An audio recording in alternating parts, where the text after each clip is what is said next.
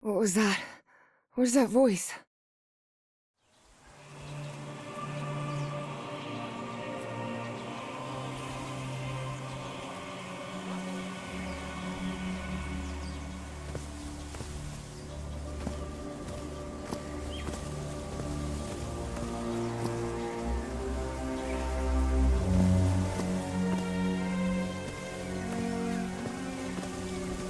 This is the story of a young girl.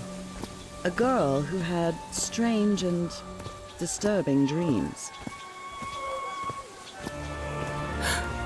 I know this place. I've been here before. This is the ancient stone city amidst the jungle.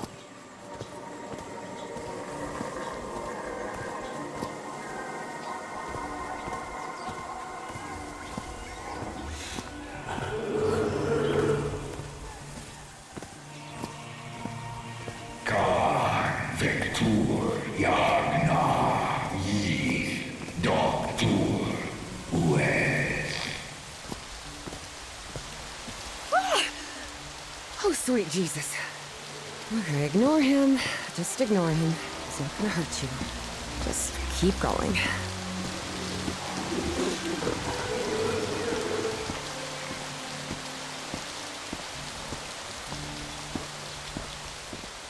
This constellation.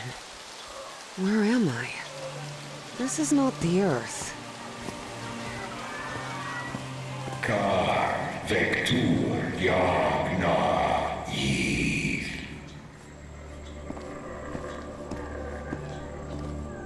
Con Vector Yagna Yith. In other words, find a statuette and save my race.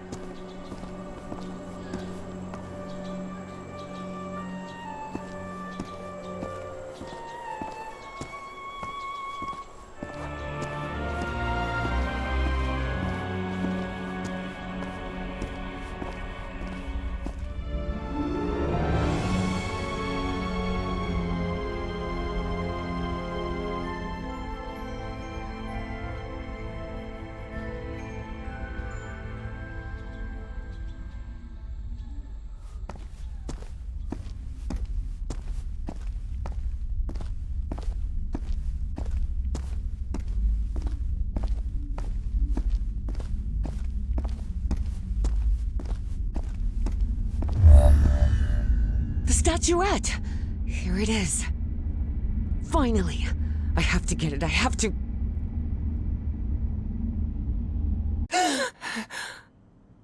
This is the story of Evie Drayton. Quick.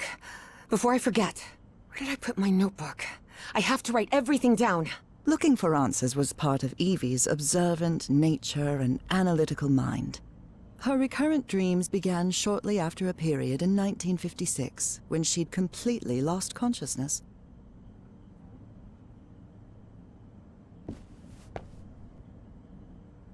Uncle Mo showed me a trick or two when I would help him in the motor shop. Tinkering with gadgets always puts me at ease.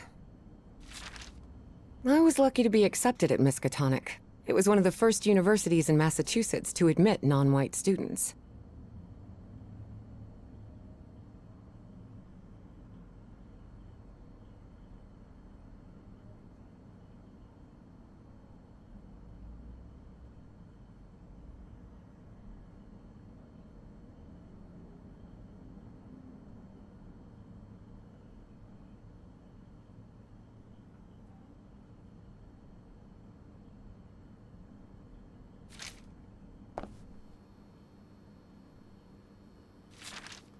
Spitsbergen Island and Svalbard.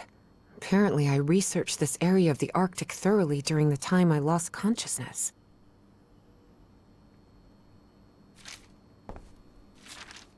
This photo was taken during my amnesia. I don't remember anything about it. This photo was taken during my amnesia. I don't remember anything about it. When I saw this picture, I couldn't believe it. It's the same statuette I always see in my dreams.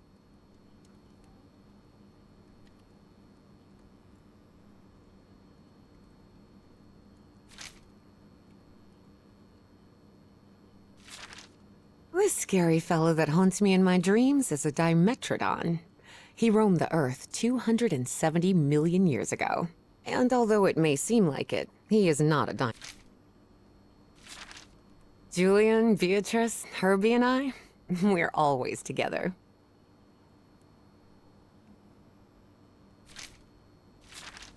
Beatrice, along with me, is one of the few ladies studying physics at Miskatonic. I've searched every astronomy book at the Miskatonic Library, but none of them contain any reference to this constellation.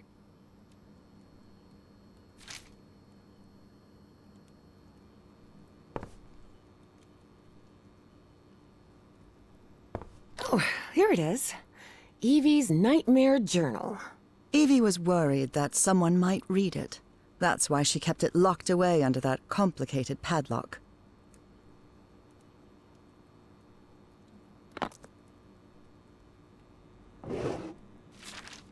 The Hydrangea Foundation took care of the insurance payout for Dad's accident. I had scholarships to attend several black colleges in the South, but it was the Foundation's money that allowed me to cover the tuition here at Miskatonic.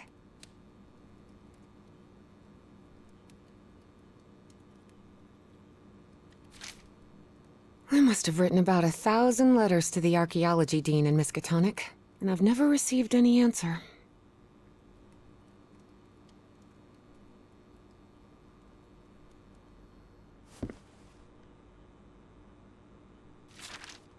I wish Papa had never taken that job in San Francisco. He'd still be with us.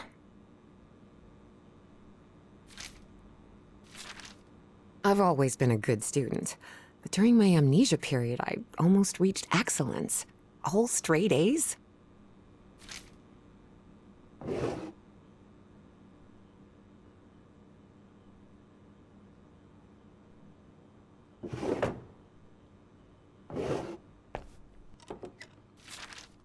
The medical report from my amnesia episode. According to this, I'm as fit as a fiddle.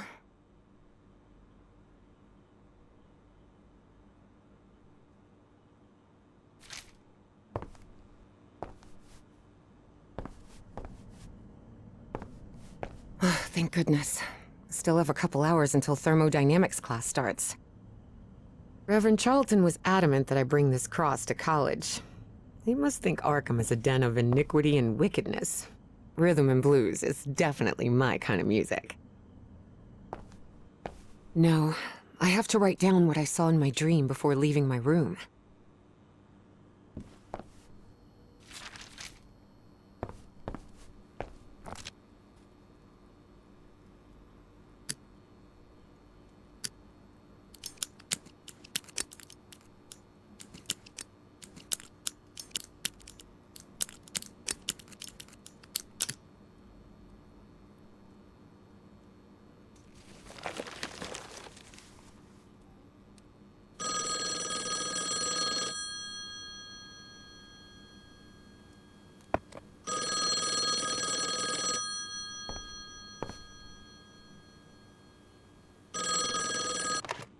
Yes, Is this... are you Evangeline Drayton? that's right. Who am I talking to? I am the Dean of Archaeology at Miskatonic University.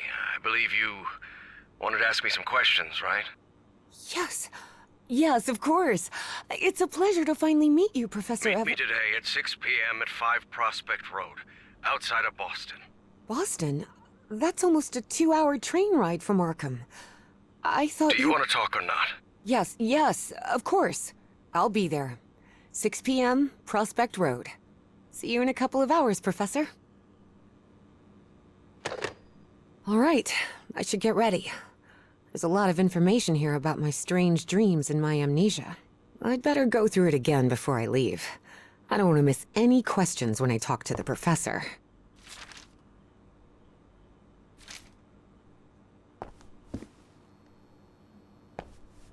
Before leaving, Evie asked herself if she had finished gathering all the information in her room.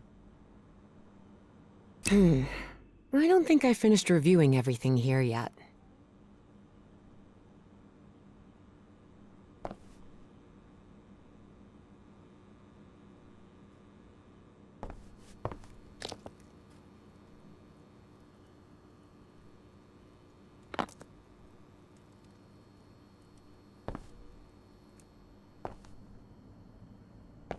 Uncle Mo showed me a trick. I couldn't leave my science fiction book collection in Benoit.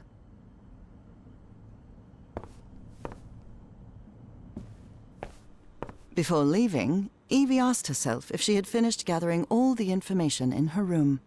All right, I think I've gathered what I need. As odd as it seemed to Evie that the Dean didn't meet her at the university, her need to know was stronger than her doubts. She was determined to attend the meeting. There, she would come across another protagonist in this story.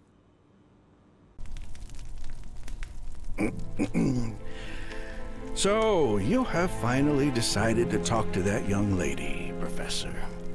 Yes. Acknowledging responsibility for our previous mistakes is vital to moving forward. You've taken a crucial step in... Listen, there's no need for us to talk, Doctor. The only reason I let you into my house is because you insisted it was necessary to prescribe my medication. This is also the story of a sad, guilt-ridden, and lonely man. This is the story of my husband, Professor Harry Everhart. Yes, I know well enough that discussing the effectiveness of our therapy sessions with you is futile. But you need to understand that therapy is just a part of the whole treatment. Without it, I can't go and... Ask whatever you deem necessary and let's get this over with as soon as possible. Fine.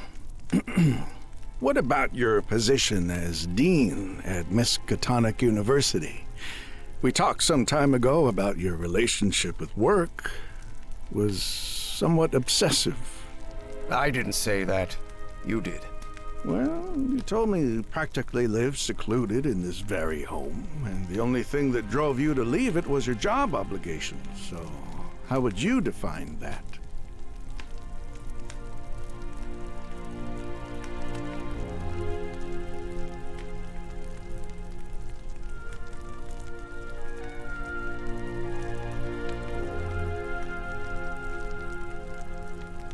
Could be, but my job is the only thing I have now.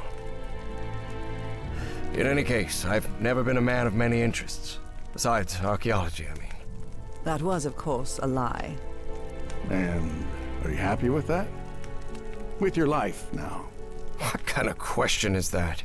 Well, I'm asking it because it sounds like you're subjecting yourself to a kind of self-punishment. I am not. Next question. There's another topic you've never wanted to delve into, Professor. Would you now be open to... You're going to do it anyway, so go ahead. Okay. What happened to your wife, Professor?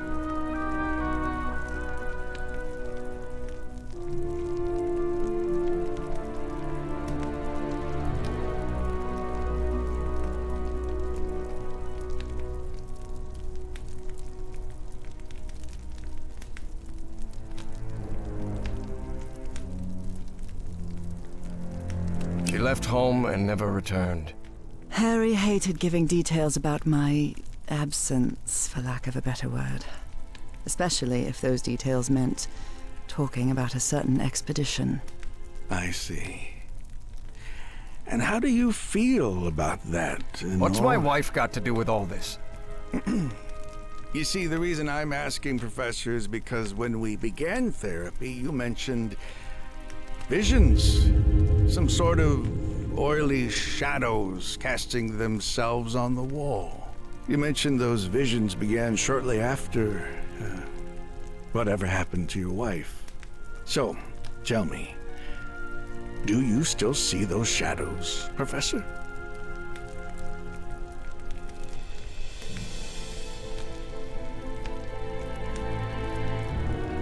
No. Not since I started taking the medication, at least.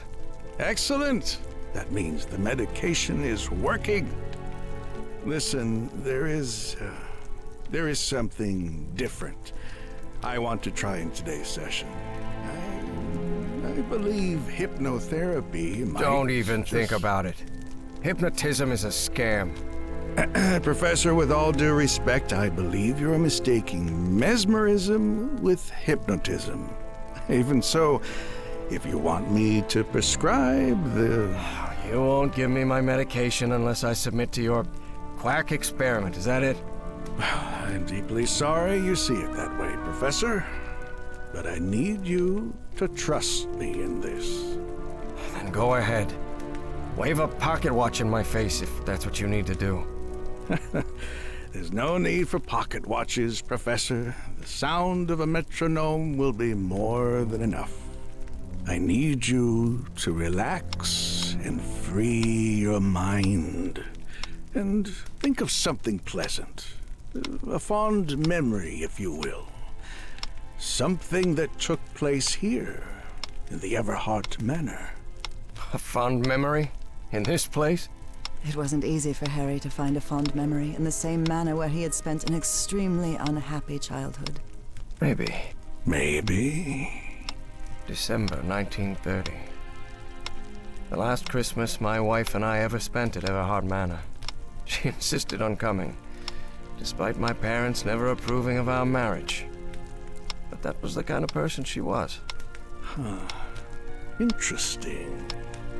Tell me more about it, Professor Everhart. Every time I gave her a present, I prepared a little scavenger hunt. She loved it. She loved solving my stupid riddles. As you may have noticed, this story has more than one protagonist. And though I am not one of them, I believe I, Nora Everhart, play a crucial part in it. Can I open my eyes now, Harry? Not yet. We're almost there. Let me open the door and... Now, open your eyes. Look what you've prepared. It's another one of your scavenger hunts, huh? Of course, old pal. Now, if you want your present, you'll have to earn it. Can I use my journal to write down clues? Well, technically that's against the rules, but I'll turn a blind eye this time. You're so kind.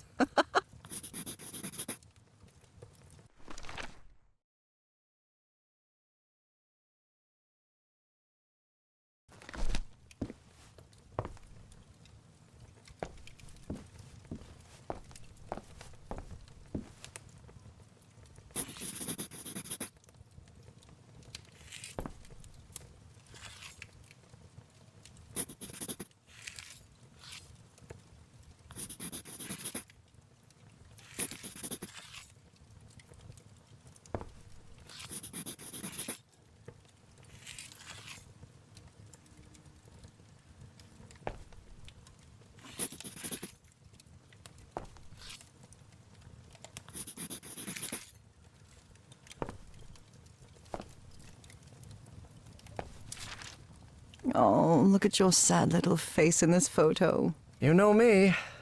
I've never been the life of the party.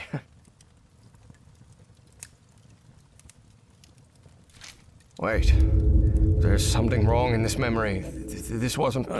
Ignore it. Focus on that moment. Your wife. That happy memory.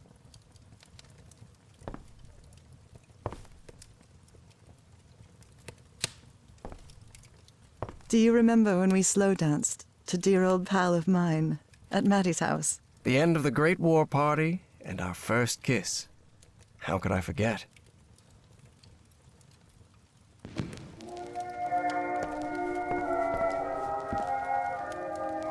Tell me you didn't vandalize a piano just for a scavenger hunt, old pal. I'm seeing those oily shadows in here. Why am I seeing those shadows? Focus, Professor. Keep remembering.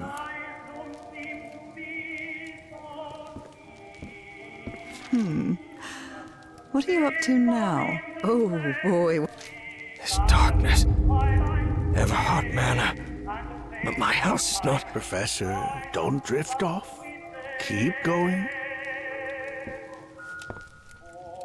I wonder what my darling husband is keeping locked up in here. You'll have to put that brain of yours to work to find...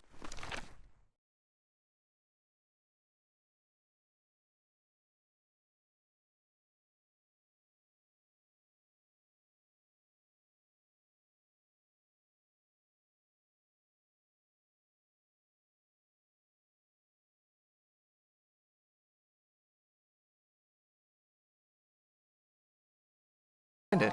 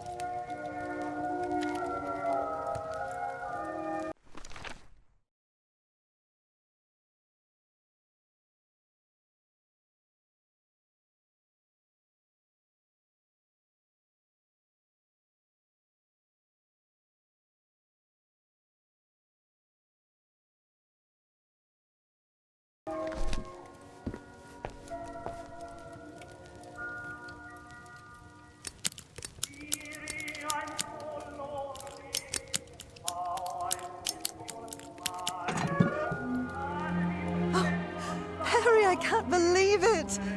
It's that statuette! And it even has a black ooze orb. Just what I wanted for Christmas. No. Wait. What do you mean a statuette? Don't touch it, Nora! Keep going, Professor. It's important. Where is the statuette now?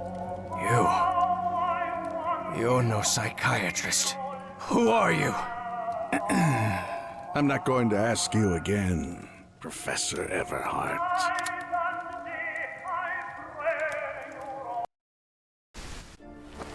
Shortly after Harry's peculiar hypnosis session, Evie finally arrived at Everhart Manor. Prospect Road 5.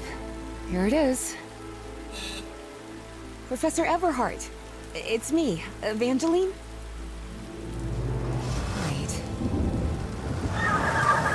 What is going on here? Professor? Is everything all right? Most people would have turned away and left, but not Evangeline Drayton. She had been waiting for months to talk with the professor. No way was she letting it slip away. So, she decided to climb over the walls of the Everhart Manor.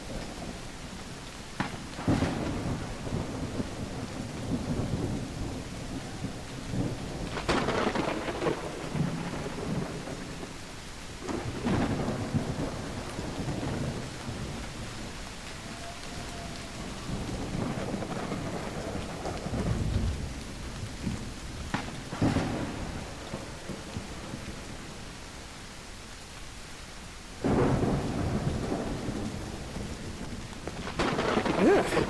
This looks like something straight out of Tales from the Crypt.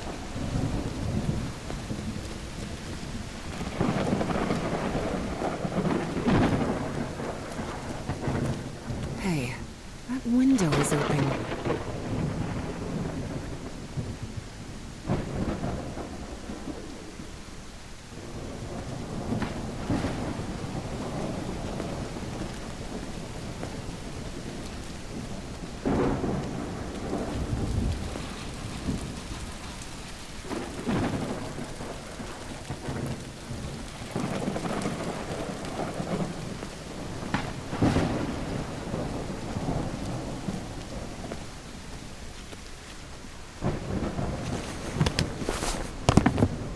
Professor Everhart. It's me, Evangeline.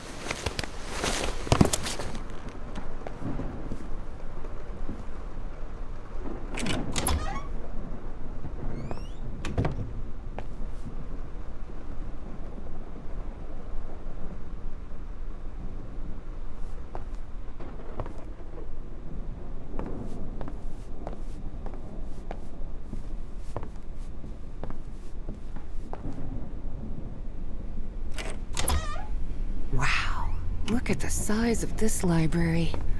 It's almost as big as Miskatonic's. Actually, it wasn't even a third the size of... I wish this fireplace was lit. It's bone-chilling cold in here. What on earth happened here?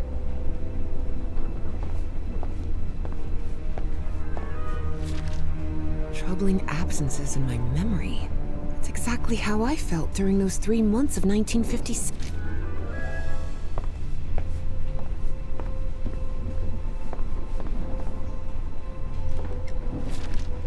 Evangeline had never pictured the professor as anything but a hermit. Certainly not someone his relatives still worried about.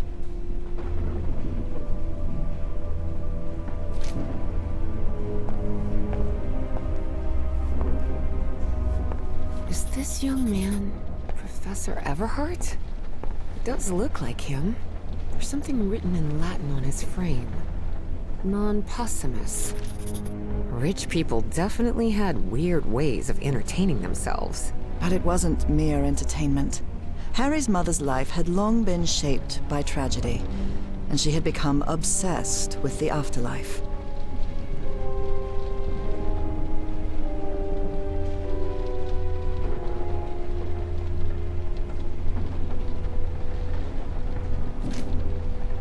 Good thing the skull is fake. Ugh.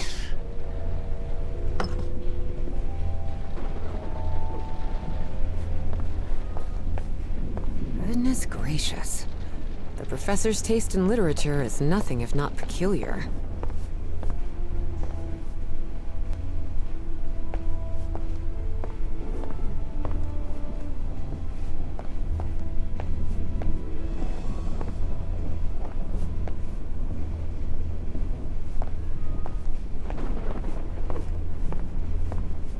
Dyer was my applied geophysics professor. He was very strict. Strange character.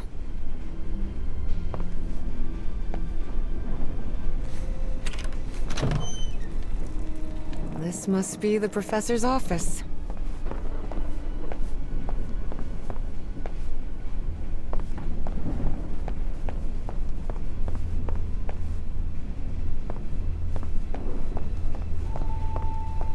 No use. It's locked.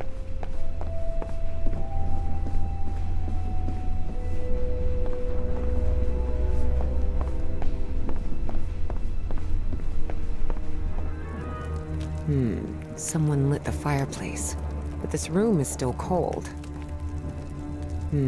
Someone lit the fireplace, but this room... Greenhouse, and the mausoleum.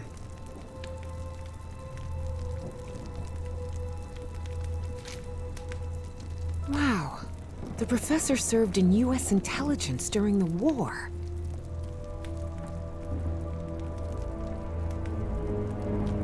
Professor Everhart doesn't look so intimidating in that portrait. Books in different languages. Spanish, Italian, German, Latin. Looks like one is missing.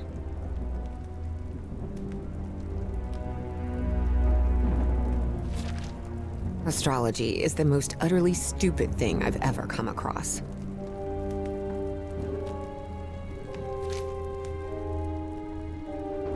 Lapel pin with a rather peculiar emblem.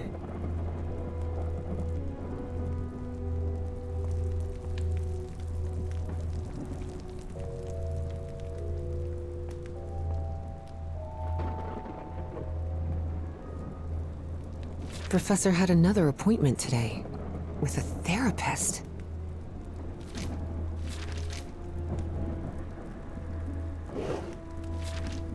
Despite his tone, this Bowen fella doesn't seem particularly friendly.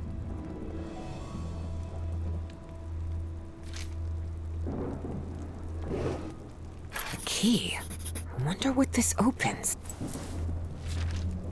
Nora and Harry? The professor was married.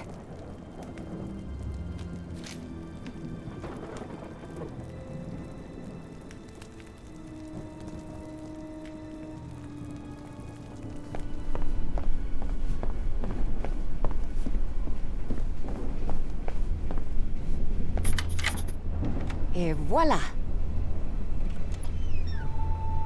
Evie's last remarkable trait was her extraordinary memory, a gift I was never blessed with. So allow me, the narrator of this tale, to be the one taking notes. For the sake of clarity, of course.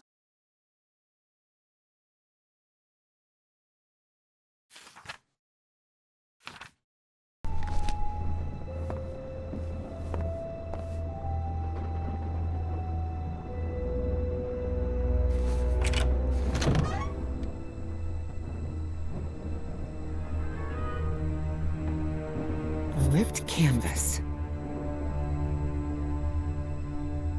The man's definitely a dead ringer for the professor.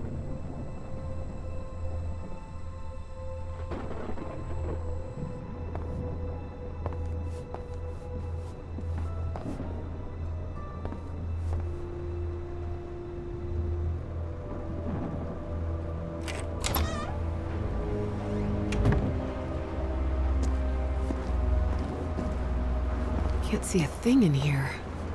Better turn my flashlight on. Much better. These tools haven't been used in a long time. That explains why the garden was an absolute mess.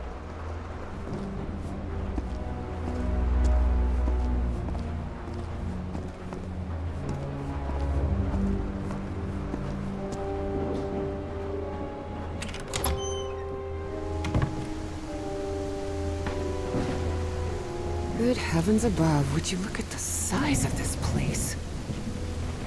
A switchblade. It has the name J. Zanuck engraved on it.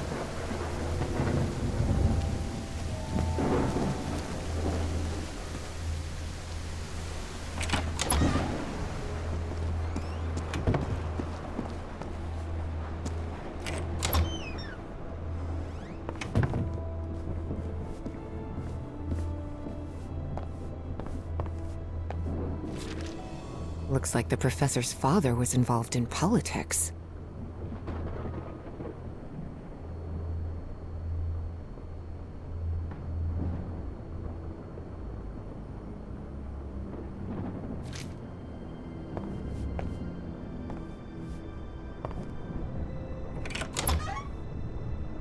Wow, this room is really depressing.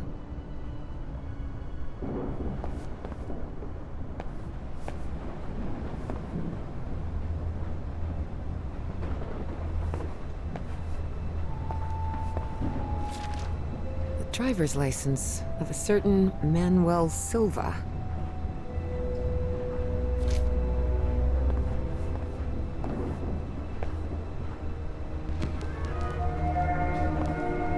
Under different circumstances, I might have found this song beautiful, but at the moment, it sends a shiver down my spine.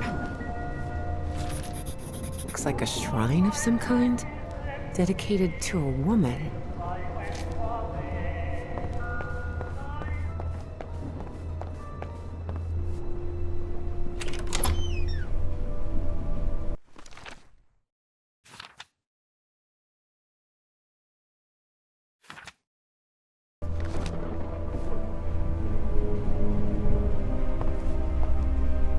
Such odd totems. Are these fishes? So Professor Everhart set on an expedition to the Pacific. I never pictured him as an adventurer.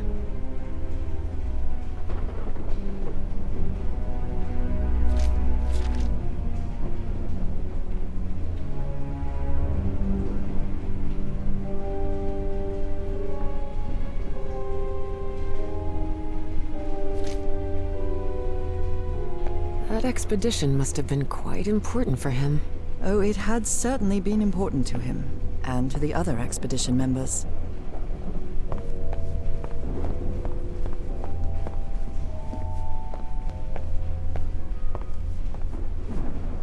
Torn canvas.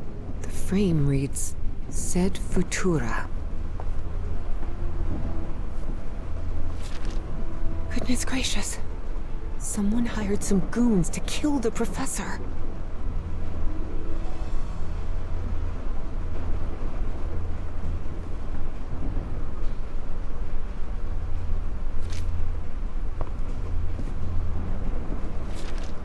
There are a a lot of pictures of that fireplace. Oily shadows. Beginning to suspect the old professor's lost a few marbles.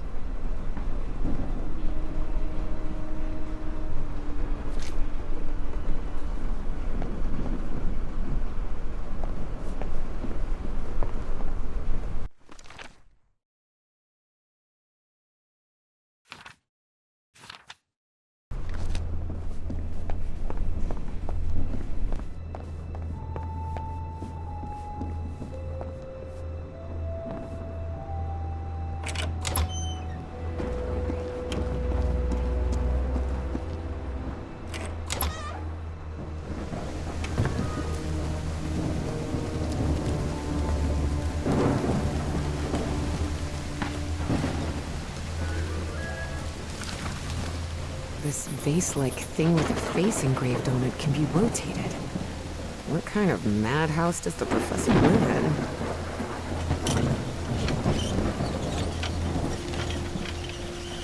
It looks like there's a symbol carved into that bucket.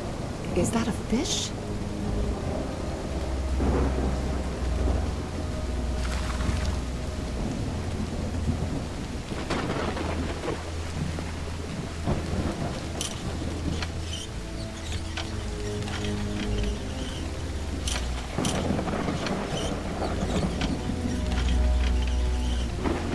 There's a symbol carved into that bucket. Is that a fish?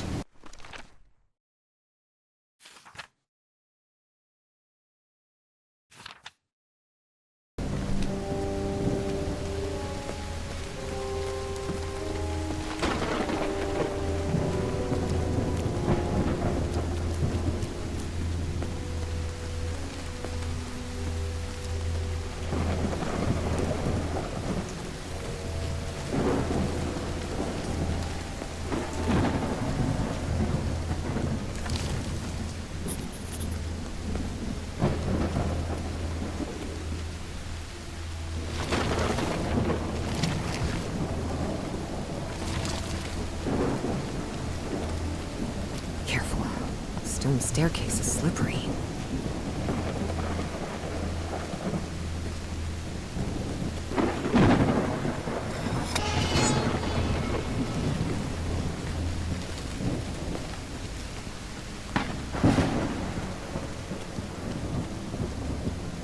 Darn it, this door is locked.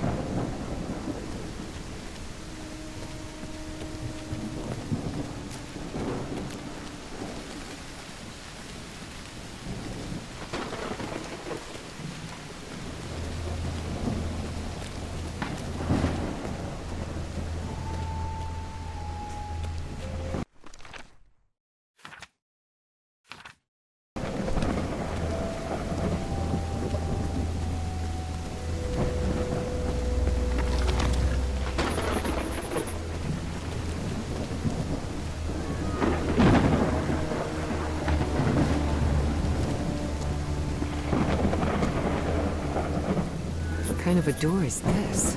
Doesn't even have a lock. Just some symbols.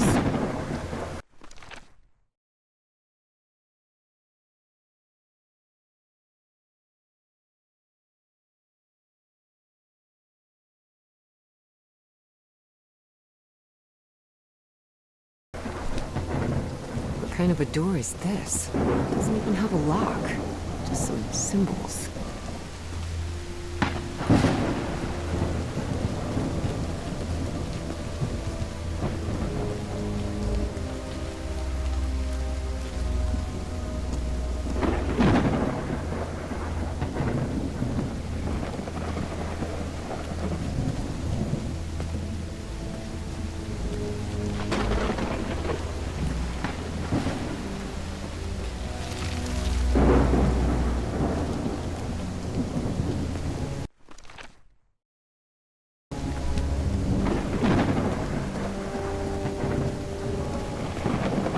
No use. It's locked.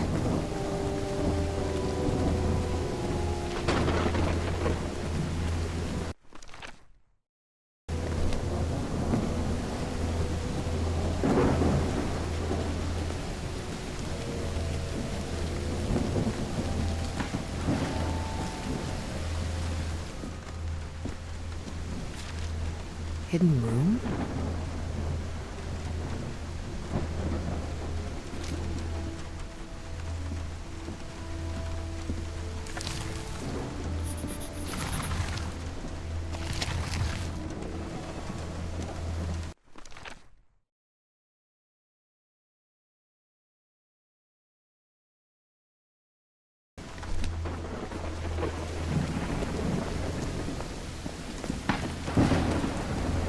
Gosh, this is so beautiful. Such a graceful and elegant woman. Evie certainly had a keen eye for beauty.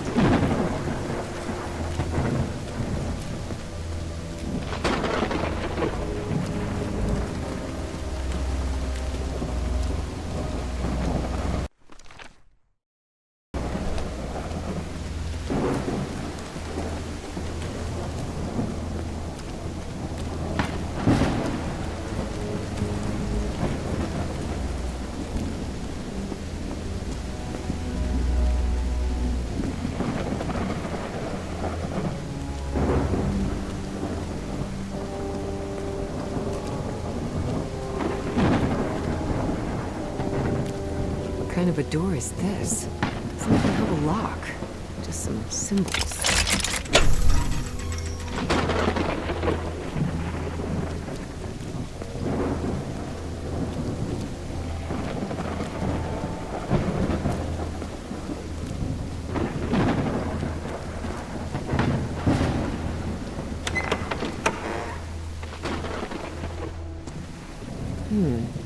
Maybe this guy was in the army?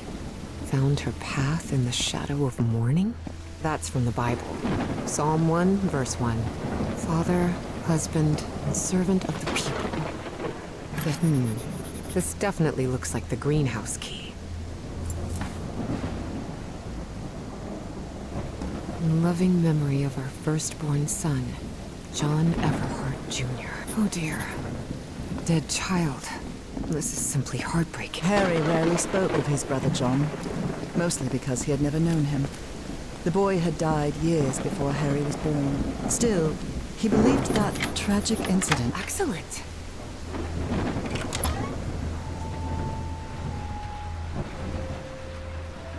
The professor really seems to be interested in botany.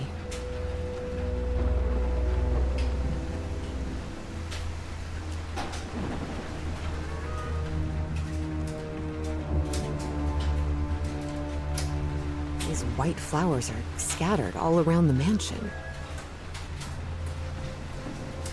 It appears to be a Spanish edition of the science fiction novel The Future Eve. I'll keep it, just in case.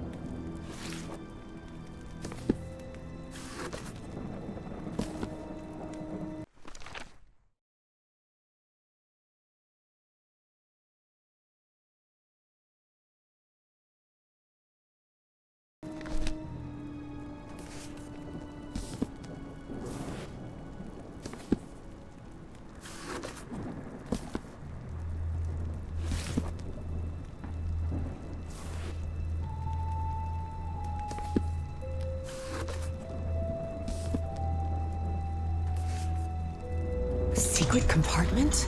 Evie had never been good with languages, least of all a dead one like Latin. Even so, she managed to grasp the general meaning of the phrase. We can't change the past, but we must anticipate the future.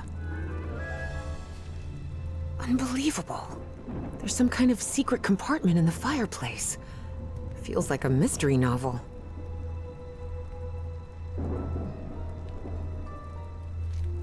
Looks like a music box of some sort.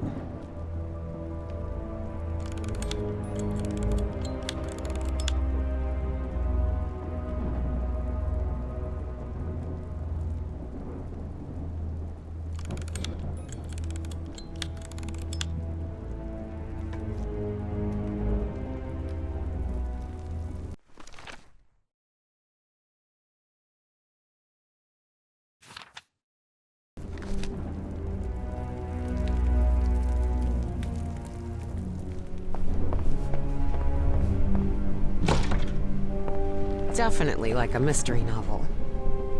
Ooh, I guess I need to go see what's down there. Professor!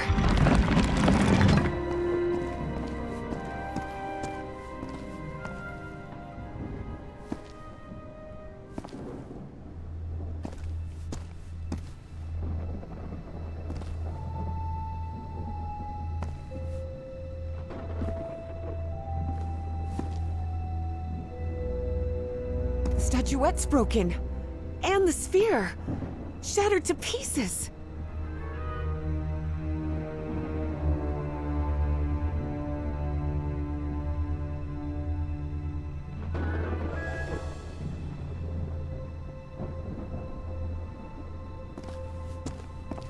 I wonder if I... No! Don't touch it! Don't touch it.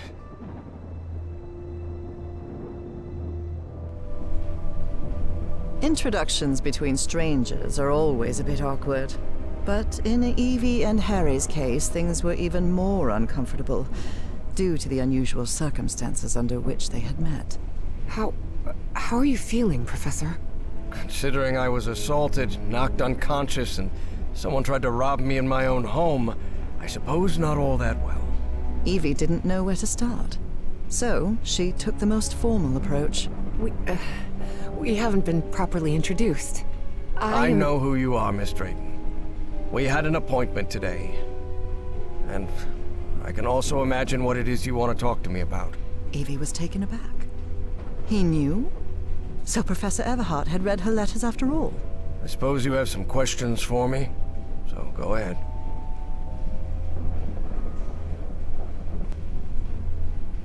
What is, or was, that statuette? You haven't touched any of the pieces of it, have you? No. You made that very clear. Good. Because that black orb is made of... Harry thought of telling her the orb contained the blood of an elder god that came from beyond time and space. But he chose not to frighten Evie for now. a very dangerous substance.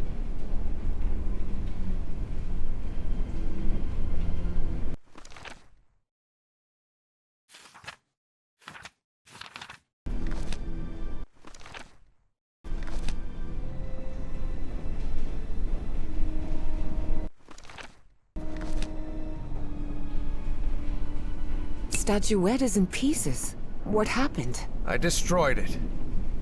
You destroyed it? Yes. It was better than letting it fall into the wrong hands. Evie felt frustrated. After all the effort it had taken to get Professor Everhart to agree to talk with her about that statuette, and on that very day, that curmudgeon shattered the relic into 1,000 pieces.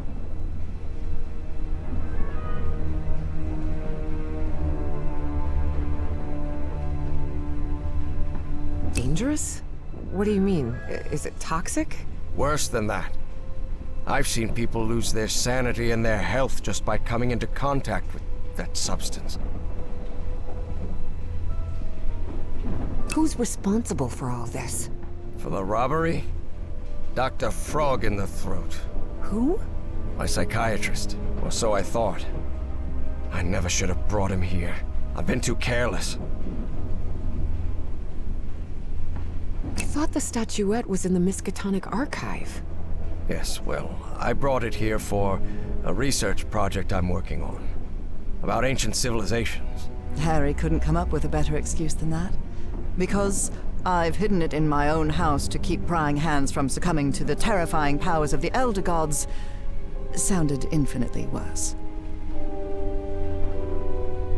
I read in a Herald article that the statuette was found in an excavation in Virginia. Is that correct? Yes. In the caves near the Rappahannock River. It was led by a professor from Miskatonic, right? Paisley or Presley? Nathaniel Wingate Peasley. Yes, Peasley. Do you think it would be possible to speak with him? No. He passed away a few years ago. Of natural causes. Or so I hope. But there has to be more, right? More of those statuettes. I really doubt it. Are you sure? Because I'm convinced of it, Professor. And why are you so convinced of that? I've seen them. In my dreams. What are you talking about? Dreams about strange and ancient artifacts brought Harry bad memories. For personal reasons. My dreams. I mentioned them in my letters. You remember? So, I've long dreamed of a place. It's an ancient stone city, hidden in the jungle, from prehistoric times. And there are more statuettes like that one, all holding those black orbs. Miss Drayton, you better forget about... So, if Peasley found that statuette in Virginia, maybe there could be more there. Listen to me, Miss Drayton. Maybe in those caves I could find more... Enough of that! How could you be such a fool? Haven't you listened to a single word I've said? Don't you ever think of going near that cave in Virginia. Professor, you can't be serious. I need answers. Of course I'm serious! I forbid it! Are you done yelling now? All right. Now that you've calmed down, I'll tell you that I'm a grown-up, and you can't prevent me from going anywhere. And while we're at it, my mother taught me manners. And as far as I know, if it weren't for me, you'd still be locked up behind that fireplace. So maybe now's a good time to show a little gratitude. It had been years since anyone argued with Harry, and for the first time in a long time, he felt that an interaction with another human being had been authentic. Perhaps not very enjoyable, but authentic nonetheless. That fireplace can be opened from the inside, Miss Drayton. Oh, well, But even so, I owe you an apology. You've taken quite a risk without even knowing me, Miss Drayton. So, thank you. all right. Apology accepted. You're completely determined to go to those caves, aren't you? Yes, absolutely. You're right. I can't stop you from going to Virginia. But how do you plan to get there from Arkham? Well, I don't know. I hadn't really thought about it. I don't think there's a regular bus service, is there? No, there is not. So here's my proposal. I'll go to Virginia with you. I'll take care of all the expenses, don't worry. If there's one thing I have plenty of, it's money. All I ask in return is that you please follow my instructions while we're there. And be very careful. We'll look for whatever it is you want to find there, and then we'll leave. Agreed, Miss Drayton? Yes, yes. Thank you so much, Professor. And don't worry. I promise I won't get in any trouble. Harry couldn't help but doubt that Evie would keep her promise. But even so, he immediately liked that sharp-tongued and stubborn girl. Which made sense. Harry had been a good friend of Evie's father, after all.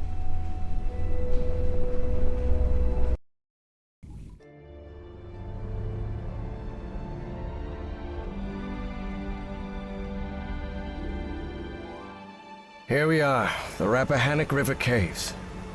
But this place is closed off. It is indeed. Apparently one of the excavation members died in there. An archaeologist named John Teague. That's why the government shut down the dig shortly after the statuette was found.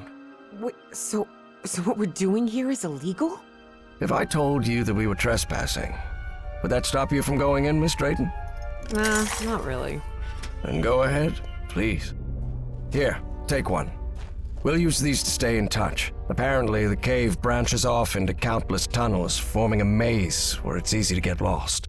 So watch your step, because the... Evangeline!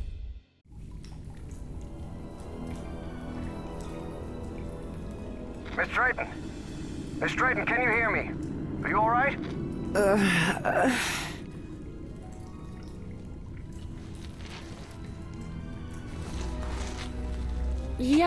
Yeah, I think so. I'm safe.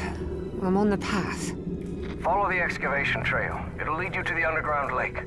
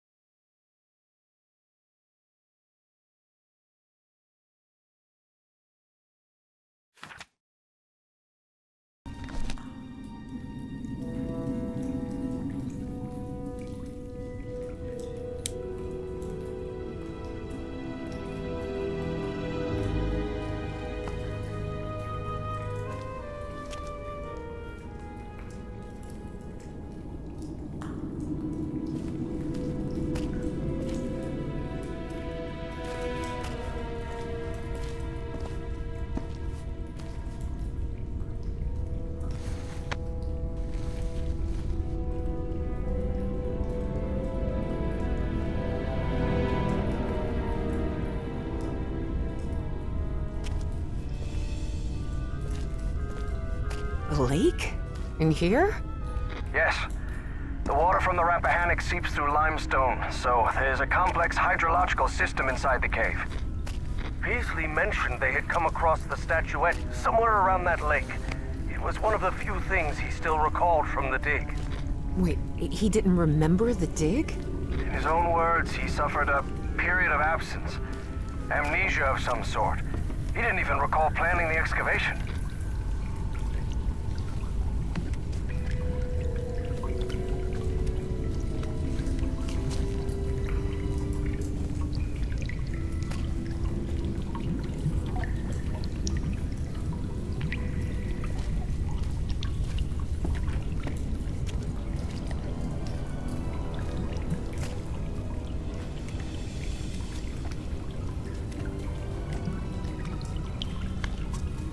Professor, you won't believe this, but I had amnesia too. I don't remember anything from September to November of last year. When I came to, I was surrounded by books and articles about a place in Norway called Spitsbergen. Spitsbergen? Isn't that near the Arctic Circle? Professor? Professor! Do you hear me?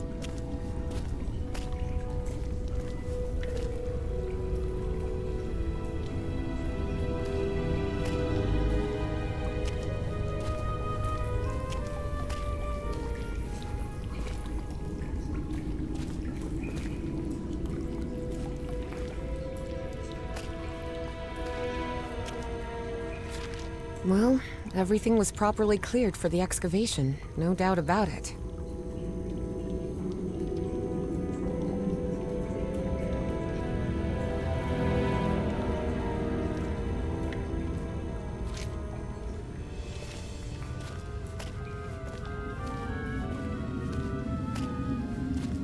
Wow.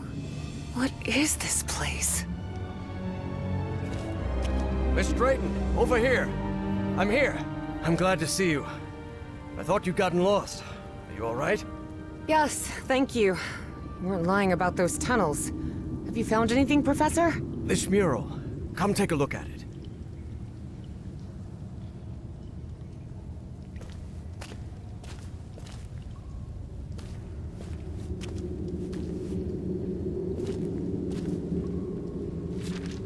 Though Evie chose not to mention that report, it gave her a clear sense of the danger posed by the black ooze.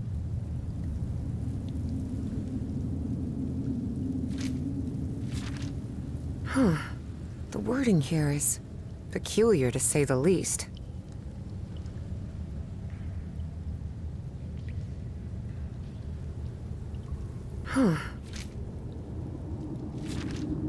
I would have liked to speak with this man's father. Truth is, Evie would not have liked that one bit. Nathaniel Peasley had always been a brooding, reserved man. More even than Harry.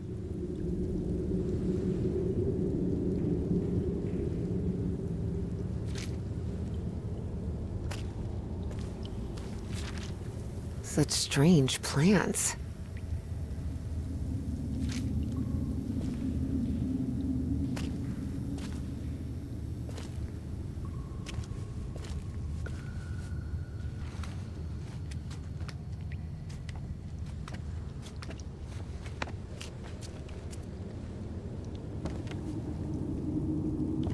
Notice how, even though the stone seems to have been carved millennia ago, the lines repeat with an almost rhythmic cadence. It's as if they were trying to convey a coded message. What do you think? All of that was Greek to Evie.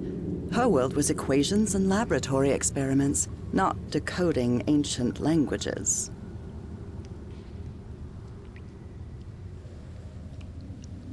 Well, I'm no expert in architecture, but I think I've seen structures like these in my dreams. Really?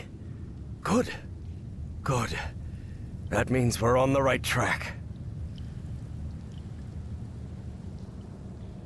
Gee, you do seem genuinely interested in this. Well, it's an occupational hazard, I suppose.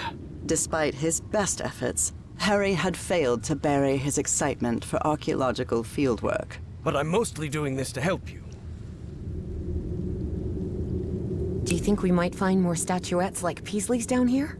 Miss Drayton, you were the one convinced you'd find more statuettes here, not me. Yes, you're right. Is there anything I can do to help? Take a look around the site. If you find anything worth noting, let me know. I will, Professor. I'll take a look around, see if I can find anything interesting. Fine. Just don't wander too far from the excavation site.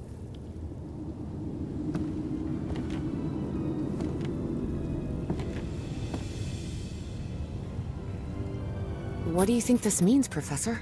Warnings? Directions? Timelines? For now, it's hard to tell.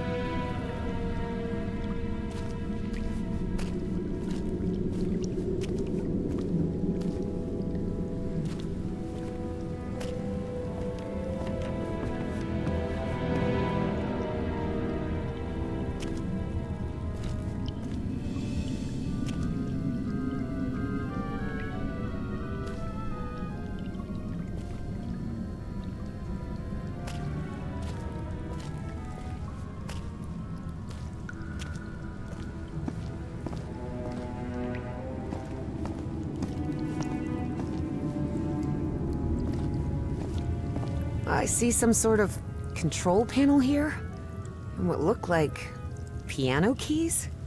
Please refrain from touching anything, Miss Drayton.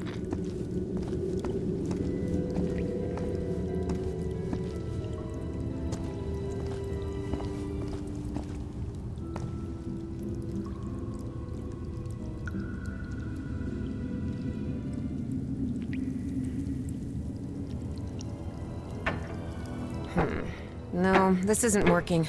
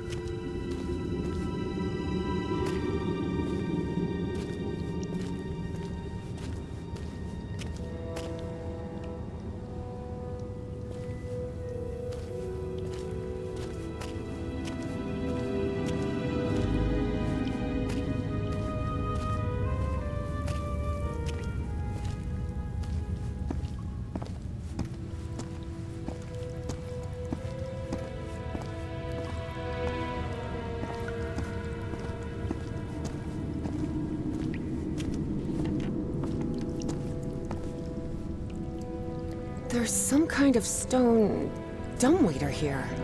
What? A dumbwaiter? There's some kind of stone dumbwaiter here. What? A dumbwaiter?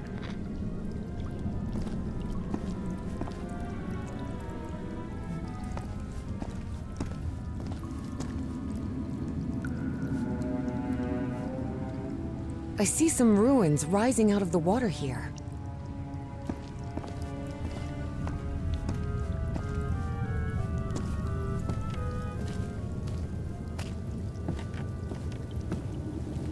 I found some diving equipment. What if Peasley didn't find that statuette near the lake, but rather beneath the lake? You're not thinking what I believe you're thinking, Miss Drayton. That depends. What do you believe I'm thinking? Getting into that diving suit and going down into the depths of the lake. No. I just want to take a look around. That's all.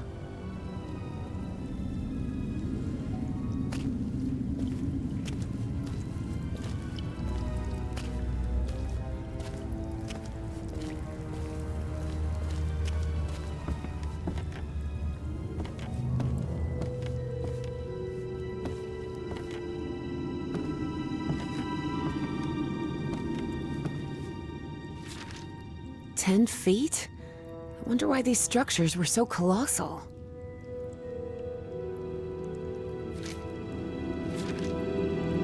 Peasley mentioned a refinery of some sort.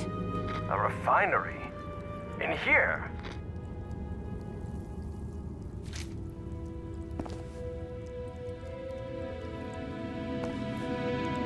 There's another mural. Looks like instructions of some kind. Just a series of steps to follow. Instructions, you say? Well, this is all quite fascinating.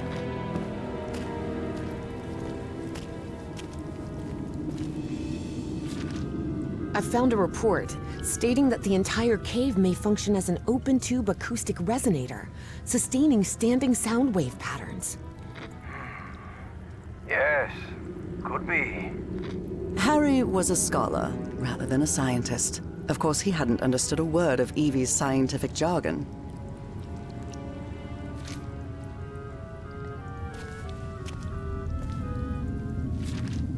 Professor, have you read this report? Does Project Kronos mean anything to you? No, I've never heard of it.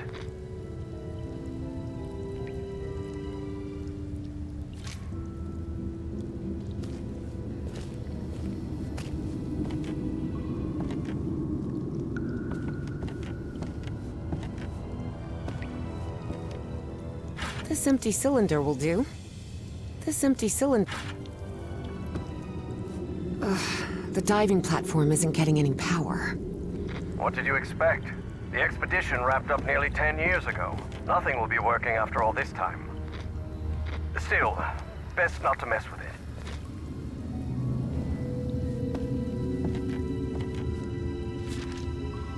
Air compressor. It looks like it works in the same way as the one we had in the workshop, except for diving cylinders instead of car wheels.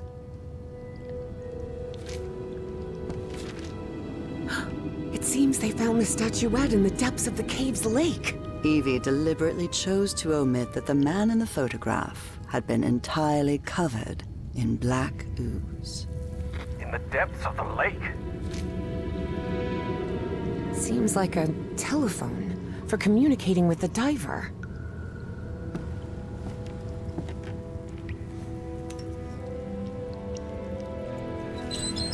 Pressure gauge, a sealing joint, nothing too complicated. I think I can make it work again.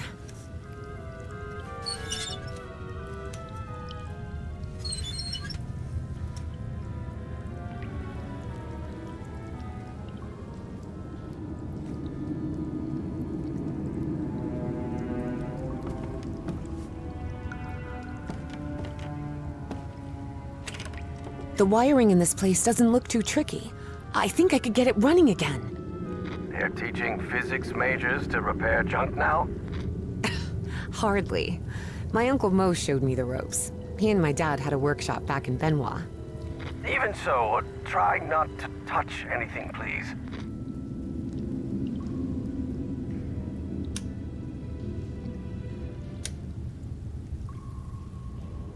Now it's working.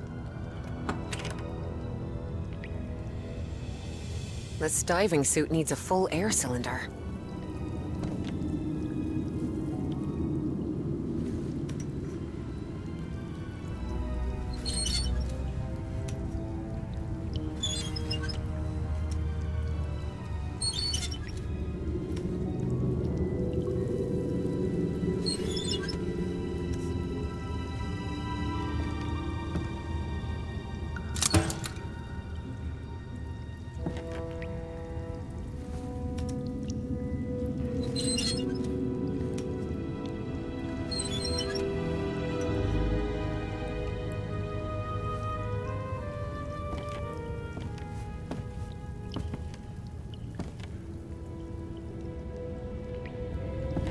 This diving suit needs a full air cylinder.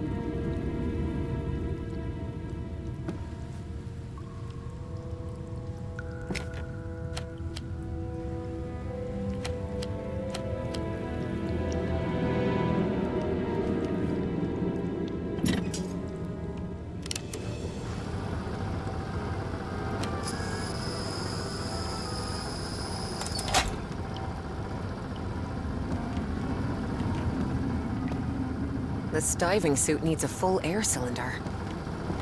Well, it must be full of air now. You won't believe it, but I managed to get the whole diving system working. The suit is ready to— What? Didn't I tell you to leave that damn suit alone? But Professor, You promised you wouldn't get into any trouble. That's why I brought you here, remember? Yes, you're right. You're right. Of course I'm right. What were you thinking? Forget about going down into that lake, you hear me? Okay, Professor. Sorry about that. Here's another one of those murals, and it looks better preserved than the one you're examining. Excellent. When I'm finished with this one, I'll come take a look.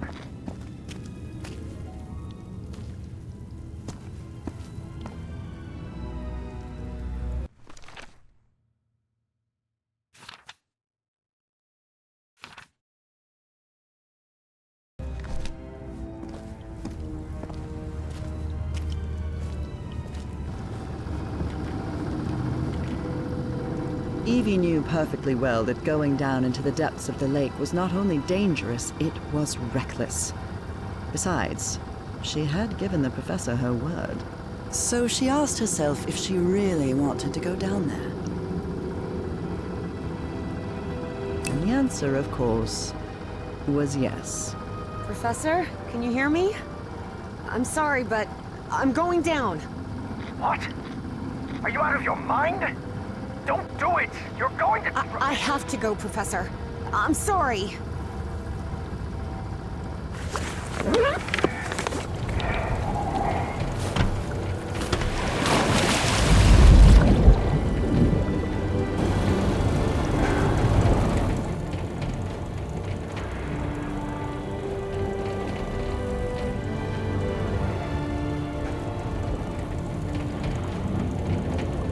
Wow.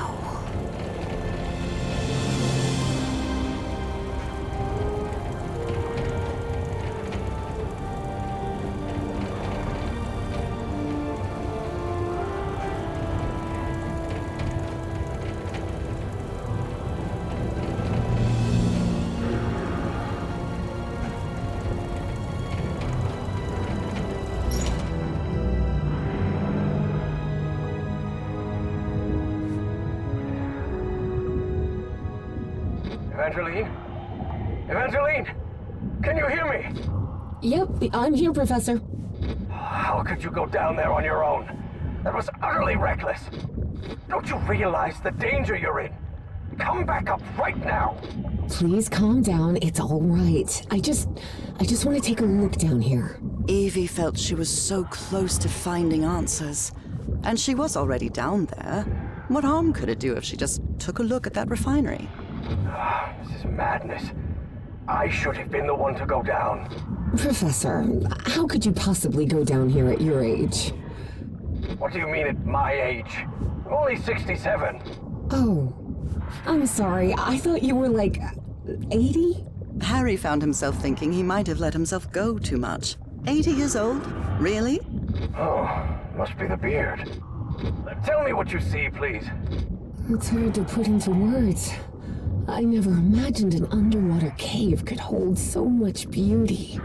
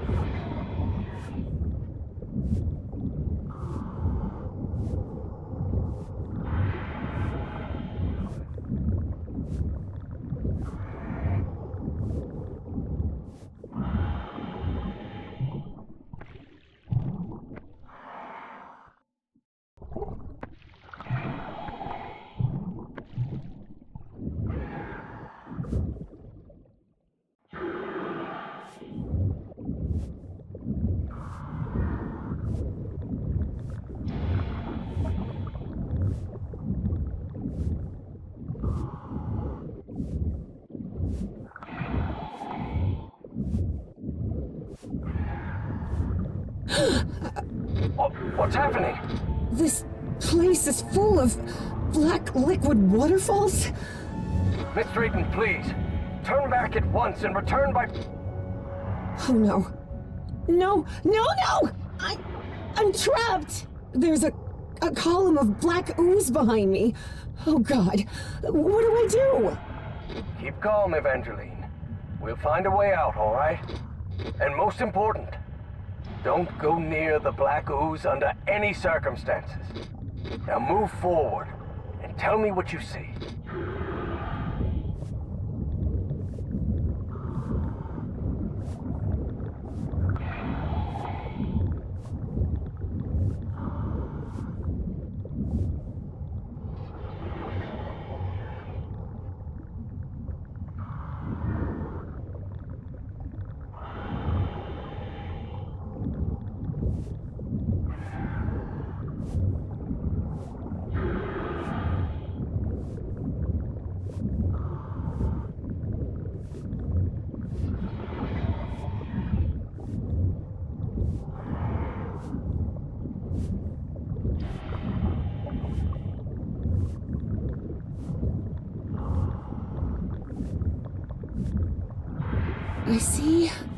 I see a ladder.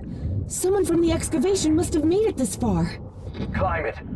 The farther you are from the black ooze, the better.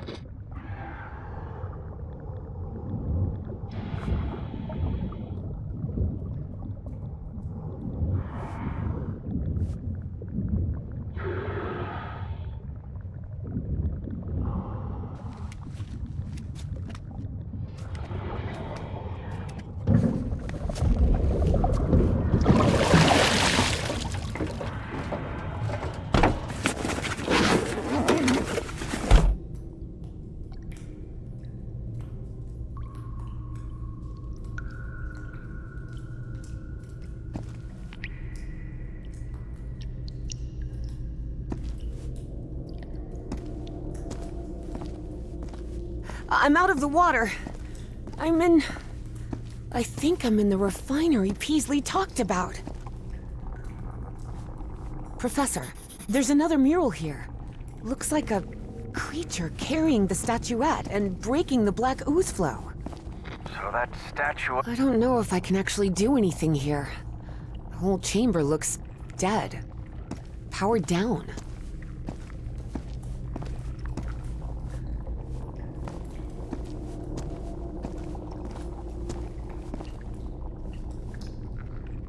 We were wrong about the statuettes, Professor. They're not ritual or ornamental objects. They're just energy containers, like a car battery.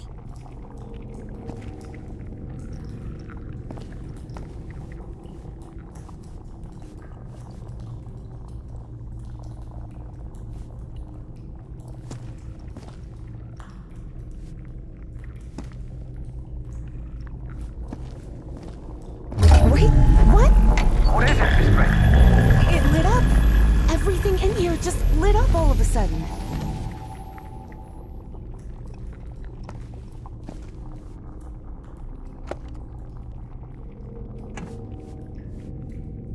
I can see one of those murals in here. But this one is massive. Wait a minute. I know this. I've seen this hundreds of times. In your dreams? No, at the university. This is a blueprint. A technical drawing. Thousands of years old, but that's what it is. And you won't believe this, but everything in here runs on... Black ooze. How could you possibly know that? I just know. Tell me what else is in the mural.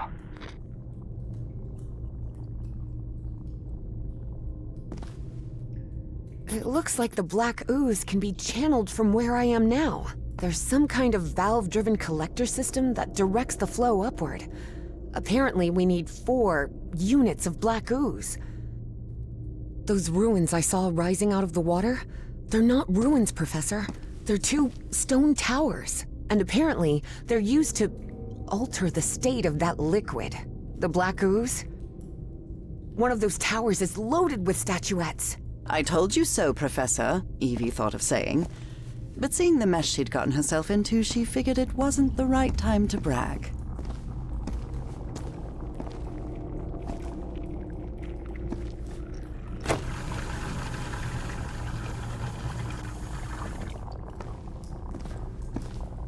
I'll try to redirect the black ooze upward.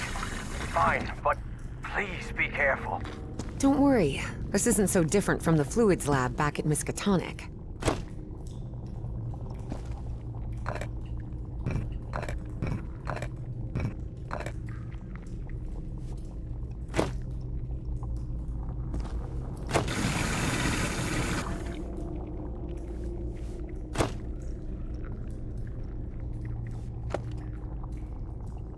Looks like I can't pump this up until the big tank is completely full of black ooze.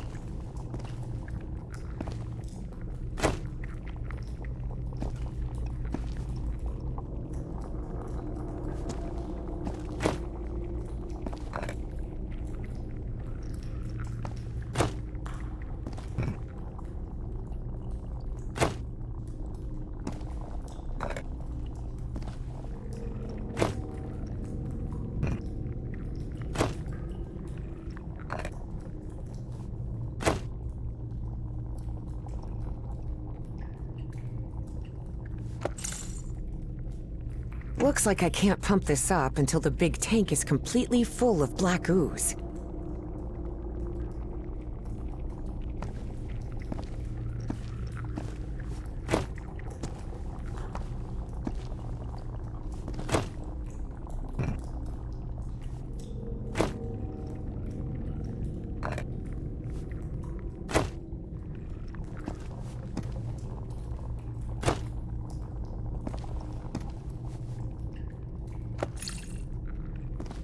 Looks like I can't pump this up until the big tank is completely full of black ooze.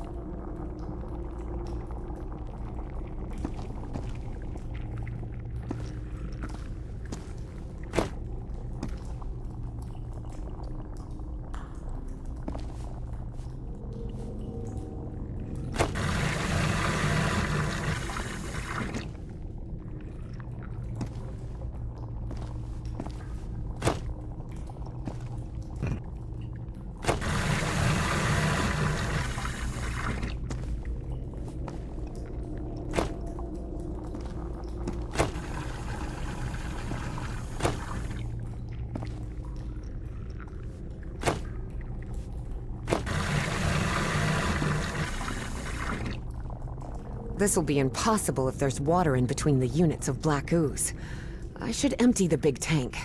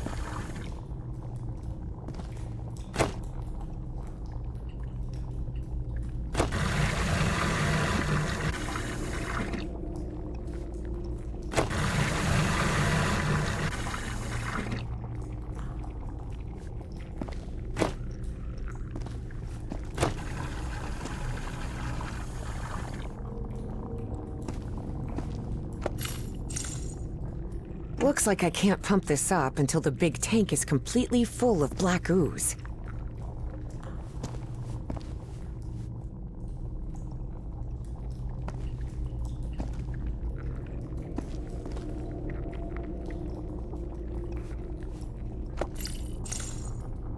Looks like I can't pump this up until the big tank is completely full of black ooze.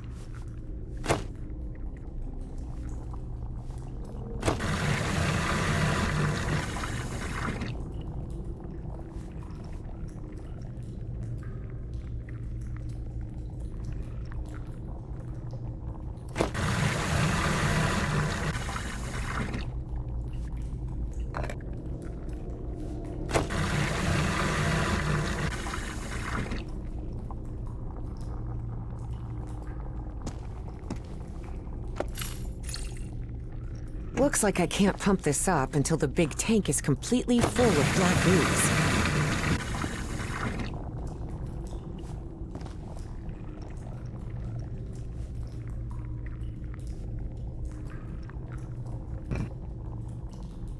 This'll be impossible if there's water in between the units of black ooze. I should empty the big tank. Looks like I can't pump this up until the big tank is completely full of black ooze.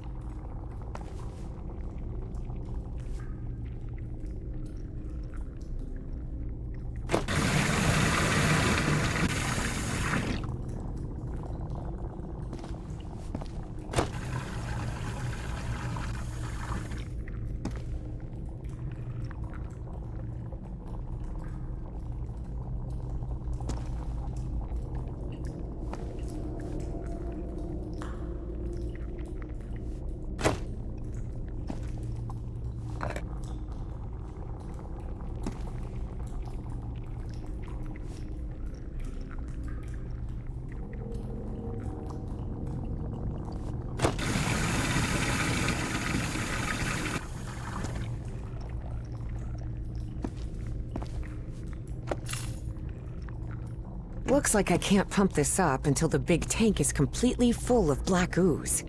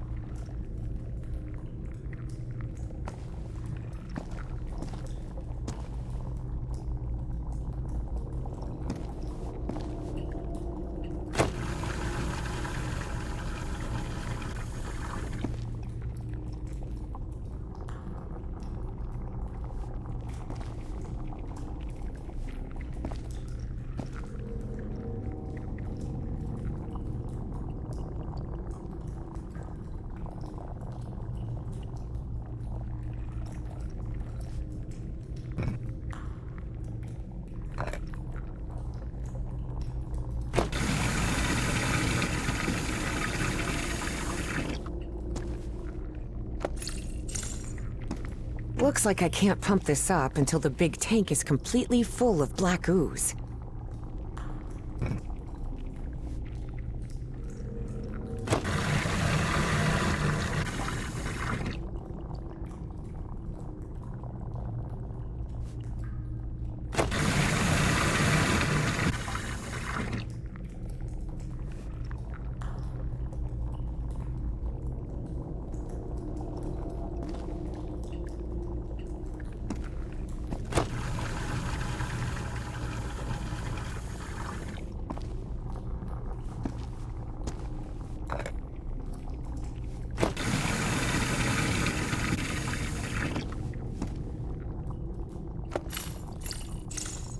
Looks like I can't pump this up until the big tank is completely full of black ooze.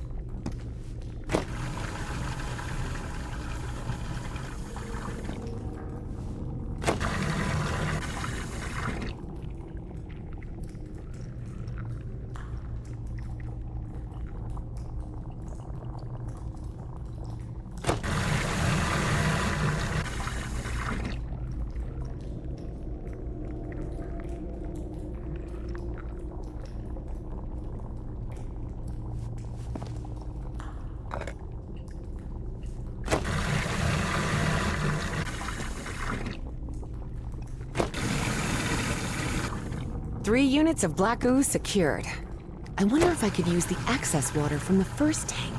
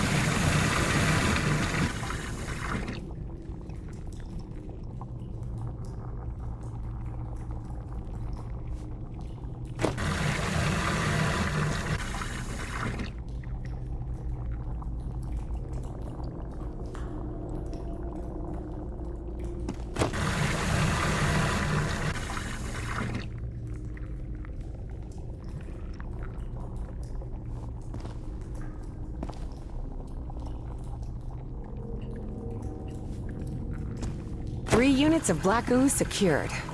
I wonder if I could use the access water from the first tank.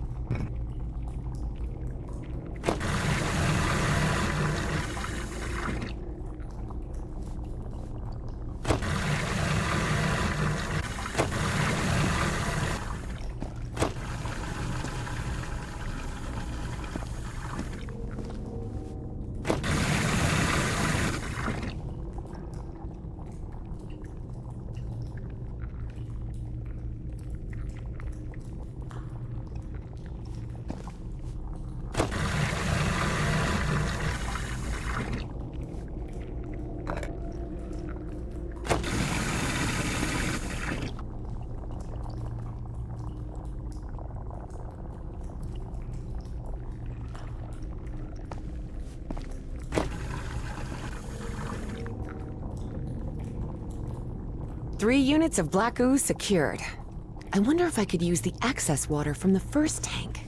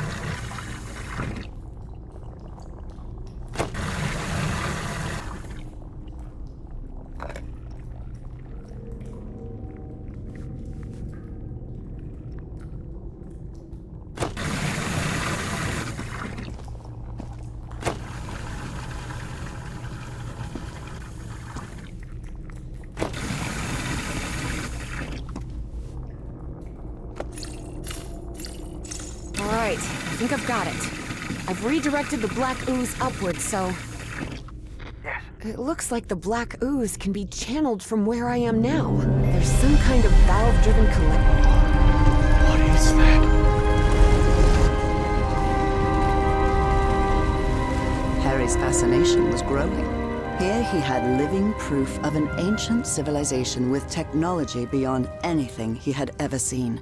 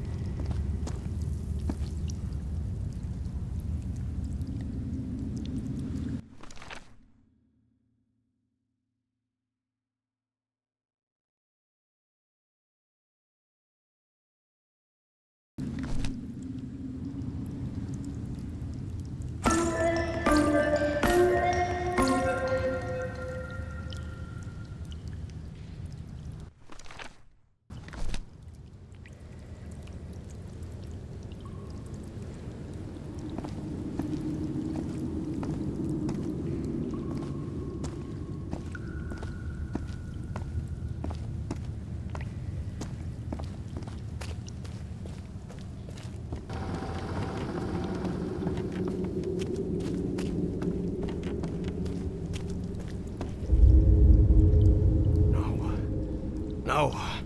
Not now, damn it! But the oily shadows Harry saw obeyed no reason. They simply appeared when he least expected them. Though the reality of those shadows was, of course, far more complex than that.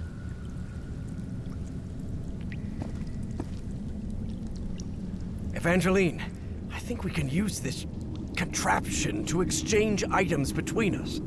The dumbwaiter, you mean? Yes, the dumbwaiter.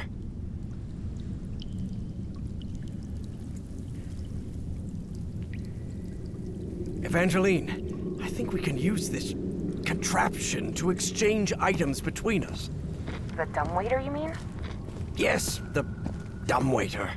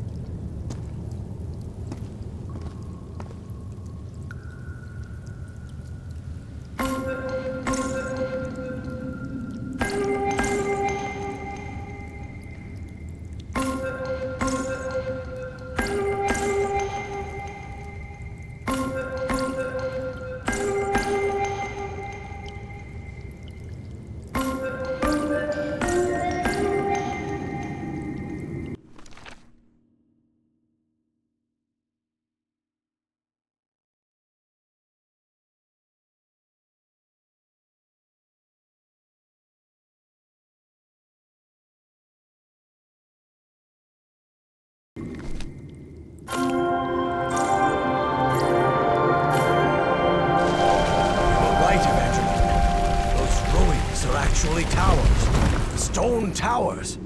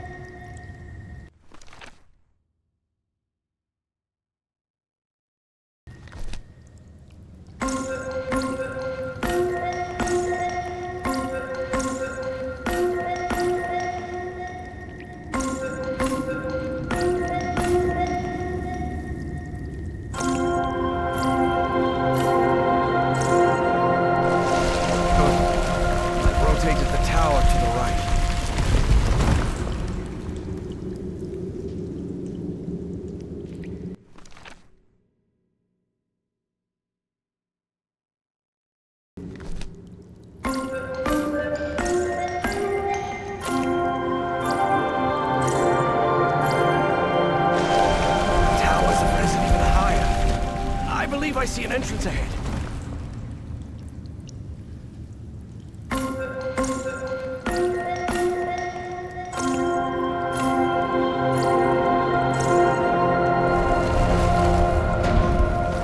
I think that's as far as the towers can move in that direction.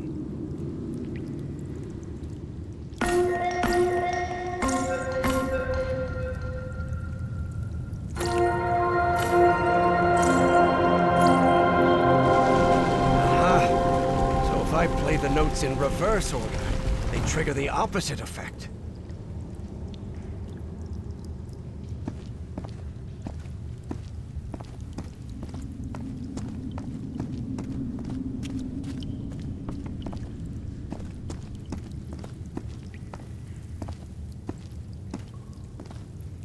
This is empty.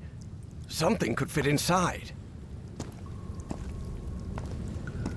What does this mean? Filling?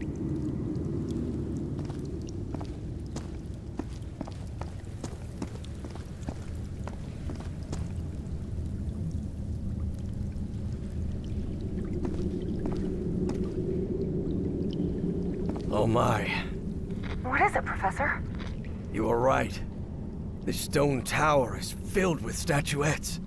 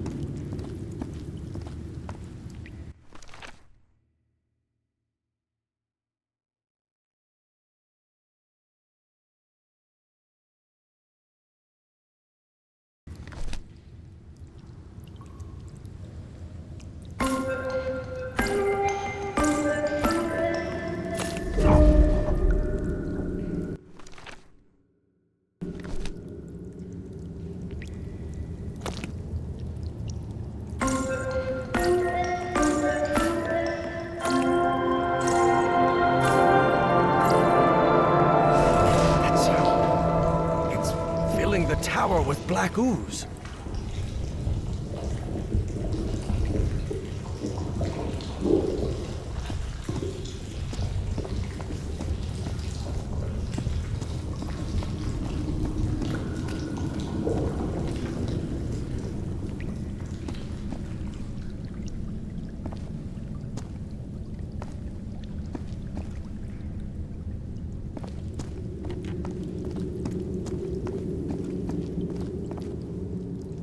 This is empty.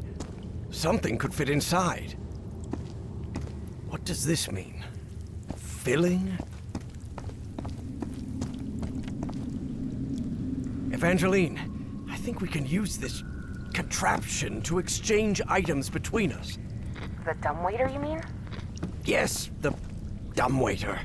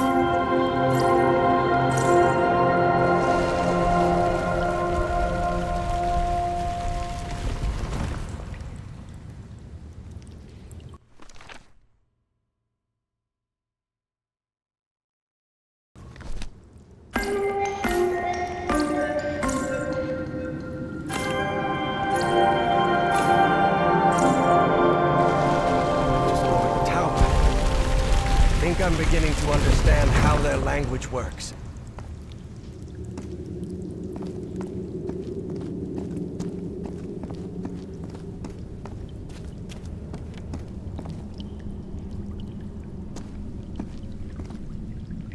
Evangeline, there's another mural in here. Do you think you can interpret it, Professor? What does it portray? Apparently they used fire to do something. That makes sense.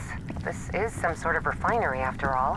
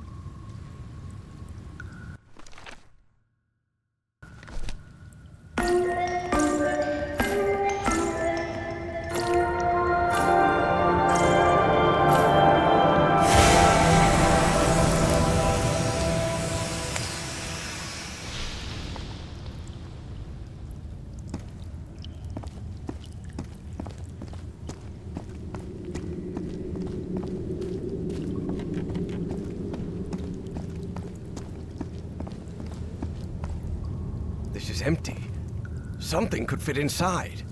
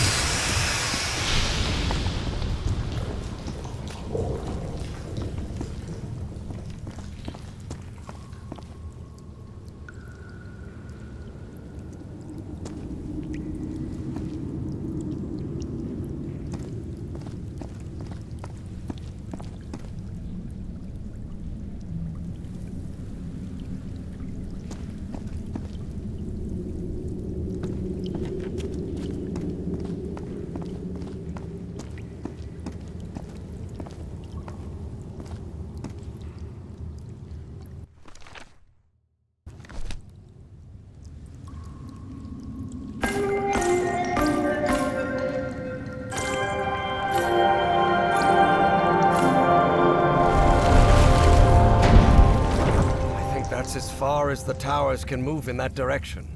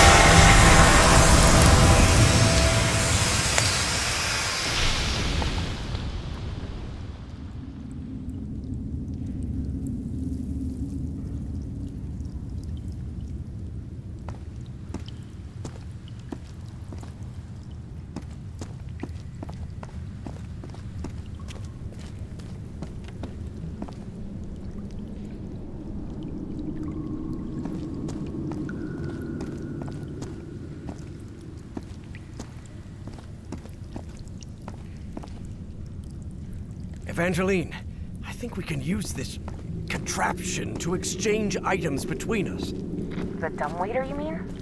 Yes, the dumbwaiter.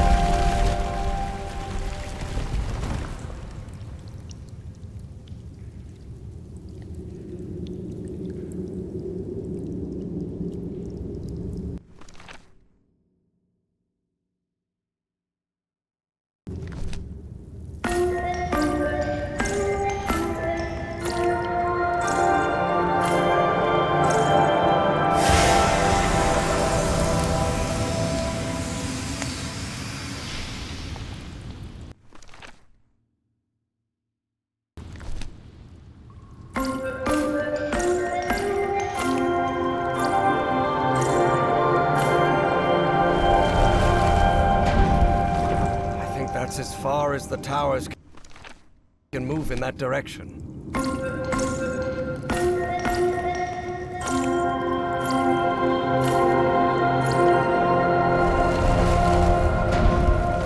I think that's as far as the towers can move in that direction.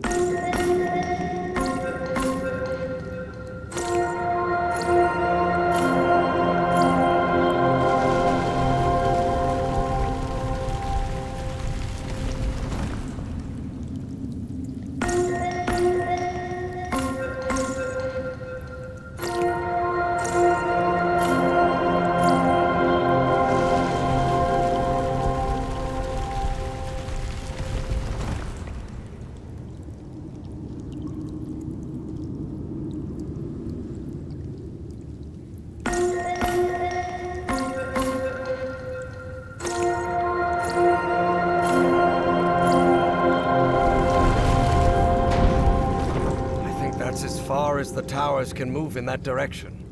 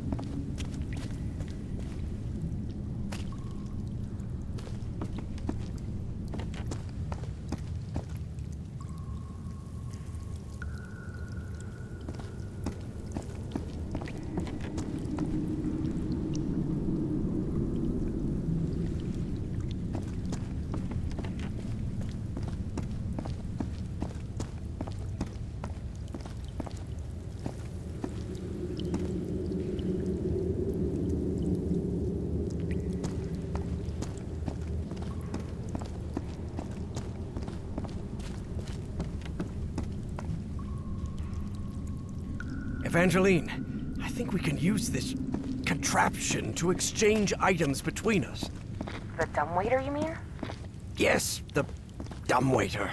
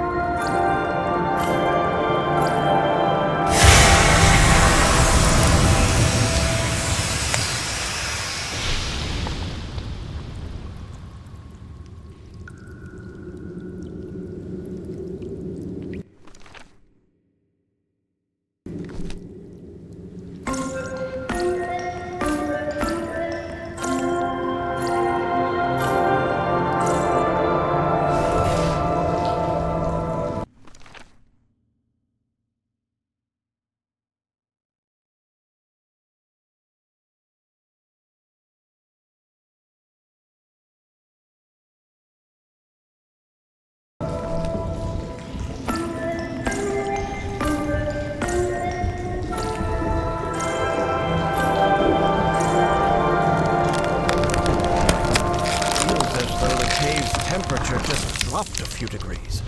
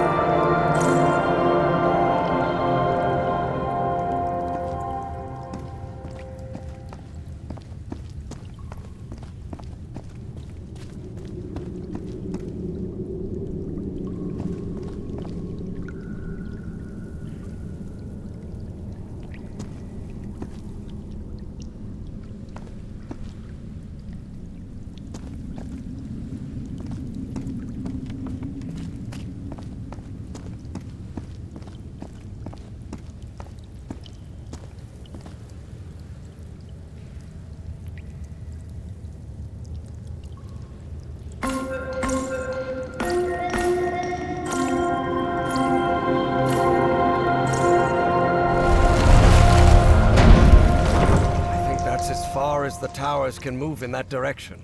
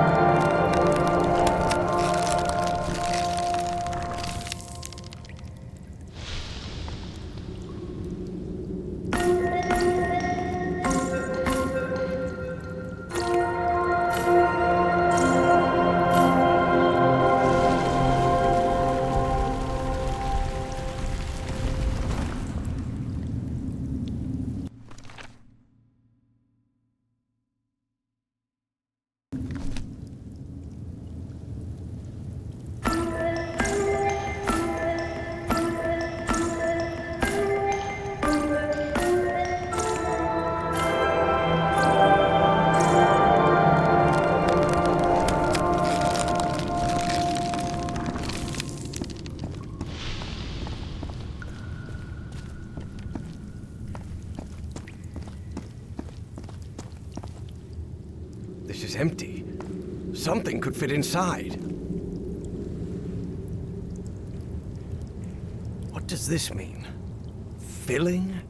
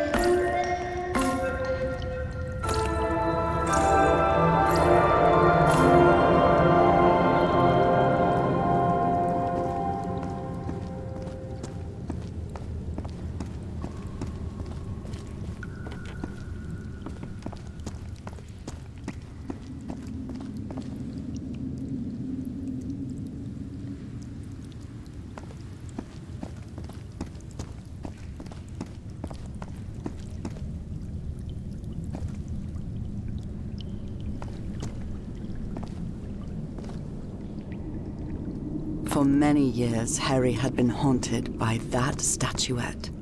Still, he felt reassured to find that none of these held a sphere of black ooze. Evangeline, I think we can use this contraption to exchange items between us.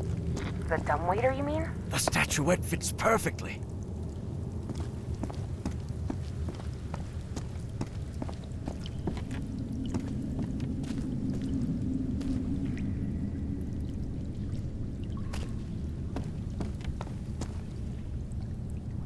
Evangeline, I think we can use this contraption to exchange items between us.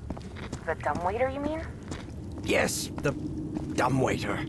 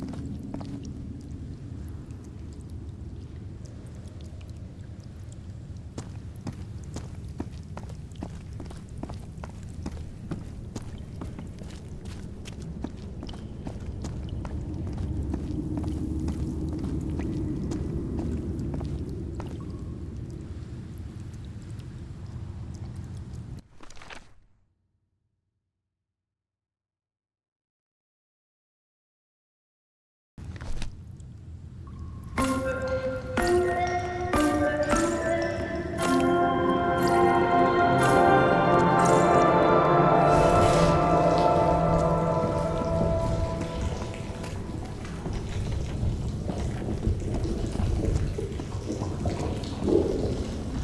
filled to the brim with black ooze now. I'm not touching that.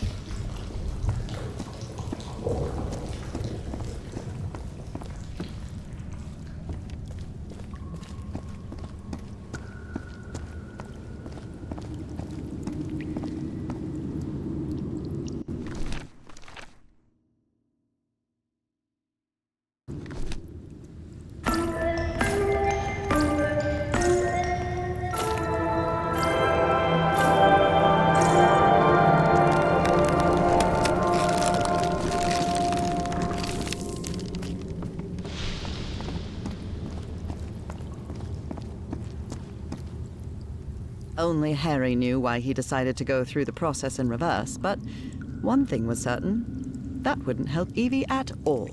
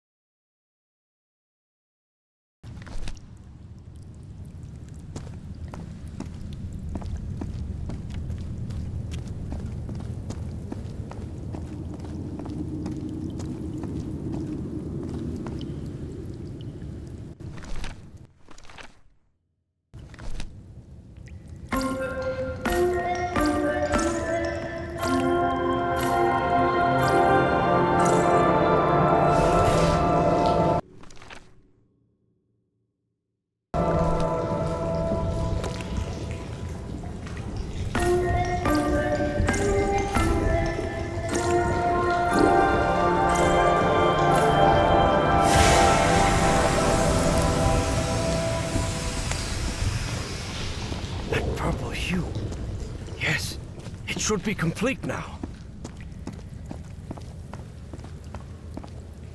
Harry glanced uneasily at the freshly made black orb. He didn't like it one bit. All right. I think I've followed all the steps. Now I just need to send it to Evangeline.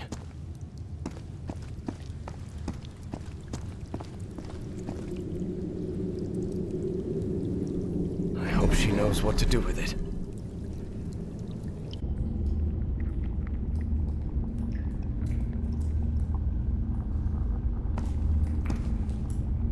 Evie finally held the statuette in her hands, and at once she felt disappointed. Yes, the statuettes were containers of energy, but did that explain her dreams?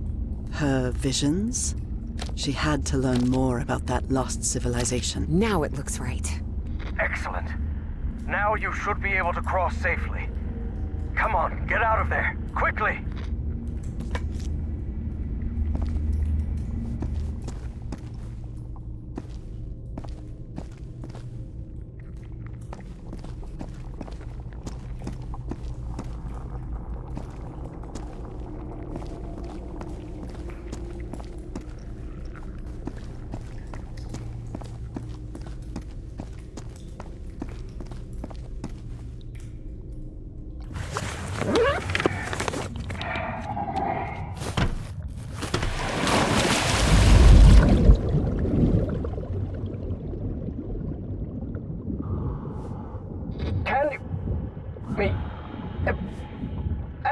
Professor? I'm losing you. Delene! Professor! Professor! I can't hear you! Evie felt a chill sweep through her body. Don't worry, gentlemen.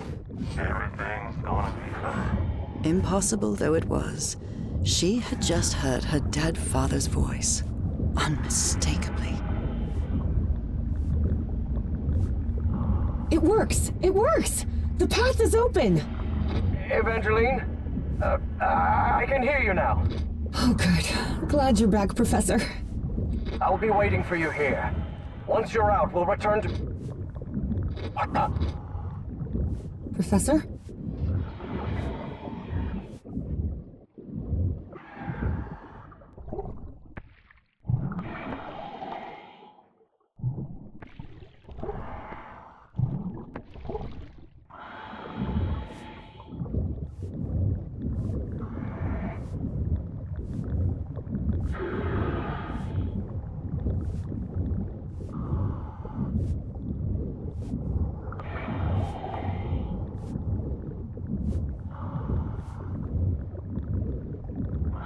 Evangeline, listen to me. There's someone else here. What do you mean, someone else? Stay down there until I tell you to... Professor? Professor! Evie lingered in the dark waters of the cave, waiting for the professor's signal. A signal that never came. Even so, prudent as she was in waiting, her air supply wouldn't last forever. So when all the noise above finally ceased, she decided to come up. Professor! Professor, I finally have it! I have the statue... Well, this is interesting. You're going to have to come with us, Miss Drayton.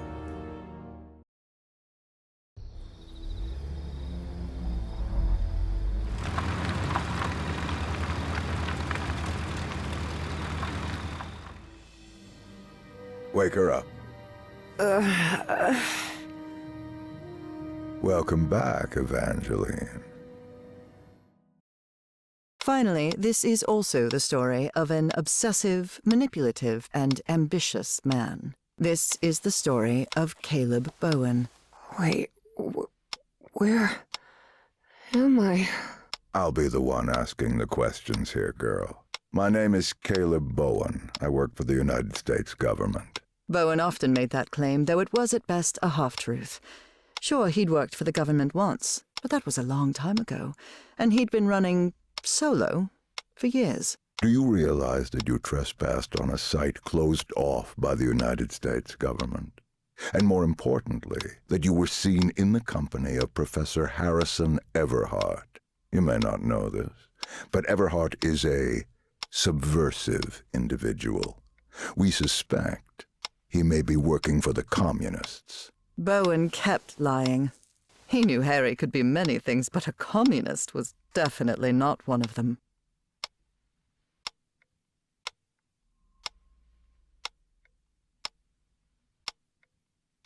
I see you're not in a talking mood. In any case, I'll show you who Professor Everhard really is.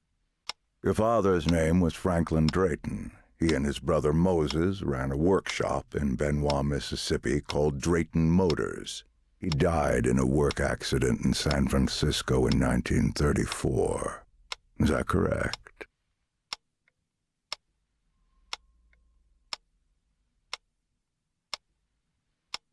You've been investigating me?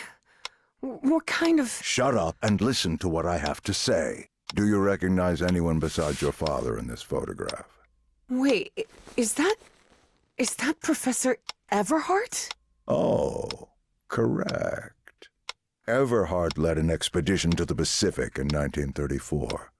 Your father was part of that expedition. That was the only truth Bowen told during his conversation with Evangeline. Your father didn't die in San Francisco, Miss Drayton. He died in excruciating agony, alone and abandoned, on an island in the Pacific, and all because of Professor Everhard. I bet he never told you that, did he? In fact, every member of the Everhard expedition died or disappeared under mysterious circumstances. Even the professor's wife, whose strange illness was the impetus for the expedition, vanished under equally mysterious circumstances. I didn't vanish. I simply fulfilled my destiny, accepting the painful sacrifice my husband planned. How can you possibly know that? One of my associates was part of that expedition. She also perished, though not before informing us of what had happened. Evie was in shock and full of doubt.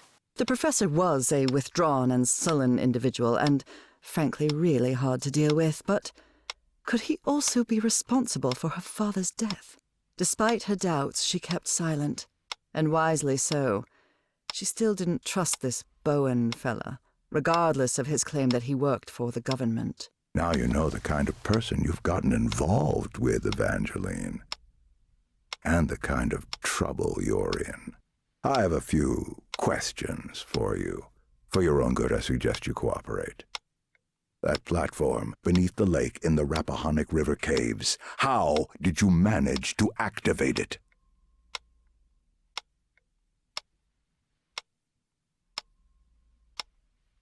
You want me to explain how to activate that platform? It's easy. Go on. You just have to stop being a dim-witted weasel.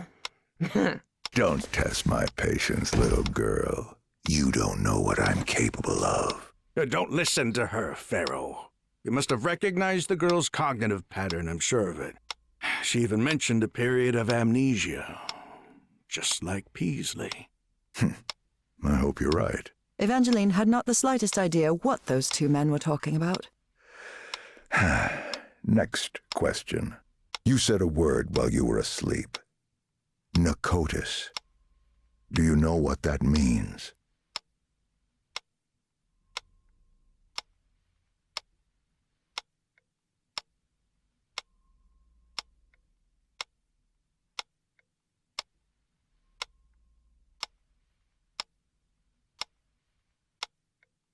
It means pompous government jerk with a ridiculous pencil mustache. You watch your mouth, girl. I'm warning you.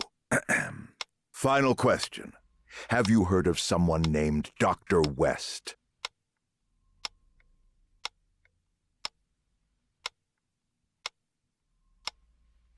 Yes, he's a famous proctologist. Maybe he could help with your hemorrhoids. You think you're funny, you damn brat? Want me to teach you some manners, huh? Besides being obsessive, manipulative, and ambitious, Caleb Bowen was also racist. And Evie mocking him didn't sit well with him at all. I'll teach you some manners, you damn brat! This is a waste of time, Pharaoh. It's obvious the girl is hiding something, but there are more effective and less traumatic ways of getting that information. You're right. Proceed.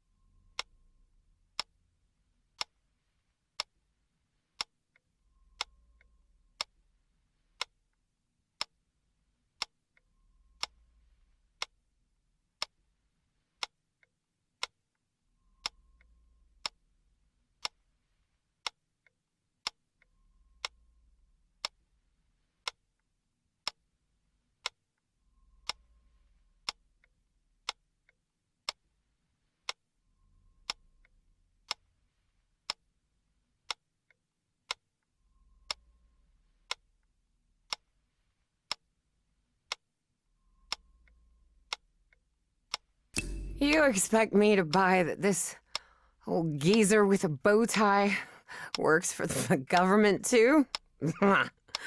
You'll recall I mentioned that Evie was feisty and stubborn as a mule, and whatever they had injected her with wasn't doing much to tame her spirit. I like to laugh too, Miss Drayton. Please take a look at this. Do you understand this language? Even though it was written in those puzzling characters, Evie understood the book's title. Narcotic Manuscripts, Non-Linear Displacements Toward the Great Library and Reversible Transfer of Cognitive Pattern. Tell me, Miss Drayton, what's written in the book cover? Narcotic manuscripts. Evie surprised herself. Had she spoken against her will? She couldn't help but translate the book's subtitle as well. She was feeling more and more tired. That's better, Miss Drayton. Now, open the book. Focus and listen to my voice. Listen to my voice while you read the book to us. Read the book to us. Salve, Cornathun, Nakotas. What just happened? Am I in my dorm?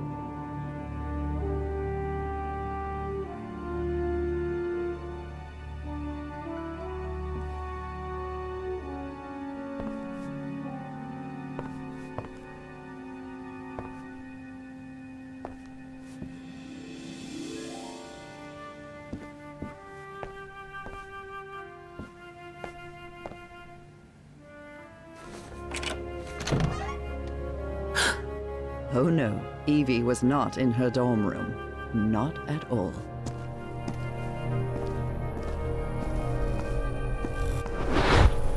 Hey, over here, Evangeline.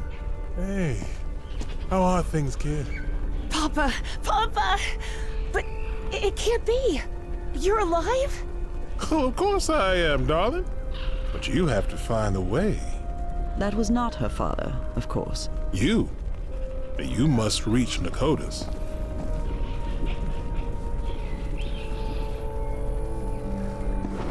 Have I crossed another one of those portals?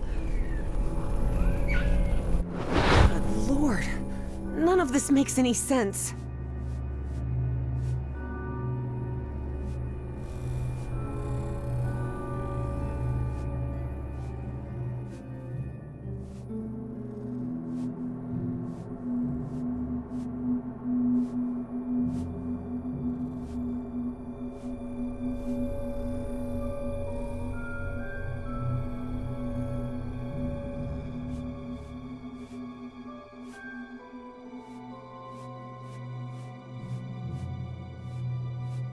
This is weird.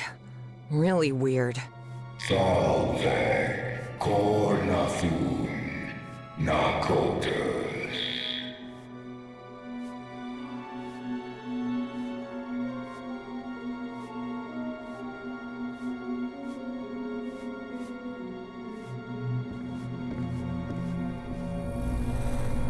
Driving motors? Dad and Uncle Mo's motor shop in Benoit? Moses, we're running out of money. If we don't get some cash soon, we'll have to shut the shop down. Yeah, well, that's easy for you to say. I've got a daughter to provide for.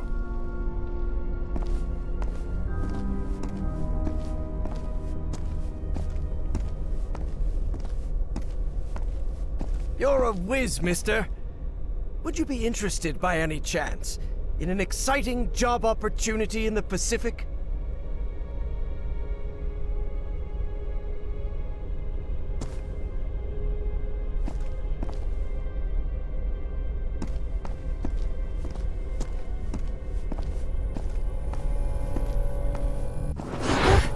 Papa, don't do it!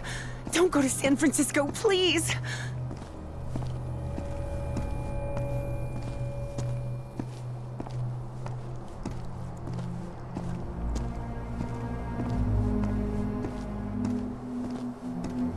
Hey, what just happened?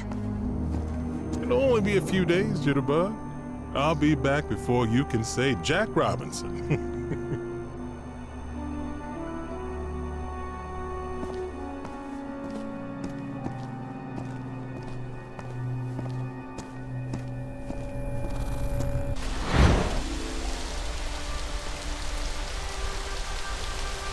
Drayton is dead, but it doesn't matter. His death brings me closer to an answer. I'll do whatever it takes. The only thing that matters is Nora's life. Wait, no. That doesn't sound like the professor at all. Evie realized Bowen's lies were seeping into her thoughts.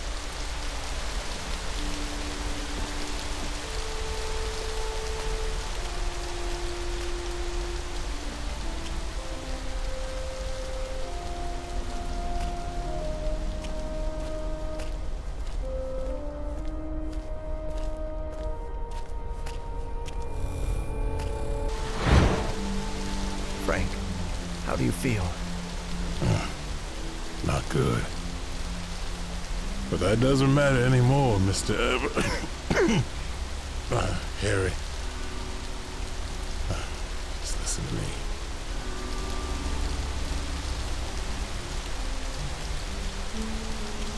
Get off this cursed island. You'll find nothing here but death. Go back home. Spend what time you've got left with your wife. And there's another thing I want to ask of you.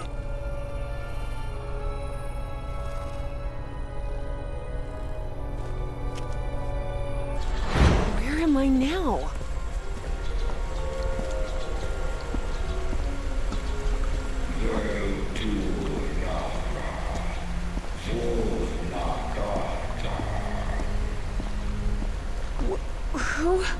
Who are you? Salve, cornafun, nakotas. The great engineer?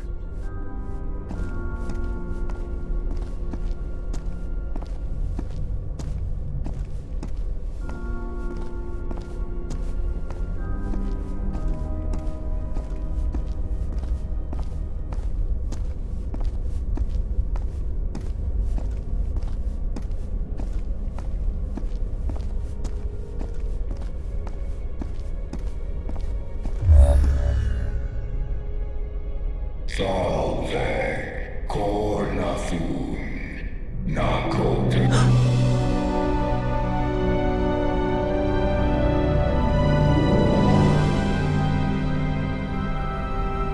Incredible. Did you hear that? We were right.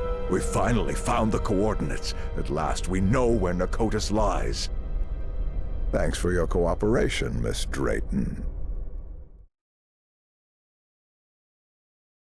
About an hour after Evangeline had her otherworldly vision, Finally, I'm inside. Harry snuck into the same building where she was being kept captive. He had been there many years ago, when he was seeking funding for the Everhart expedition.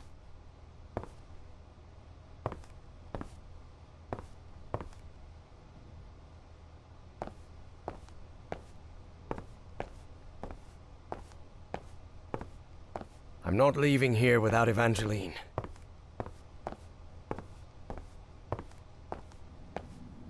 Miss Drayton, are you there?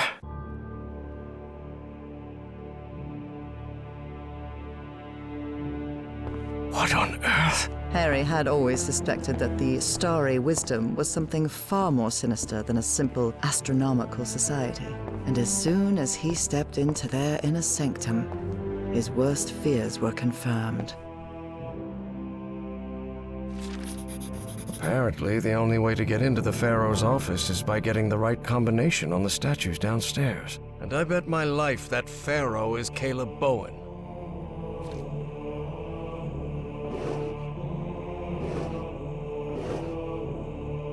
Egyptian hieroglyphs?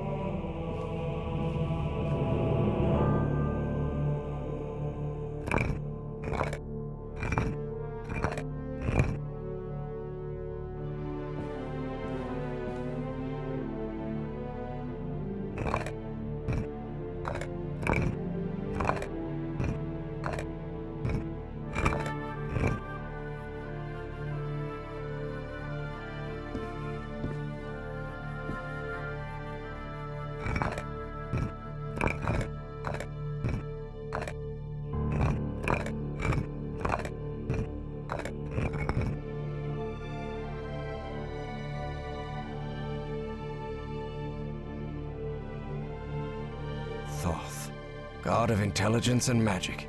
A statue of Horus. Egyptian god of order and justice. Bastet. Goddess of protection and love. Anubis. Egyptian god of the underworld.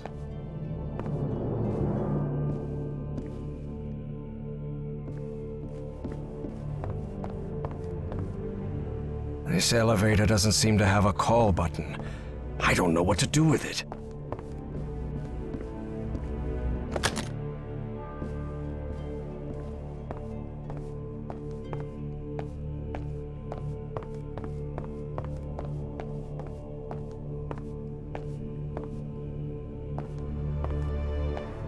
Only those who have been enlightened know the divine geometry of the tetrahedron, which grants access to the gates of knowledge.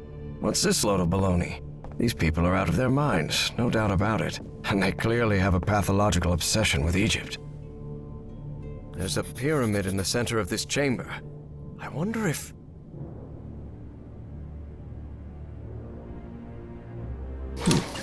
Certain sections of this pyramid seem to move. For a moment, Harry wondered whether it was a good idea to mess with the mechanism, but he quickly dismissed the thought.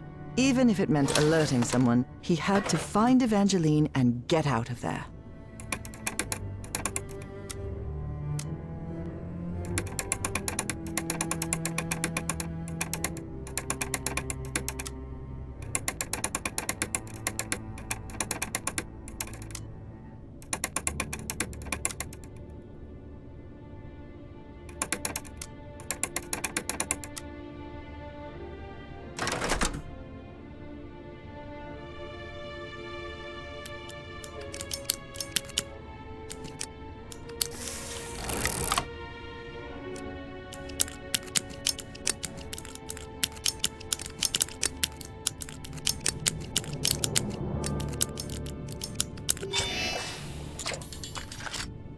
Yes, the doors to the upper rooms are open.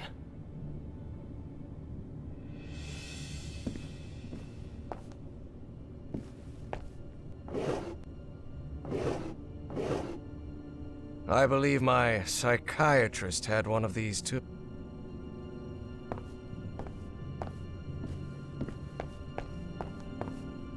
Stellae Sapientis, the Starry Wisdom Society, Providence.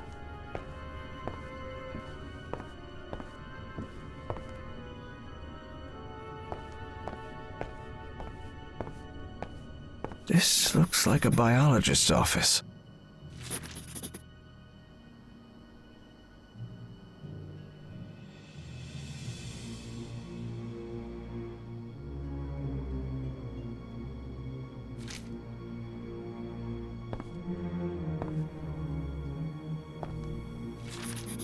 Looks like even kooky cultists have a love life. Who would have thought?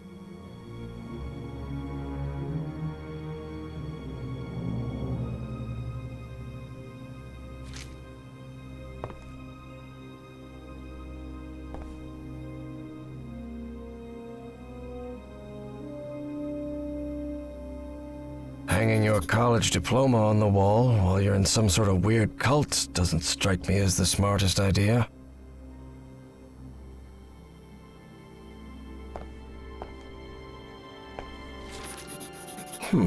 They rotated the positions. What does that mean?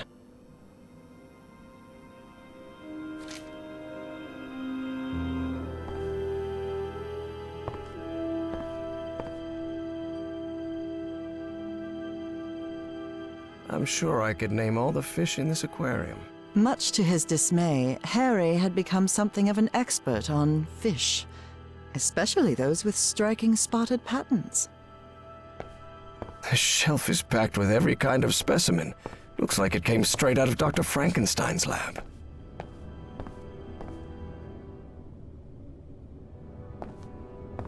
Just an office. But this couch, maybe from a psychiatrist? This metronome still makes my skin crawl.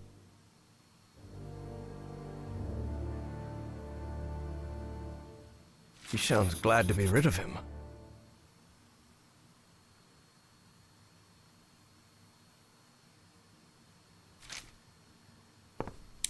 Pharaoh, all ready in that advance the ritual positions.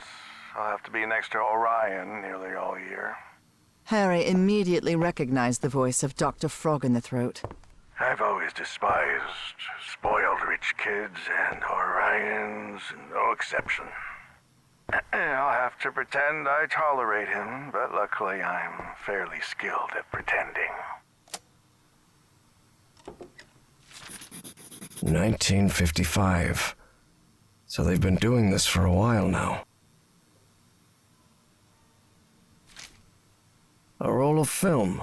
I wonder what's on it. Drat. This is my prescription. From Dr. Frog in the Throat.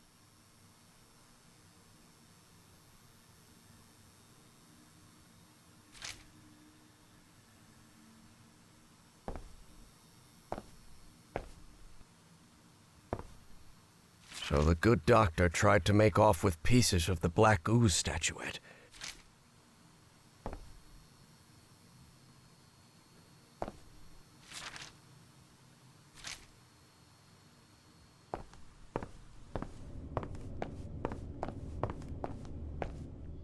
This office looks expensive.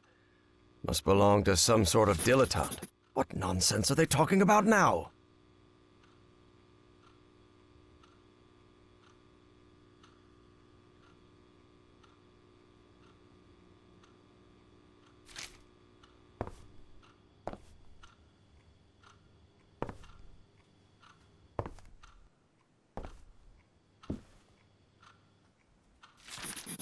The robbery at my house could have gone way worse, all things considered.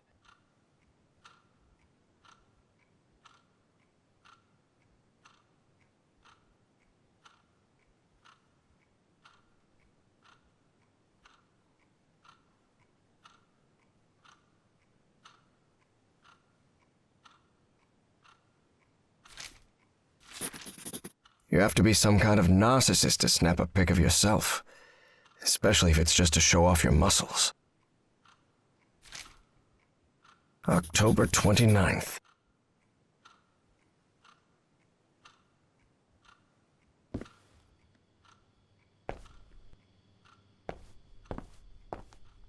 This fella clearly has expensive tastes. I'm impressed. An archaeologist's office for sure. There's something written in German in these pages. Although Harry's German was a bit rusty, he understood what it meant.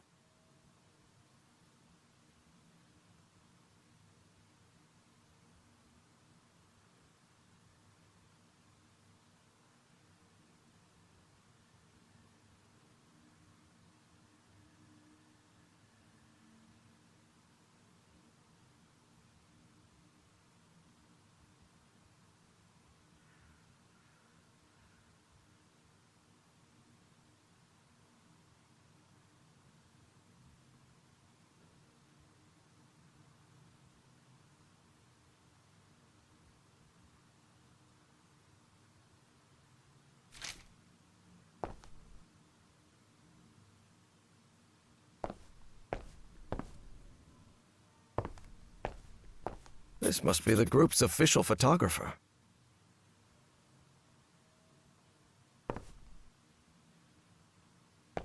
This guy has been all over the world.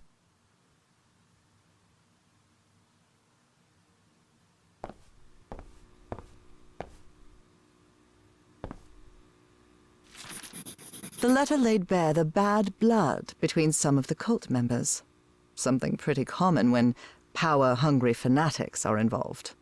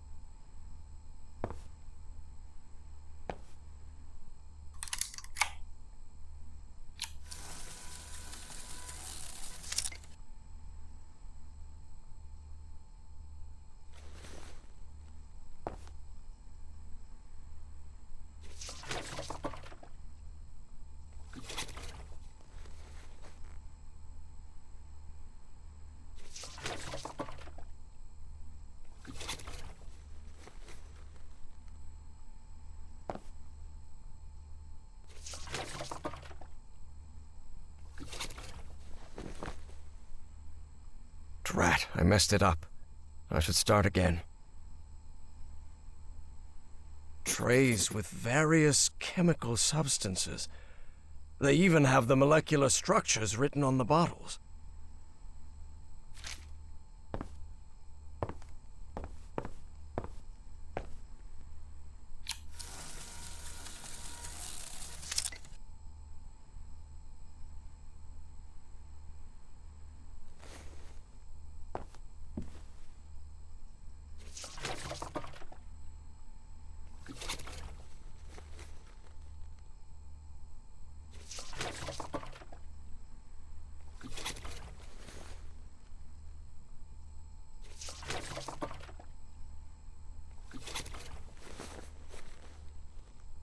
Drat, I messed it up. I should start again.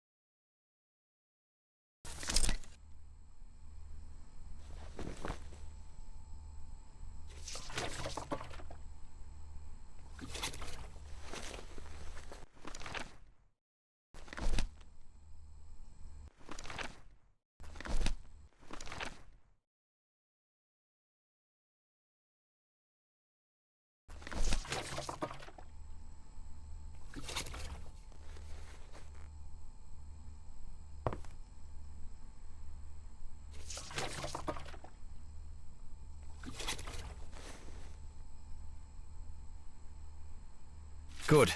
I've developed the photo.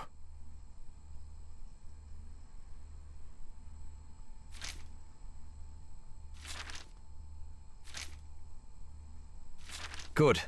I've developed the photo.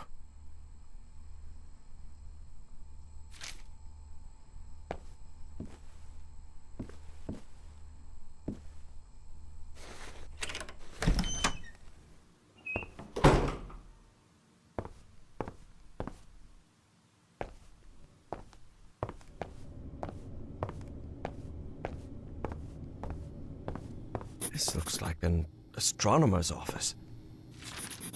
This book seems to recount traditions of ancient Egypt.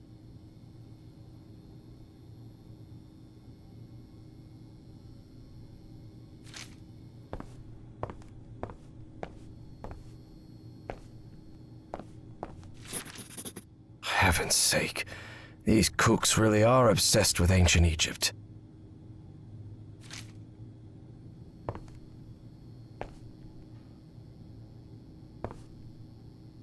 Different constellations. It would take a good eye to locate all of them in the night sky.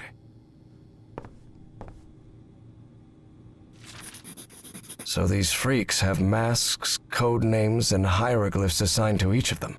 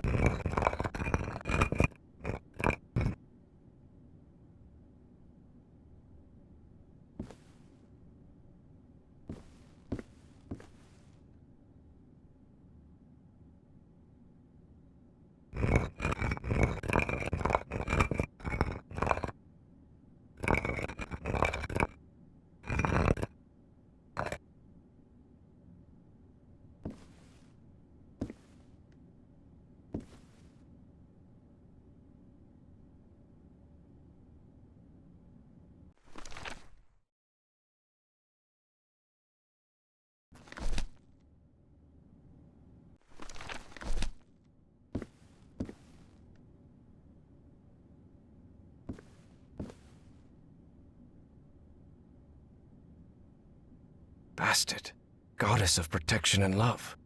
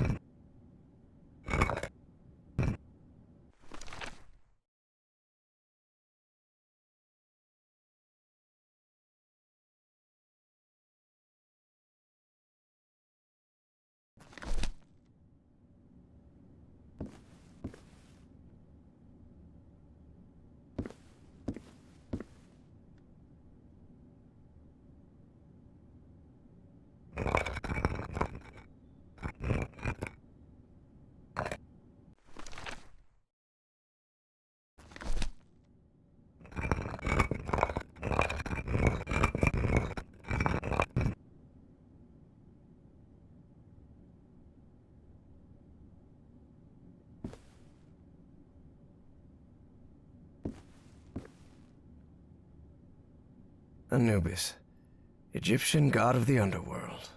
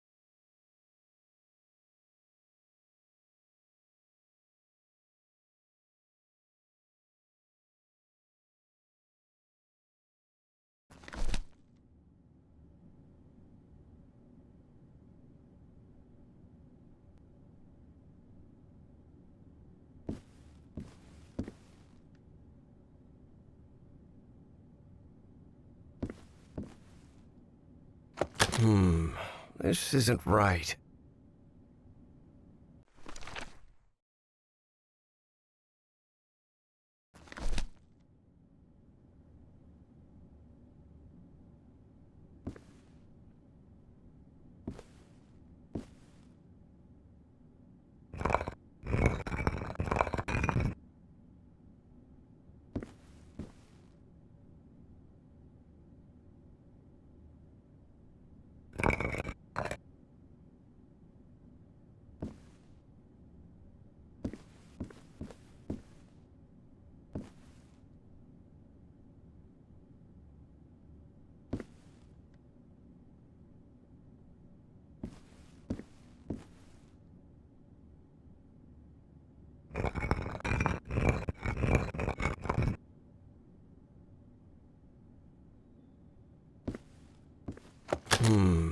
This isn't right.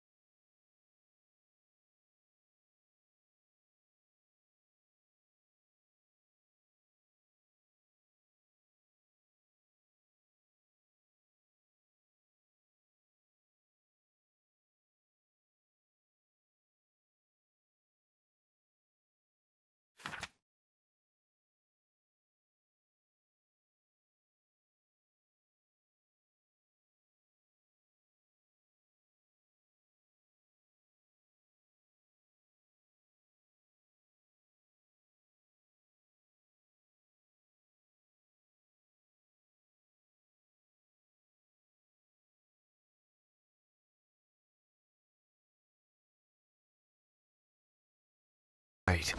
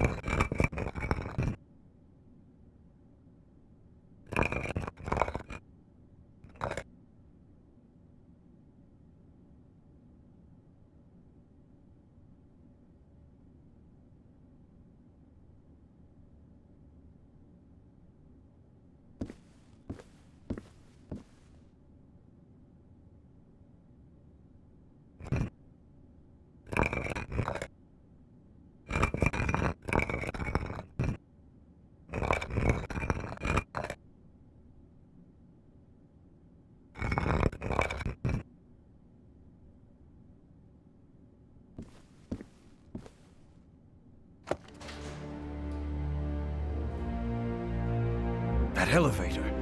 It must be the access to Bowen's office. Evangeline has to be there. I'm sure of it.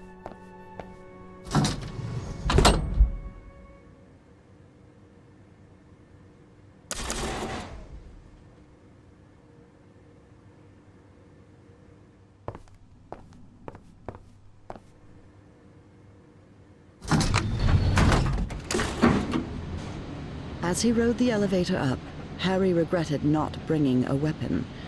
What if Bowen was still up there? All right. Let's see what you're... Well, looks like they give this medal to just about anyone.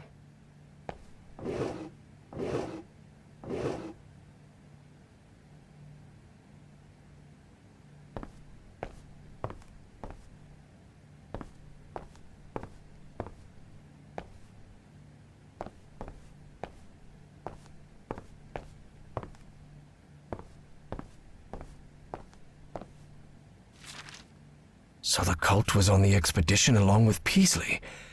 How long have they been behind all this?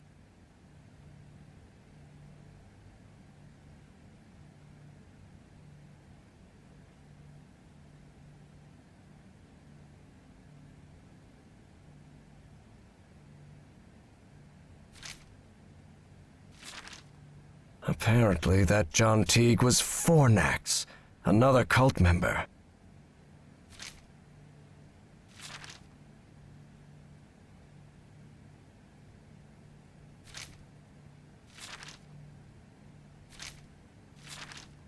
Consciousness exchange? Is he talking about mind swapping?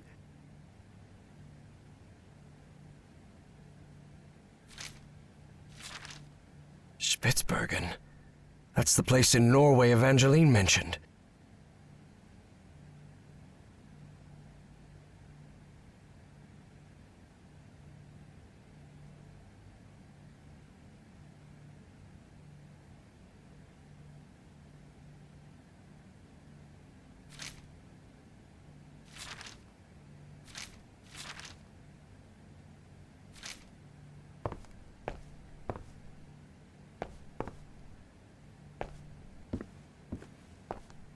That doesn't sound good at all. And what's this Azathoth business?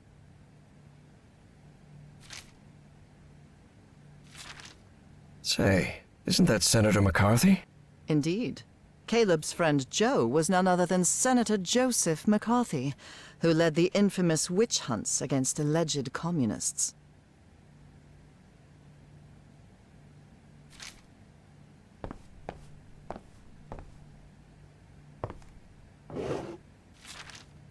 I knew Bowen would never abandon his Nazi pals.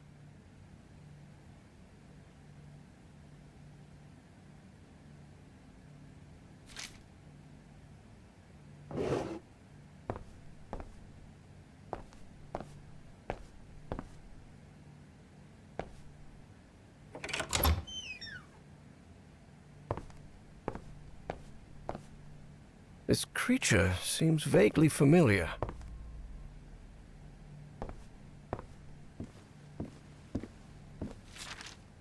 Dr. West?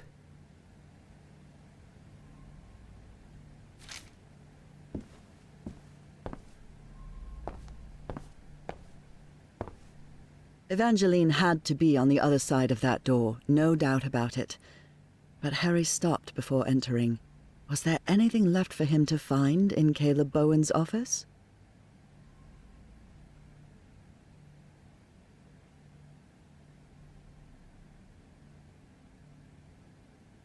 Please be all right, Evangeline. Let's go, Miss Drayton. We have to get out of here.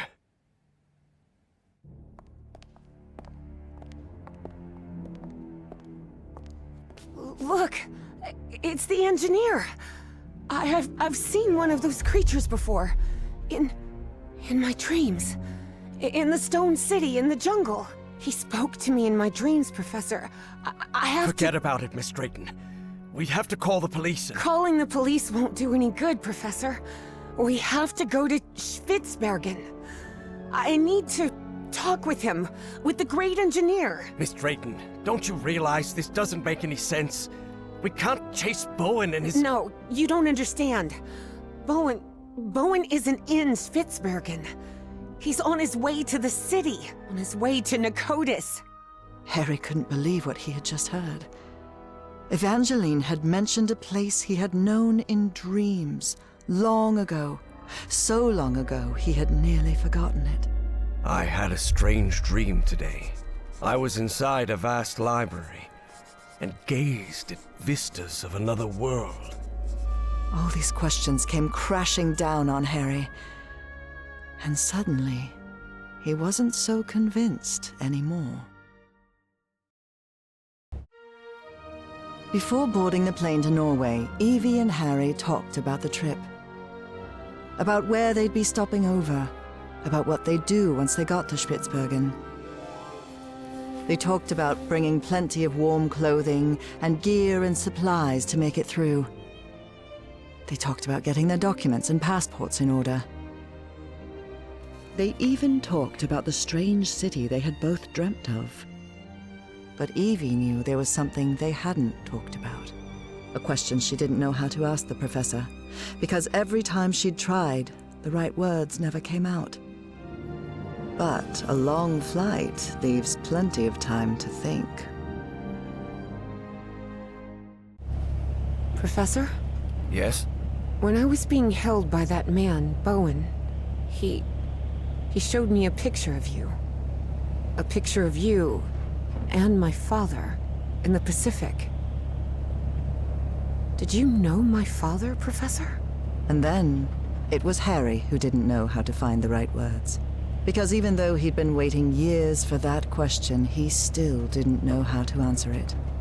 Evie took Harry's silence as a yes.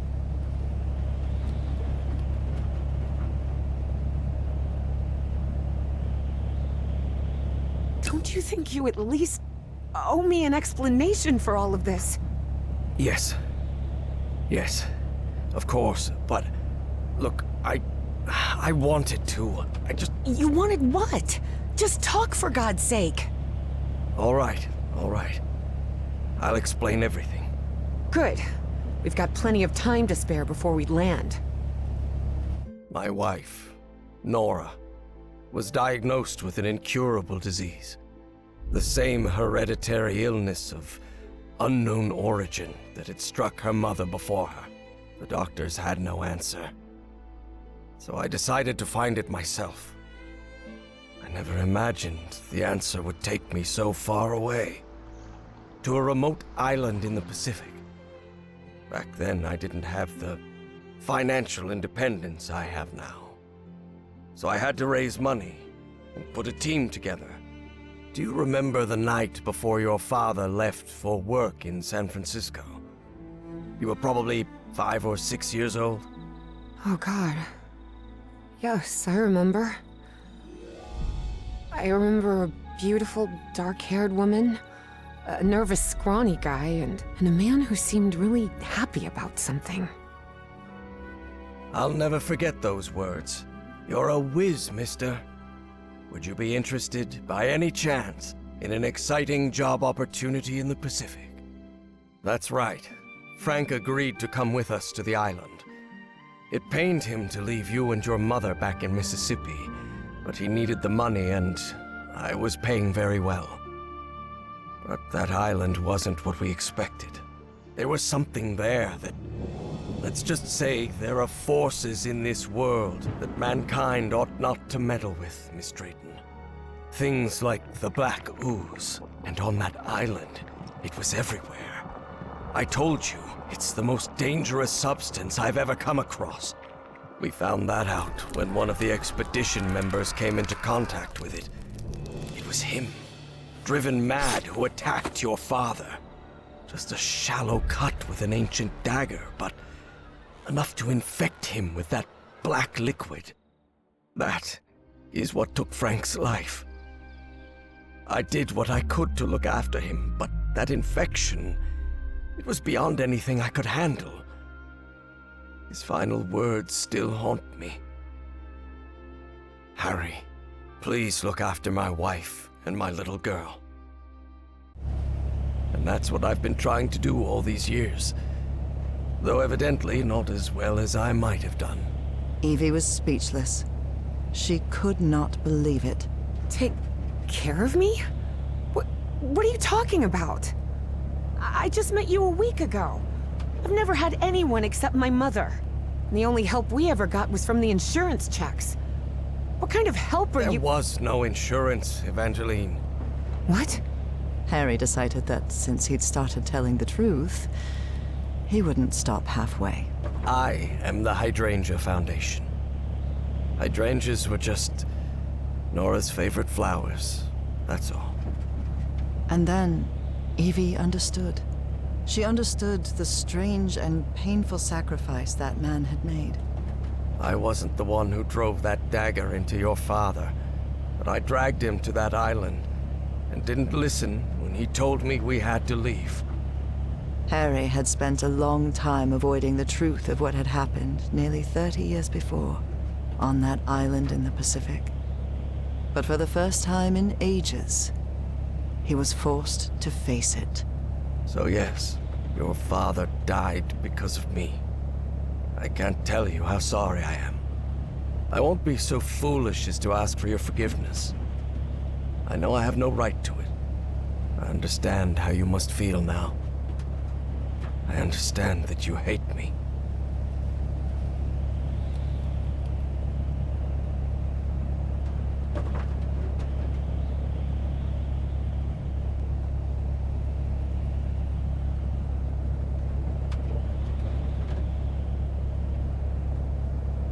You could have told me. I know. But I'm a coward. All I've ever done is avoid responsibility. Could be. But you've also risked your own life to save mine. I owed you that. And you've paid for my schooling? That's not what a miserable man does. I only did it because I had the money. And because I felt guilty. Look, Professor. You insist on painting yourself as a horrible person. I don't think that's true. I think you're just a sad and lonely man who's shouldering more guilt than anyone should have to. Harry was puzzled. He hadn't expected this. In a strange way, Evie's forgiveness made him feel uncomfortable. Didn't he deserve punishment for what he'd done? Evie's decision had made him doubt. Perhaps it was time to move on. I don't know. Maybe. Maybe you're right. I'm sure I am. Believe me. And after that, Evie and Harry remained silent for the rest of the flight.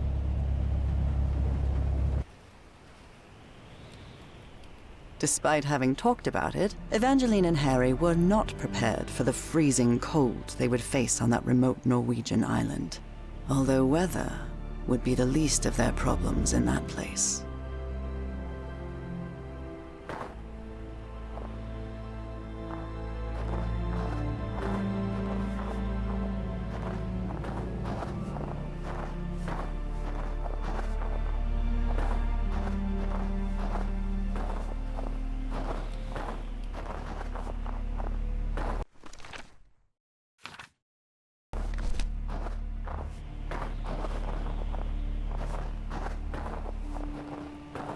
God, this is unbearable. Professor, are you sure you're all right? You should have brought a couple more layers. Don't worry, Miss Drayton. I'll be fine. Harry hadn't always been like that. He used to like heat. But 3 months stranded on a Pacific island had changed his preferences.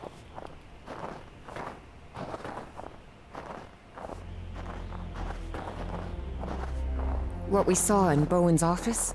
The Black Pharaoh, Azathoth, and all that? What do you think it means? Just the ramblings of a madman, I'm sure of it. I'm actually more worried about the other things. Spitsbergen, the statue, your memory loss, and your dreams about that creature. Too much of a coincidence, isn't it?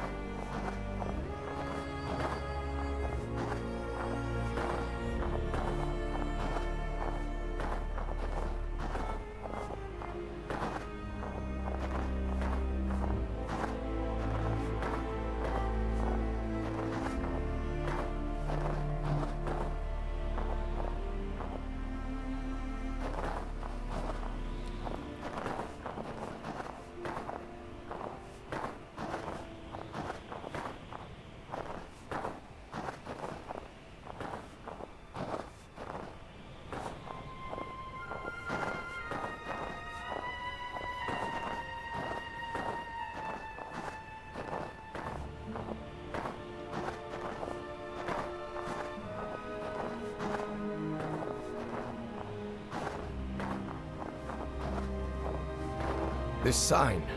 It's written in Norwegian. I guess we're close.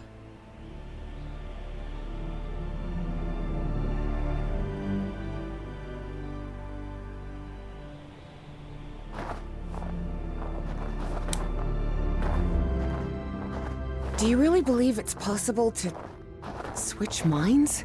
Honestly, Miss Drayton, I have no clue what we're dealing with.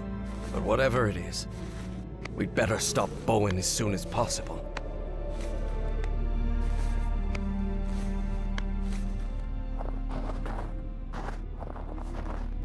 Here it is, the radio station.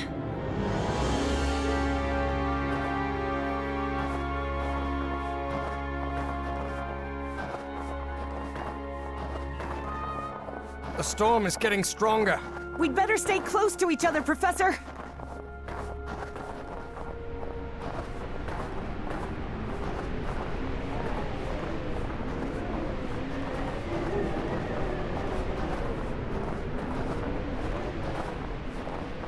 This looks like the station's garage.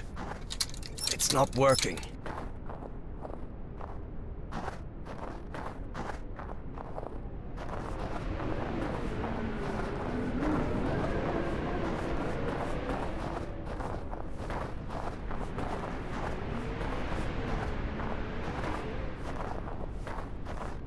It's no use. This switch is completely wrecked.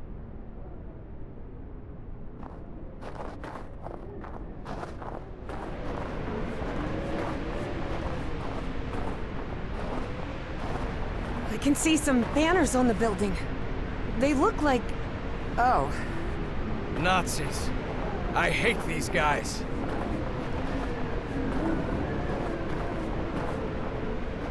This must be the generator room. But it's locked.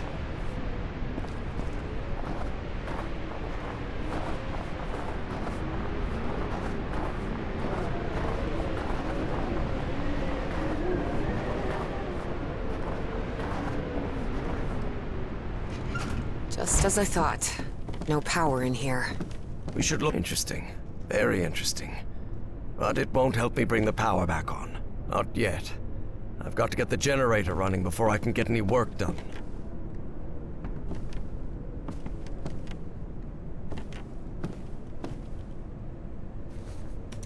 No, the door won't budge.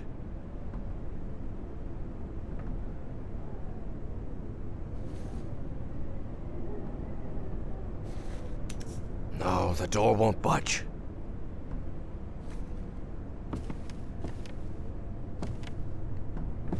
I'll have to take a look at it later.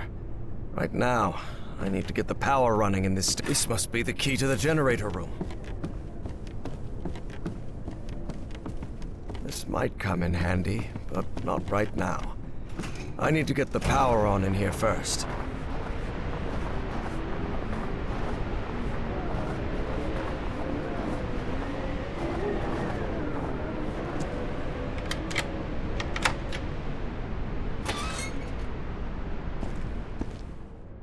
Look! Seems this generator was meant to power the whole facility. Try turning it on, Professor. Hey, what the... The current must have caused a power surge in that distribution panel up there. Let me take a look. Maybe I can fix it. Okay.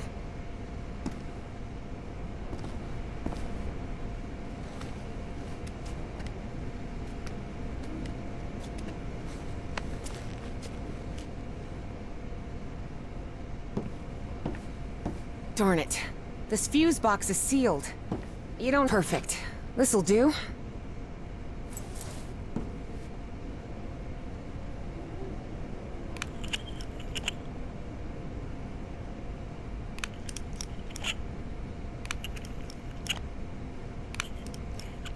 An old fuse box.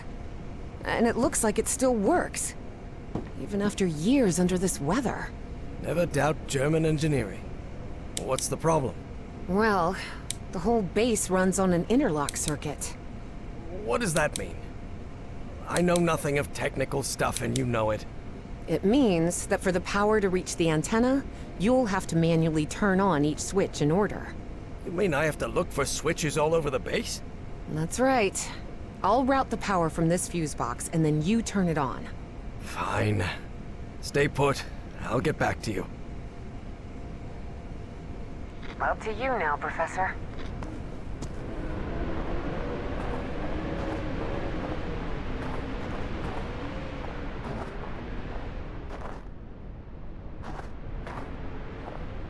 The entry post is completely wrecked. What happened here?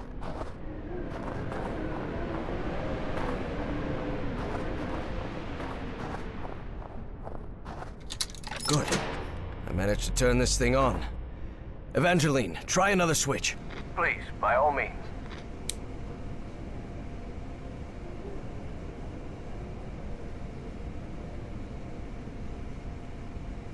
You're in charge now.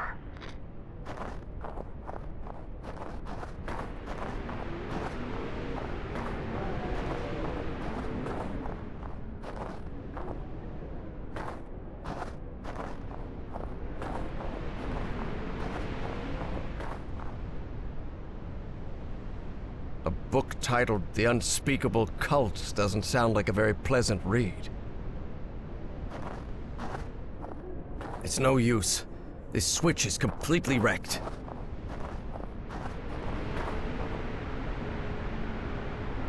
It's up to you now, Evangeline.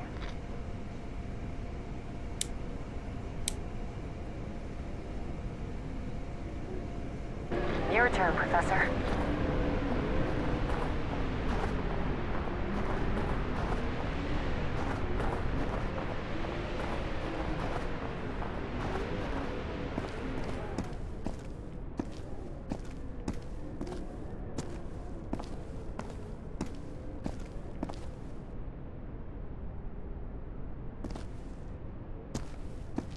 This storage room's a complete mess. Like everything else in the station, it seems. It's not working. Your turn, Evangeline. You're in charge now.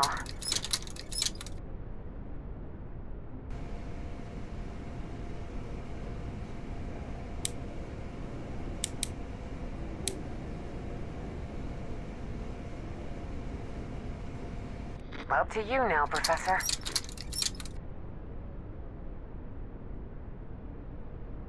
Please, by all means.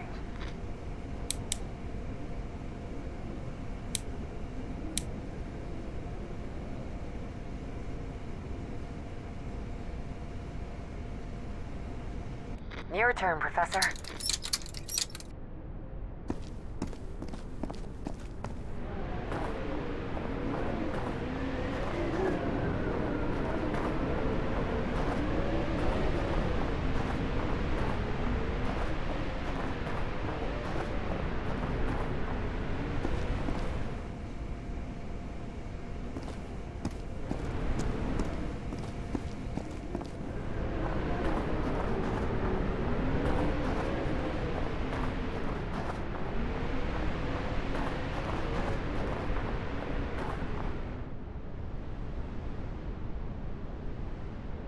Your turn, Evangeline.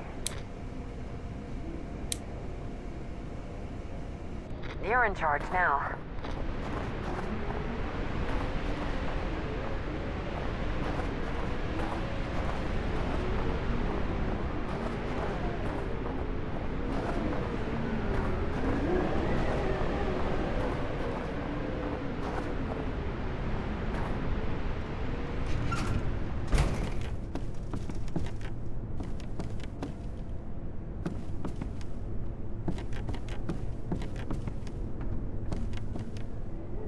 Interesting. Very interesting. But it won't help me bring the power back on.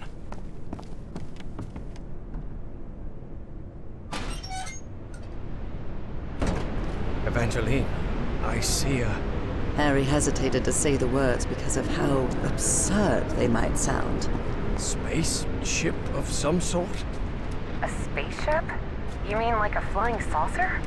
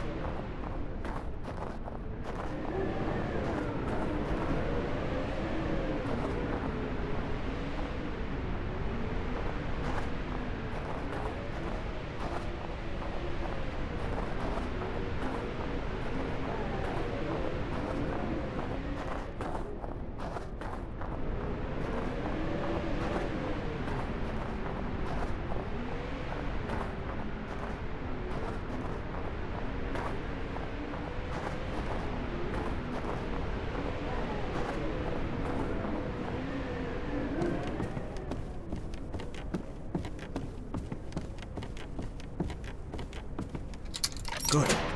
I managed to turn this thing on. Evangeline, try another switch. Okay. The mess hall. Or what's left of it.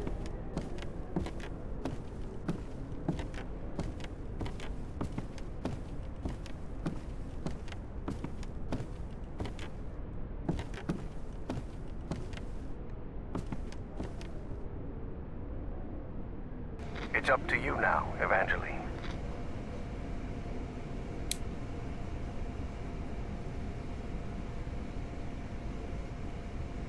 Your turn, Professor.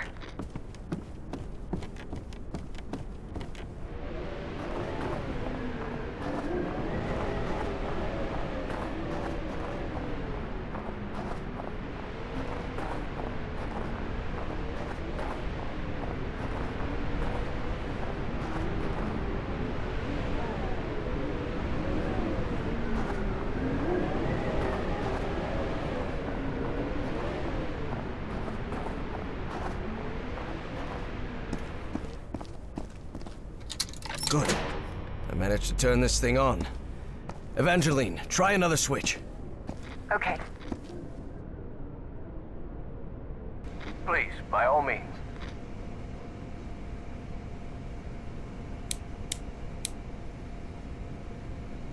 Up to you now, Professor.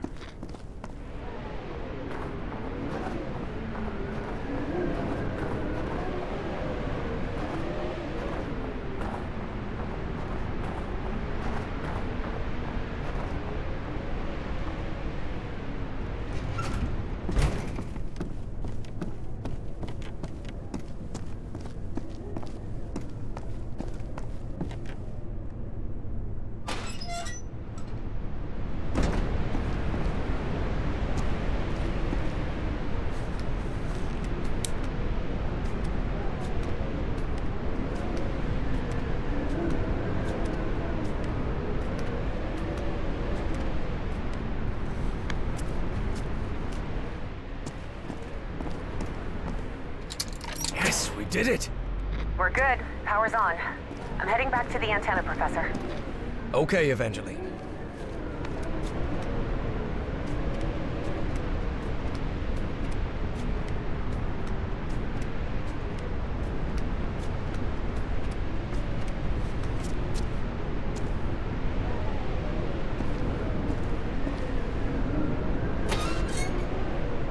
Huh.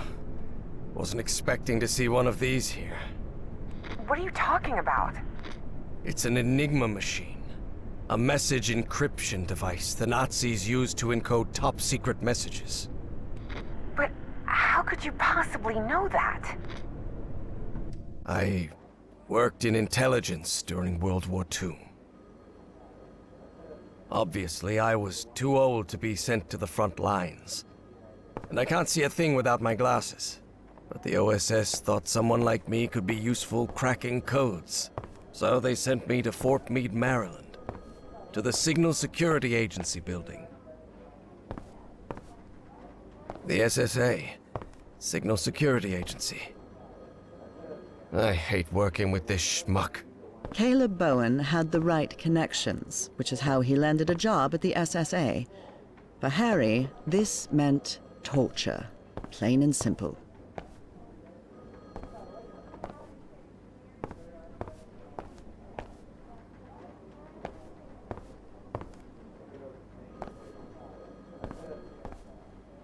I guess this lifts other people's spirits, not mine. Russell's desk is always a mess. He's probably on a cigarette break.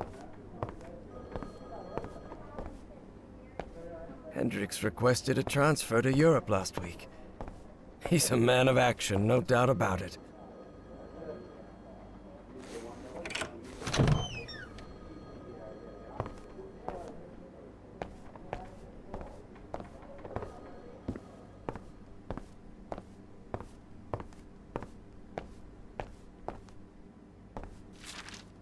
I really doubt this is how Nora pictures my work here at Fort Meade, but she does love to tease me. I don't rightly know what we'd have done without Turing and his people over at Bletchley Park.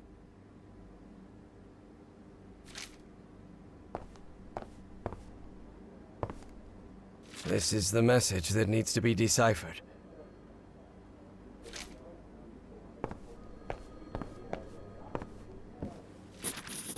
Enigma decoding instructions.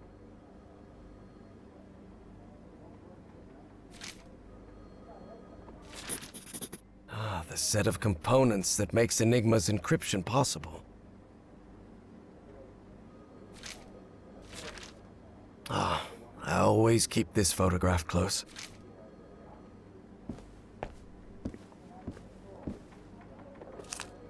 We worked hand in hand with the Brits.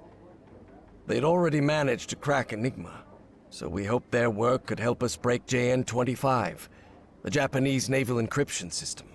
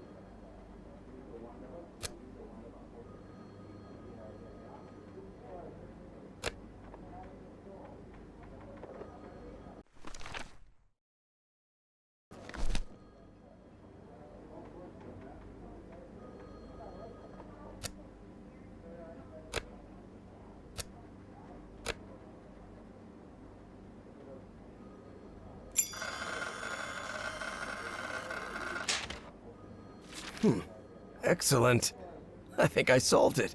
Maybe we can use their deconstruction process and adapt it to crack the Japanese ciphers. Unfortunately, working for the government also means working for the occasional undesirable individual.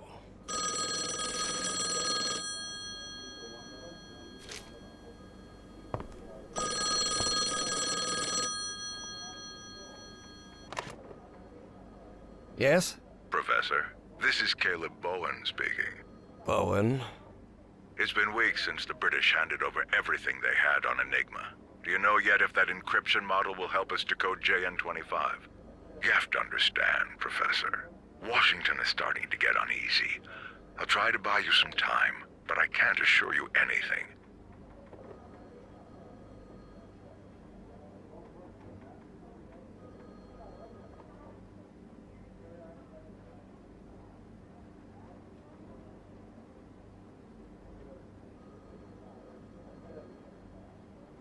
It is you who should be nervous, Bowen, not me. Nervous? Why? I don't know. How would our superiors in Washington react if they knew about your past sympathies for Chancellor Hitler? I don't know what you're talking about, Everhard. I've never had any sympathy for the Nazi movement. I'm not exactly fond of the communists either, even if they happen to be our allies at the moment. Can you say the same? What are you implying, you idiot? My father was a Republican senator. I've been a registered party member since I came of age. I even campaigned for Harding and Coolidge. You think you can lecture me on patriotism? But of course, anyone standing next to you looks like a damn Bolshevik. Ah, Professor, we have more in common than you think. Why do you insist on making us enemies? Look, no matter how much you try to deny it, I know you're still a damn Nazi. And though I've never been able to prove it, I also know you had something to do with the sabotage of my expedition. Not at all, Professor. You refused our funding, and that was the end of it. Right. And you had no prior connection to Miss Cassandra Dexter Ward, is that correct? As I've already told you 1,000 times, I met Miss Ward when she came to our society with you, asking for money. So, it was all just a coincidence, right? Of course. Coincidences do happen, Professor. Listen to me, you disgusting little man. I have things to attend to. Do us both a favor and don't call again. What a moron.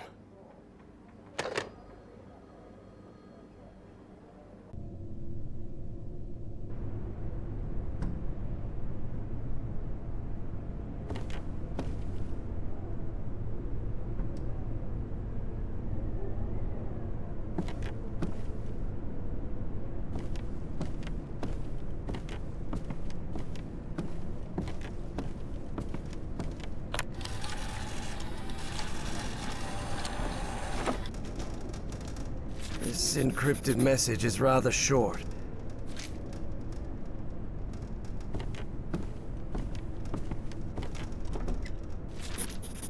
Januar 1943.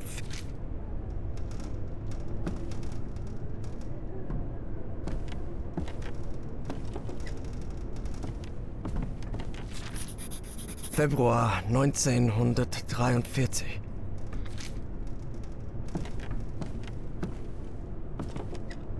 There's...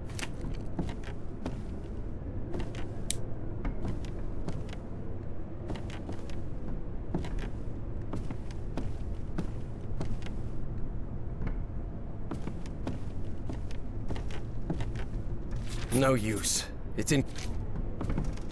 an encrypted message.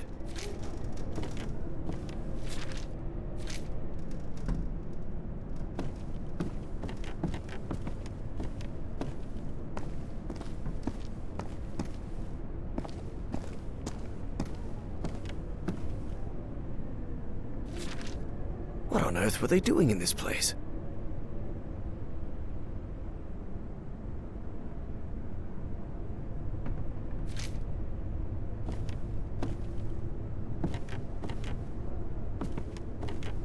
All of these rusty gadgets are useless. This machinery hasn't been used for years. It's junk. ZNPC. Sounds like a secret Nazi project, doesn't it?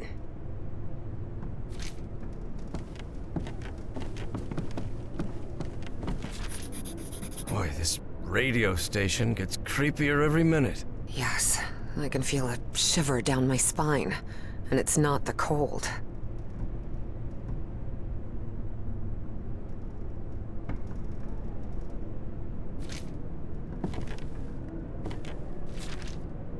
Operation Weserübung. The Nazi occupation of Northern Europe.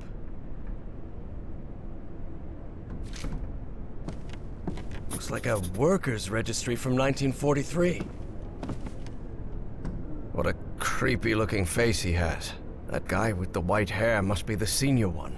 A monocle. He must be upper class. This guy looks like a bureaucrat. It's the Dienstausweis of an SS Oberstgruppenführer. Some Otto Adler.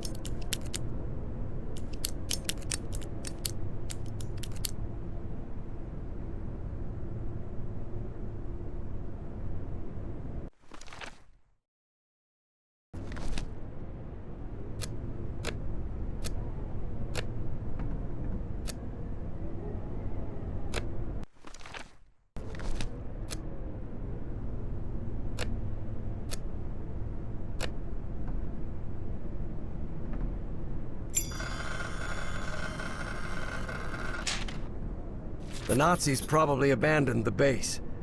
That's why this message was never received.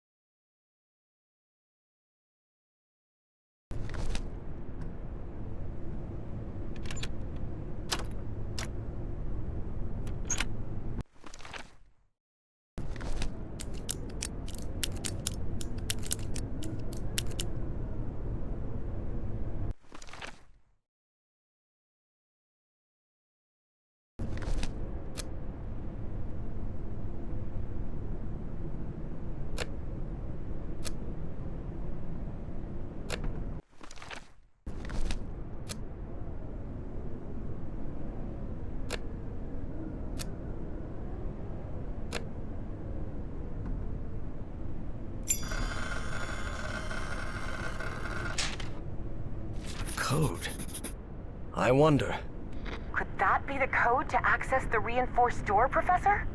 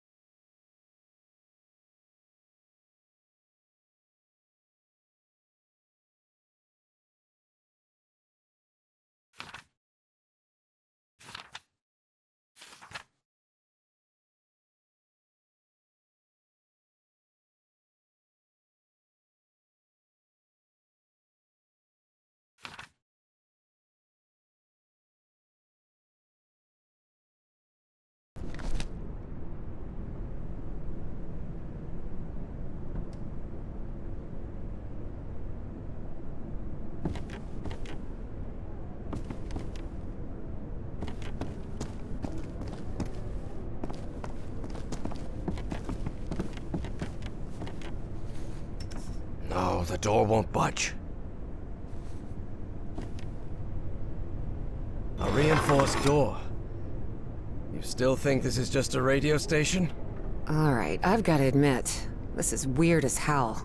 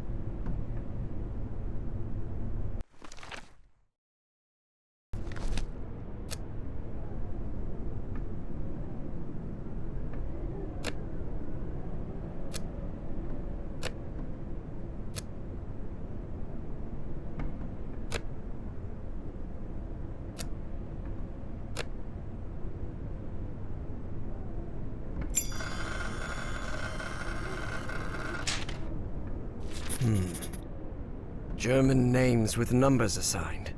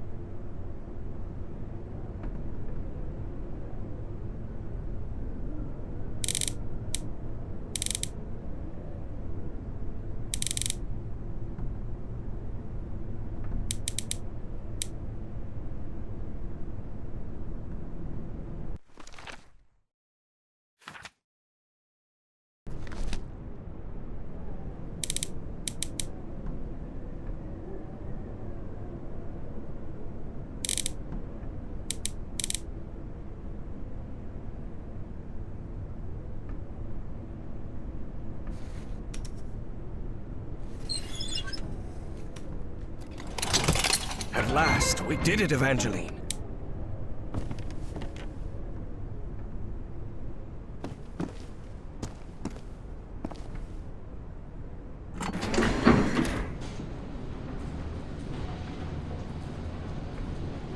So the station was just a cover-up. But I wonder what for. Whatever it is, we're going to find out. And soon.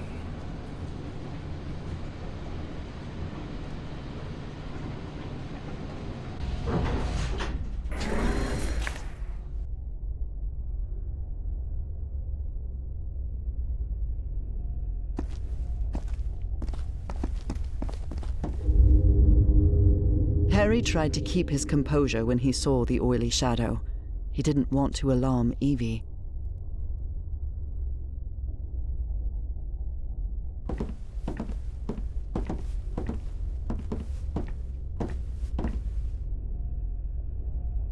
Let us out. They locked their own people in here. How could they? They're Nazis, Evangeline. They're not exactly the good guys.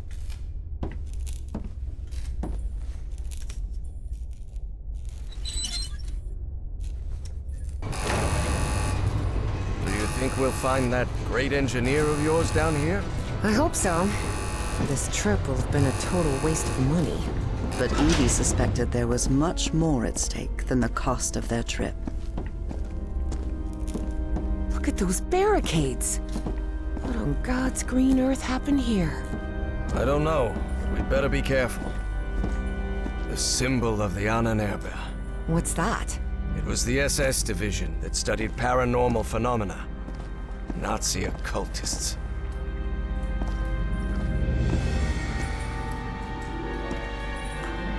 Evangeline, I believe I know what the ZNPC is. Zeit means time, and... It wasn't hard for Evie to figure out the rest of that German phrase. Is this a project? It references a creature. You think that might be your great engineer? Yes, sounds like it.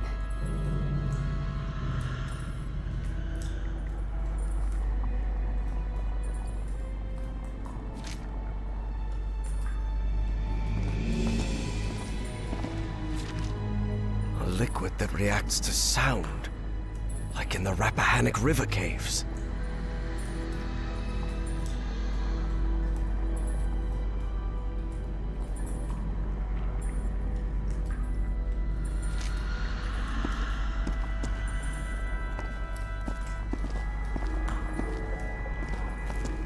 Harry held his breath. The black shadows were back again. But then... What the hell is that thing? You can see that too? That sort of cloud of black smoke? Of course. It looks alive.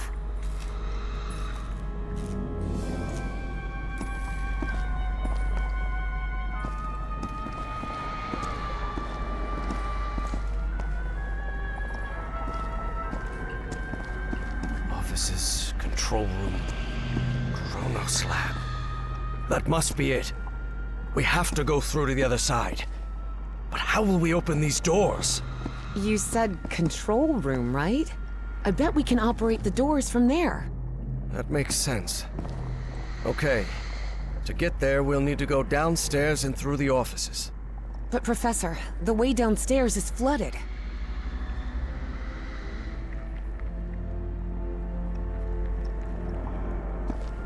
Well, it seems there's no other choice.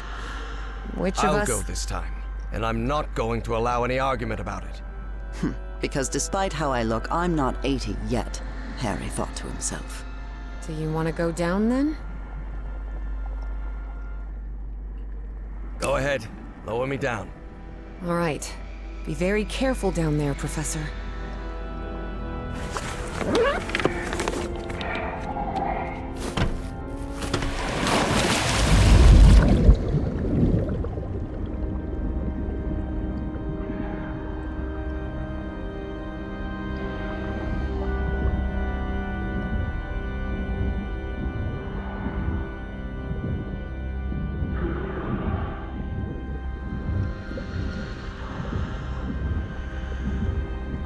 Everything all right down there, Professor?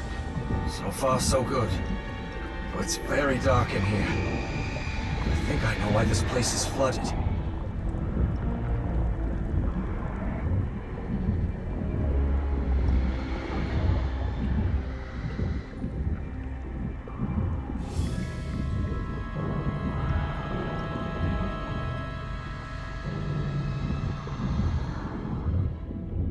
They must have tried to break into that flying saucer and then release the black ooze. You see any black ooze around? All around, yes.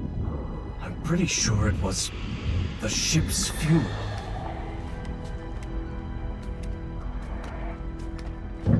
I've still got 10 minutes of air in this suit.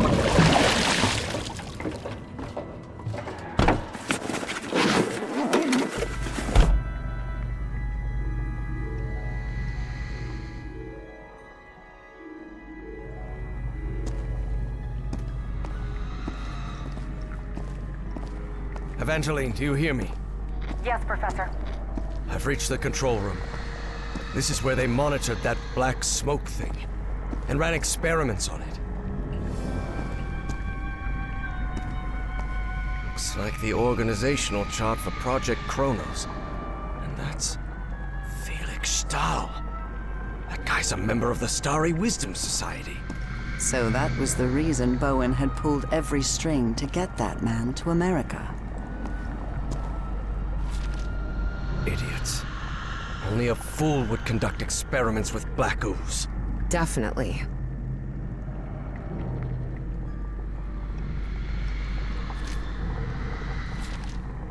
He must be talking about that flying saucer we saw out there.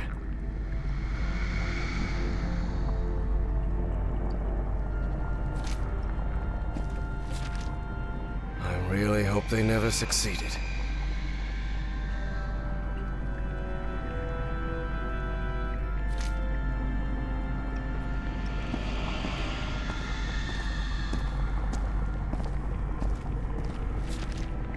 So that thing is not only alive, but it's also aggressive.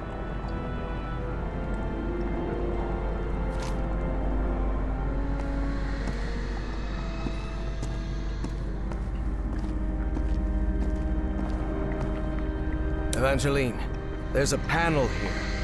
Maybe it'll open those doors.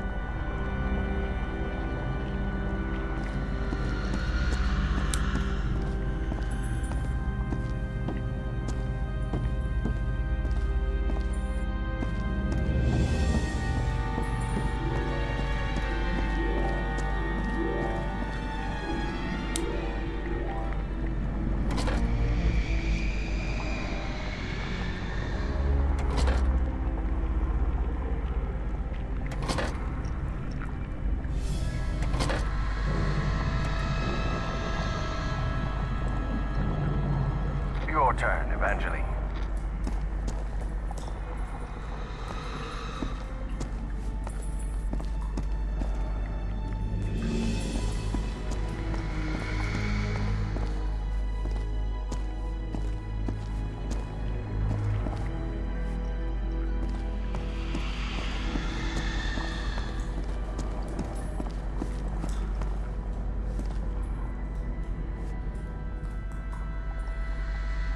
You're in charge now.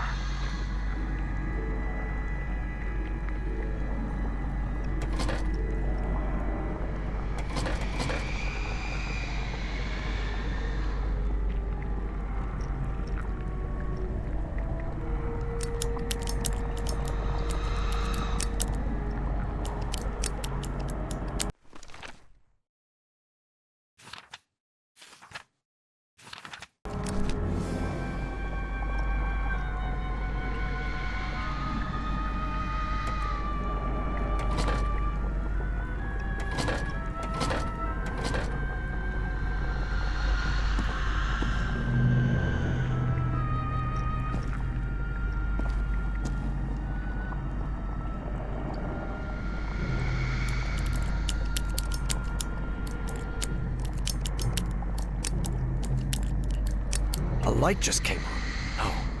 Evangeline is on the other side of that door. That black smoke creature could get her. No. Evangeline is on the other side of that door. That black smoke creature could get her.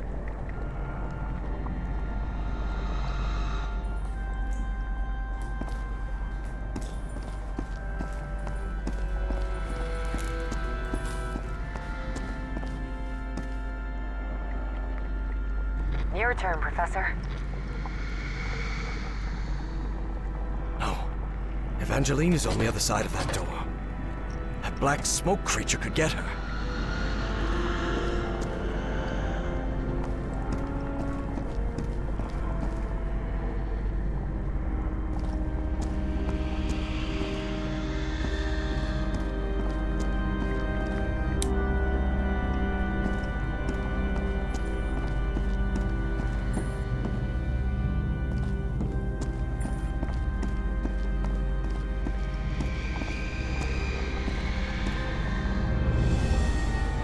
It's up to you now, Evangeline.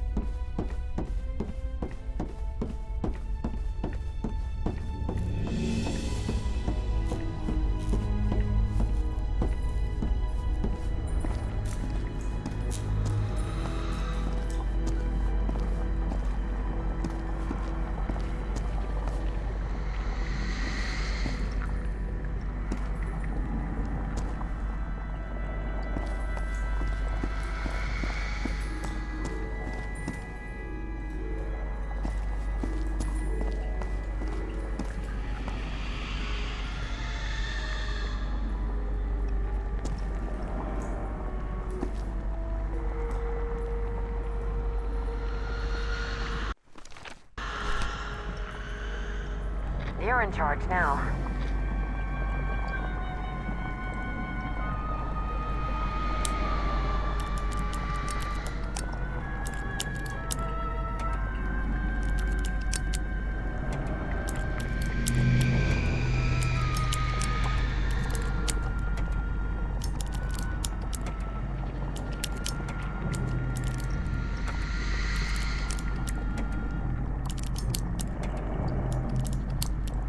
That's on.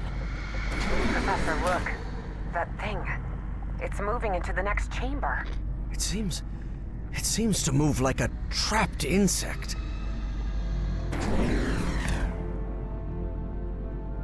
Your turn, Evangeline.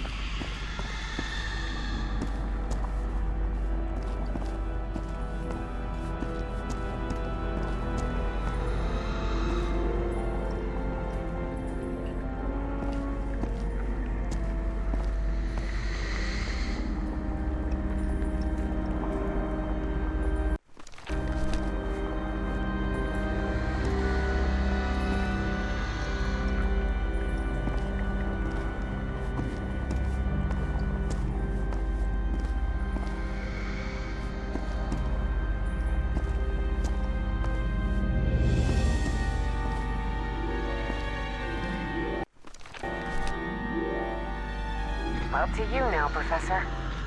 No. Evangeline is on the other side of that door.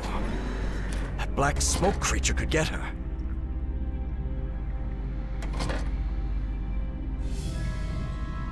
No.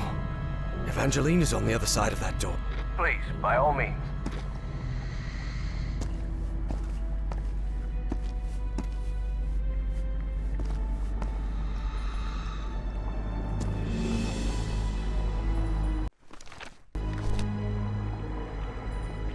Your turn, Professor. No. Evangeline is on the other side of that door. That black smoke creature could get her. Another one.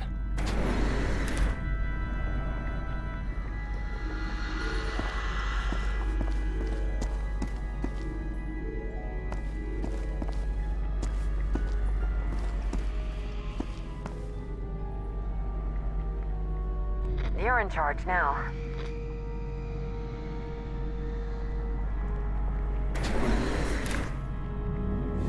Your turn, Evangeline. Your turn, Professor. It's up to you now, Evangeline.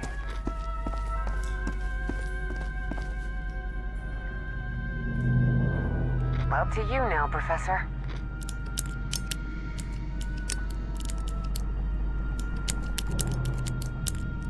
Good. No. Evangeline is on the other side of that door. That black smoke creature could get her.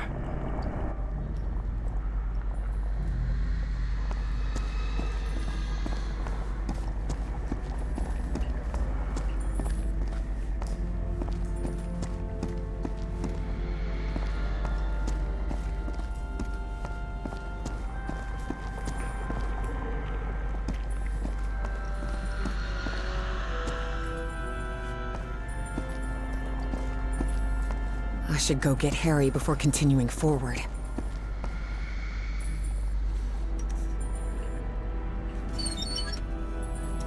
I opened this door for you, Professor. You can leave the control panel. I think we're safe.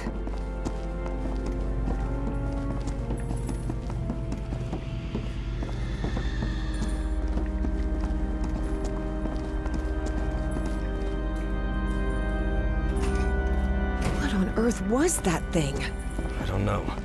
But whatever it was, I don't want it close to us. Let's get out of here, quick.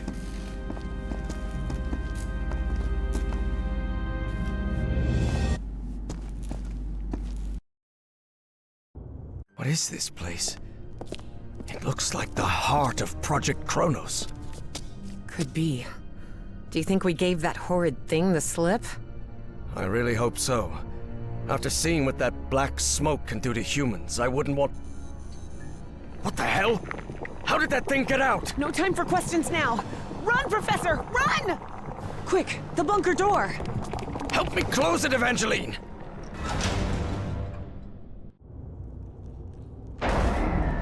Damn it! That was close. Guys, I hope this chamber is shut tight. If not, we better find another exit. Otherwise, we're trapped in here.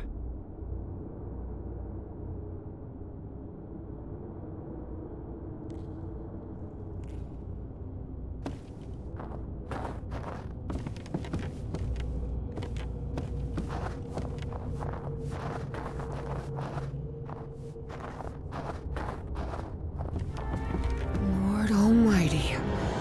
Evie recognized the gigantic creature at once. It was the same one she had seen in her visions. Look at the size of that creature. Harry remained silent. He was in shock, but not because the sight of that creature bewildered him. Quite the opposite. Something about it felt disturbingly familiar.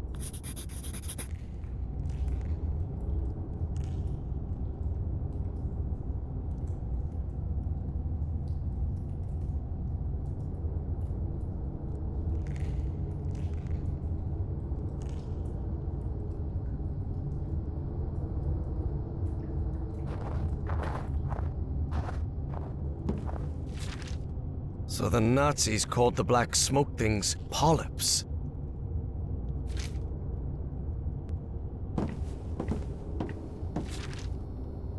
talking about a tome here. That book they're talking about. It must have been the one Bowen had me decipher back in Providence.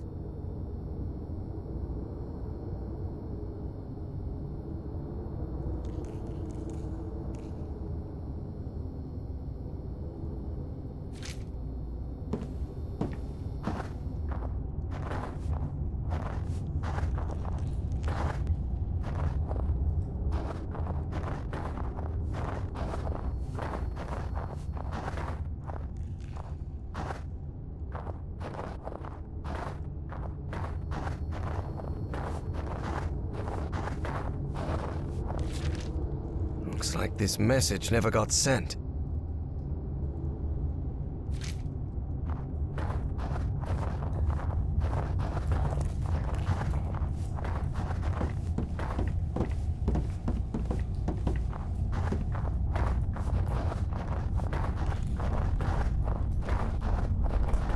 This looks like the entrance to that... Harry finally resigned himself to their situation, bizarre as it was. flying saucer. But it's sealed shut. This seat is what the Nazis used to try to communicate with the creature. All right, there's no time to waste. Try connecting me to that machine, Professor. Evie knew perfectly well that the professor was about to rattle off a whole list of reasons why they shouldn't go through with it, but she had neither the time nor the patience to listen to them. And before you say anything, yes, Professor, we have to do it. Because we're trapped in here. And yes, Professor, it does have to be me. Because I'm the one who has dreamed of that creature. And the one who understands its language. I know you're trying to protect me. But I need you to trust me. Just this once? Before the argument had even started, Harry had to concede defeat. You're impossible, do you know that?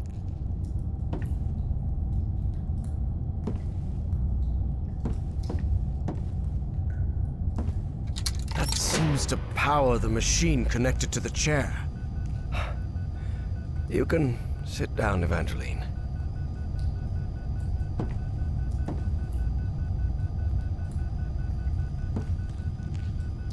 This apparatus identifies matching brainwave patterns between Evangeline and that creature.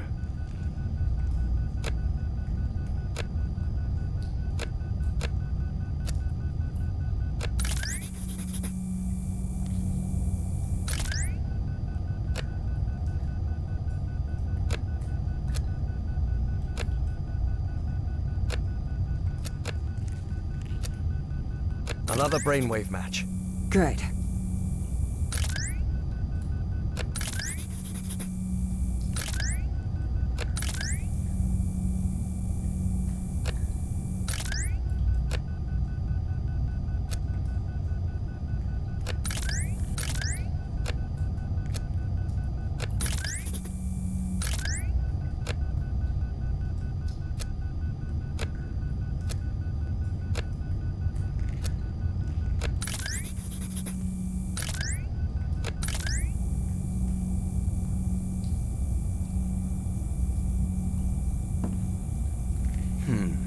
Geeignet means suitable, and untauglich means unsuitable. It must refer to the brainwaves.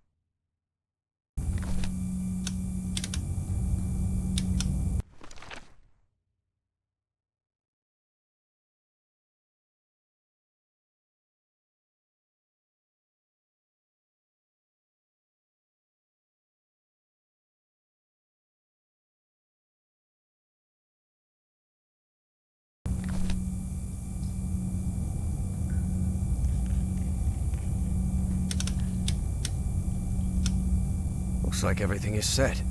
So, whenever you're ready. Go ahead.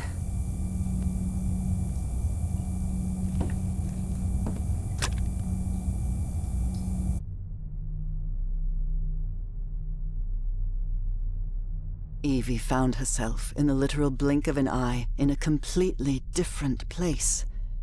And it would happen to her more than once that day.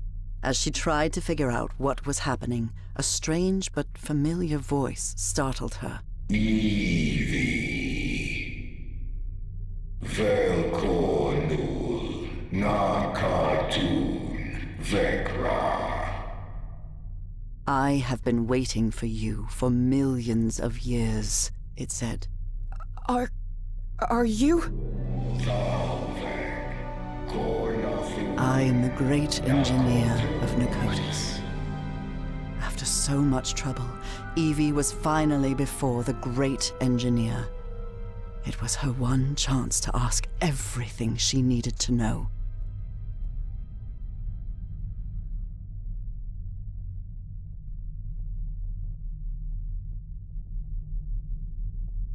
Do you want me to...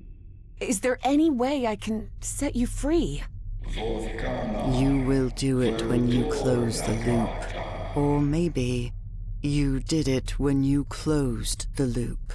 The complex Yithian language made no distinction between verb tenses.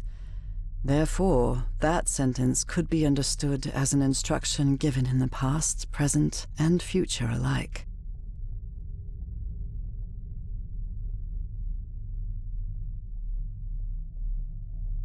I can understand your language. How is that possible? Your mind in my body. My mind in your body. How is... When did that happen? When you were in Nicotis. The Nicotis of my time.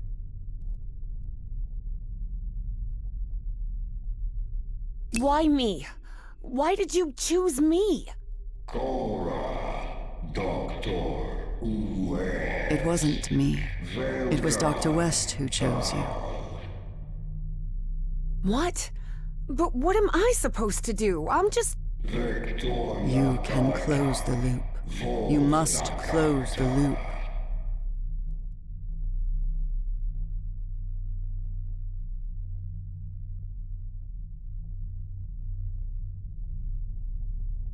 I need answers. What do you want from me? What do you want me to do? Everything is set. You must close the loop. Close the loop? What are you talking about? Take my ship. Travel to Nicotis, the Nicotis of your time. Stop, Bowen. My race will be saved.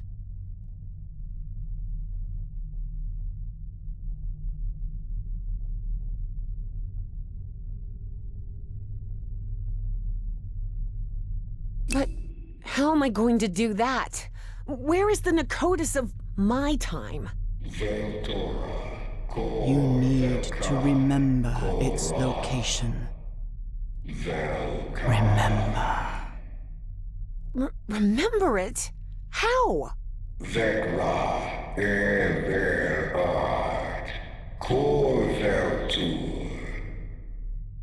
Hearing that, Evie was left speechless. Follow Everhart's instructions. Evie didn't have time to ask another question, because in the blink of an eye, she found herself once again in that stone city from her dreams, millions of years in the past. Except now she knew it wasn't a dream. It was a memory. My hands. Heavens. Look at my hands. Those Yithian appendages could hardly be called hands, but that was how Evie perceived them. Looks like I also took notes of what happened here in Nicotis.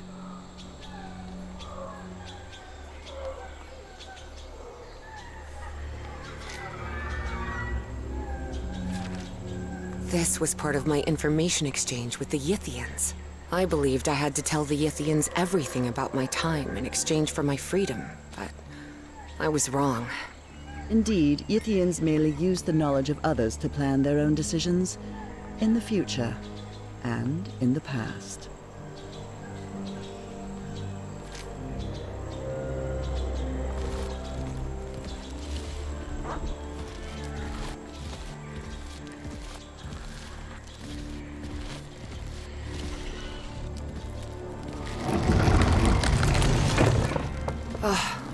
I can't believe I couldn't remember this amazing view of the towers of Nicotis.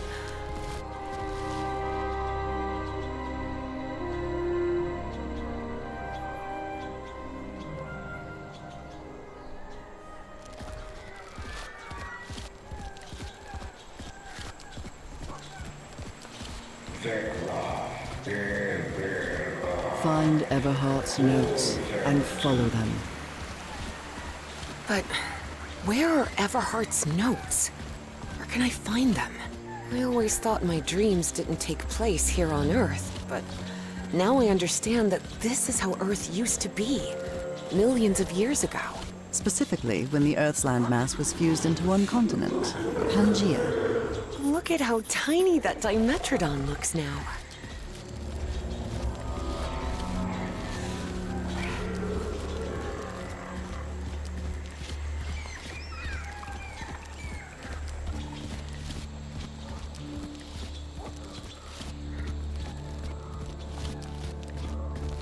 That's an ammonite.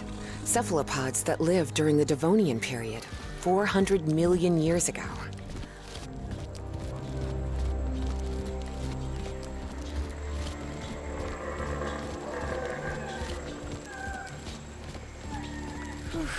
These ceilings sure are high. Evie suddenly remembered the colossal corridors and massive stone slabs of the great library of Nicotis.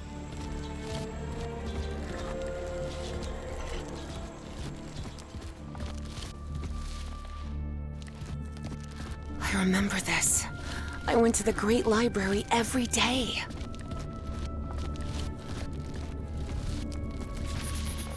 Wow. Is this some kind of time location finder? Unbelievable!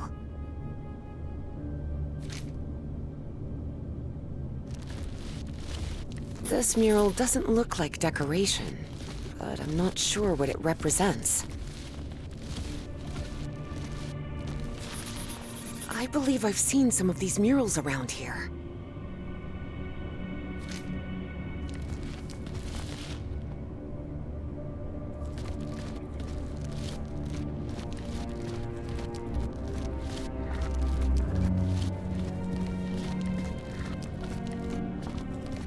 This is the professor's handwriting.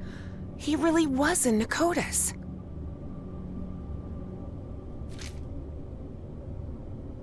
Another note from the professor.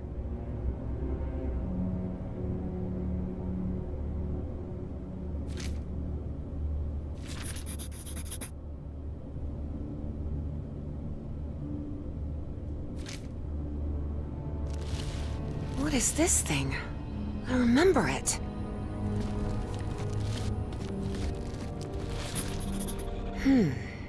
This observatory must be used to find the constellations associated with a specific time and location. This is the altar I worked in. Looks like I deciphered the numeric coding of the Yithians.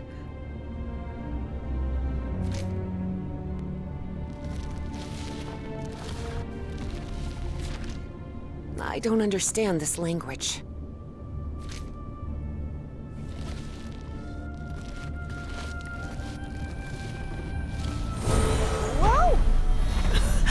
My goodness! I'd forgotten about these light conveyor belts. A Dimetrodon from the early Permian, 270 million years ago. Tyrannosaurus rex, a dinosaur from the late Cretaceous period, 68 million years ago.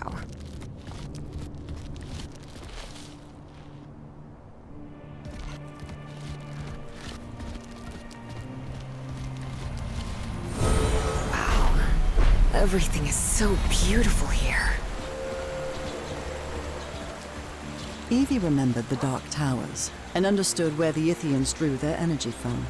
Somehow, they synthesized the black ooze and used it as fuel, but that meant that down there, confined within multiple levels of chambers and trapdoors never opened, lay the black smoke polyps.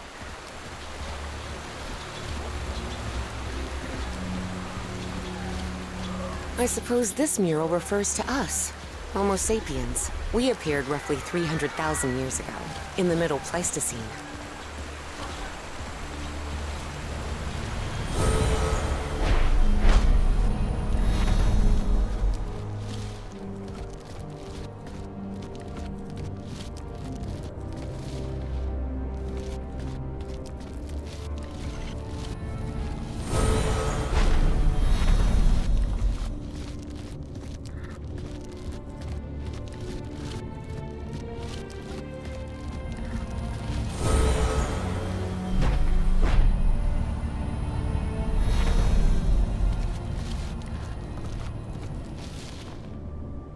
That seems to be a mammoth, late Pliocene, 2.5 million years ago.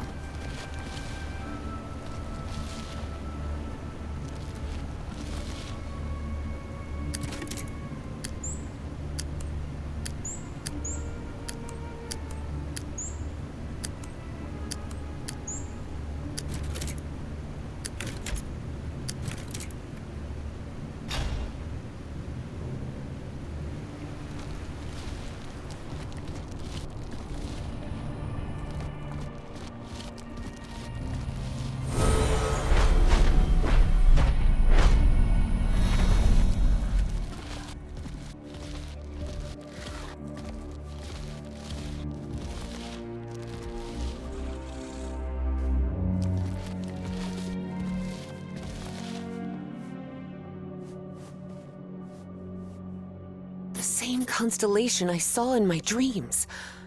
It must be important if they built this lookout for it.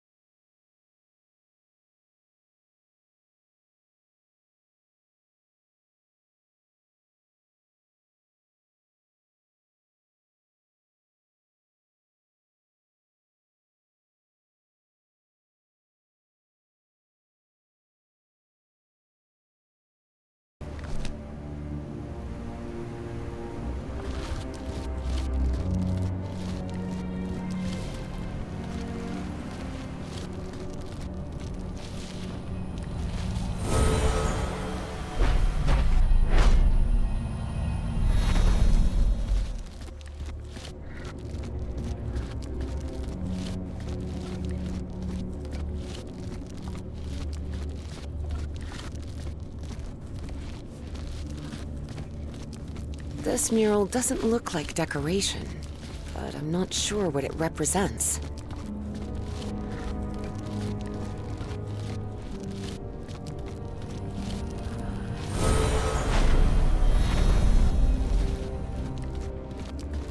Tyrannosaurus rex, a dinosaur from the late Cretaceous period, 68 million years ago. A Dimetrodon from the early Permian, 270 million years ago.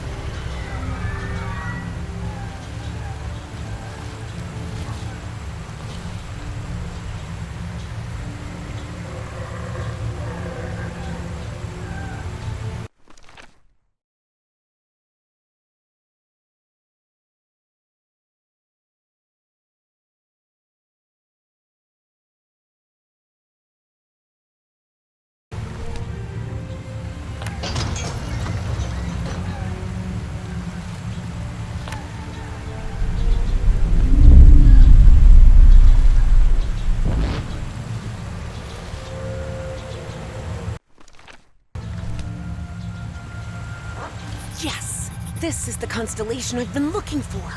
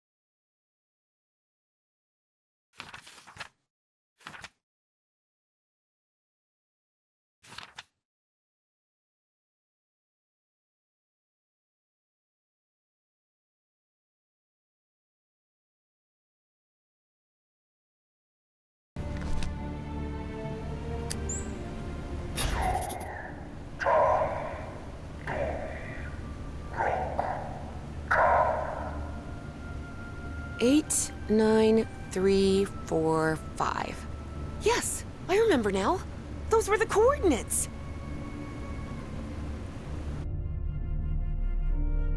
Great engineer, I know where to find the Nakotis of my time, but all I have are Yithian coordinates.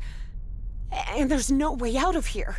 There's one of those black smoke polyps on the other side of the chamber door. Take my vessel. What? The vessel? You mean the spaceship? Evie's heart skipped a beat. Piloting a flying saucer was something straight out of a science fiction novel. But the vessel door won't open. How am I supposed to... Your mind is now fully synchronized with the Yithians. Travel to Nakotis. Stop, Bowen. Close the loop. But what about you? I can't just leave you trapped here. It is irrelevant. Close the loop. And with those final words, as Evangeline blinked, she found herself standing before Harry, back inside the Spitzbergen bunker again. Evangeline? Can you hear me? Are you all right? Yes, Professor. I'm here. I'm just a little bit dizzy. Well, did you manage to talk with that thing? What did you find out? We have to use the spaceship to get out of here. What? How? Did that creature give you a crash course in flying saucers or something? No, it's not that. But you have to trust me again, Professor. Wow. Look around, Professor. Isn't this fascinating? There doesn't seem to be any power. You sure you can pilot this spaceship? I'm not sure pilot is the right word, Professor. I'm not even sure ship is the right word. This looks more like a building than a vehicle. There surely has to be a starter somewhere, right?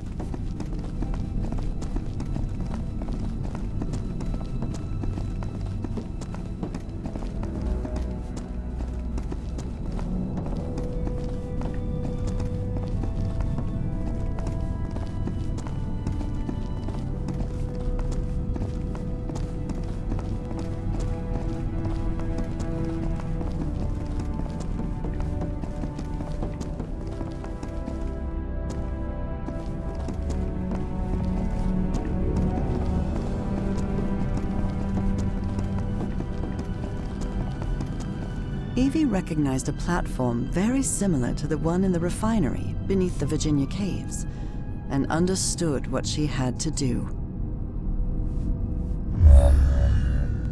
Look, Professor, it's working. The spaceship is powered up now.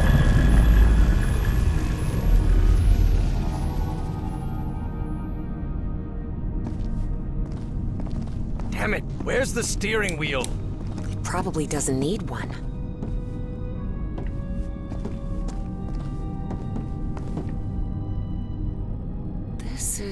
It looks like an autopilot, but it doesn't just maintain altitude and course. It moves toward specific coordinates, which they express with numbers.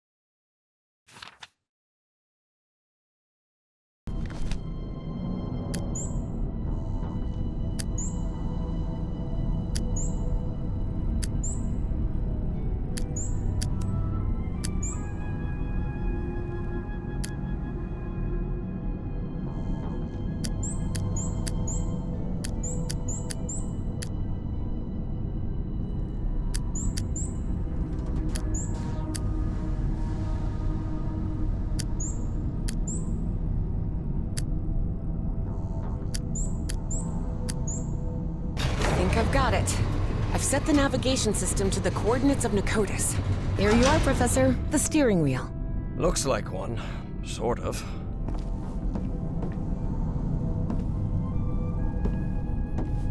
Can you help me with this, please?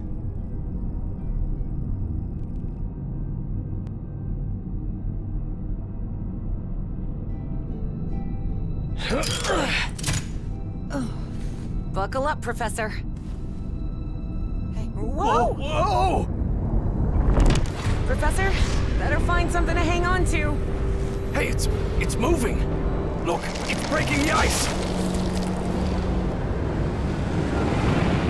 So where are we headed? To Nicotis, or what's left of it. Those dreams you had about that place? They weren't dreams. You were there, millions of years ago. Millions of years ago? What are you talking about? The great race of Yith can transfer its mind to the past, present, or future. At some point, they exchanged minds with you. Good heavens. Can you imagine what that must be like? To move freely I through— can imagine what the Nazis would have done if they'd gained that power.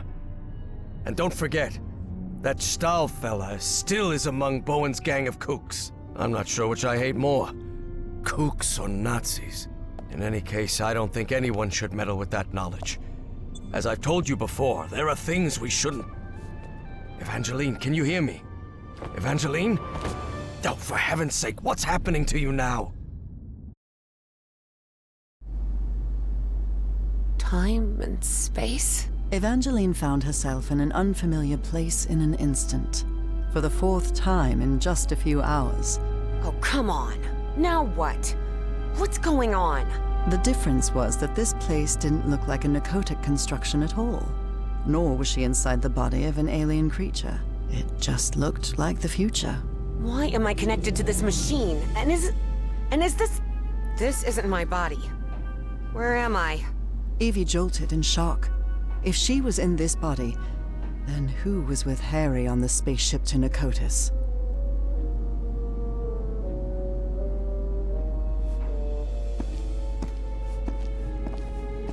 Evie didn't know whether to cry for help or stay silent. But what she saw when she opened the door left no room for doubt.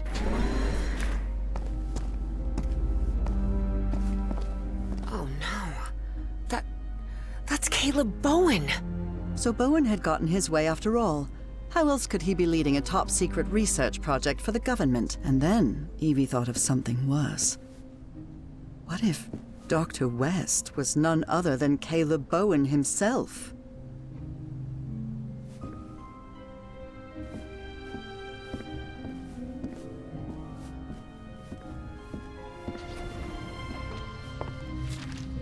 I wonder what on earth the Project Archive is.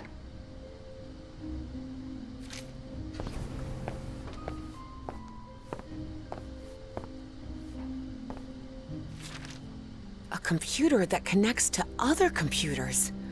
They must have used really advanced Yithian technology to create this.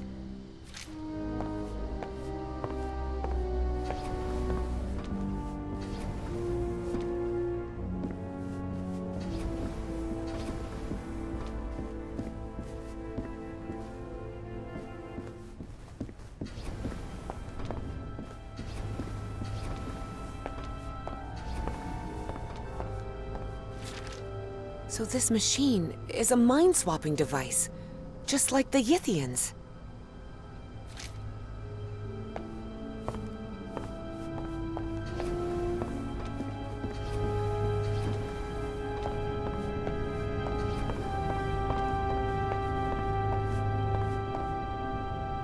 What kind of machine is this?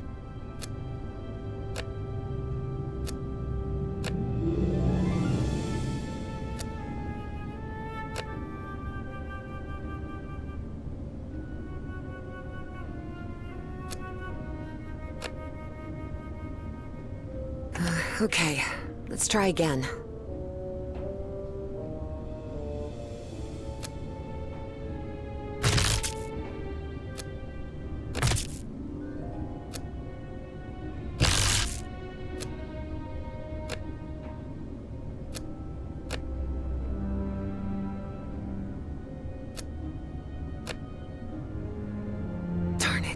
This isn't right.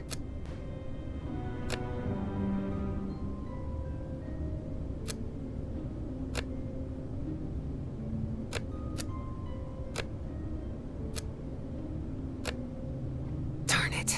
This isn't right.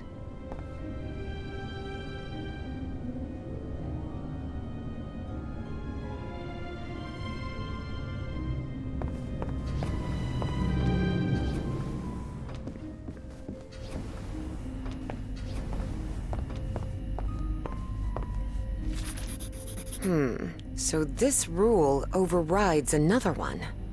Interesting. Good. That's useful. Seems like instructions for that brain device.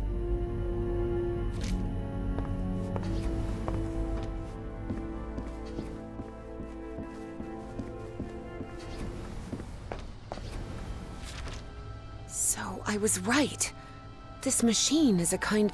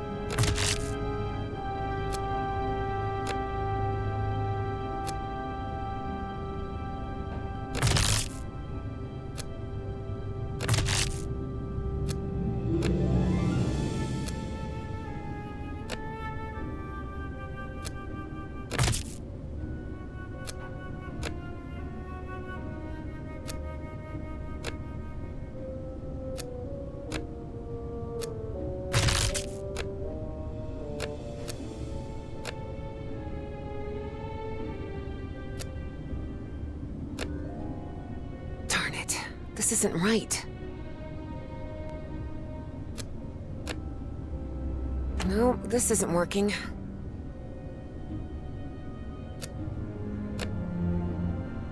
Okay, let's try again. No, this isn't working. Darn it, this isn't right.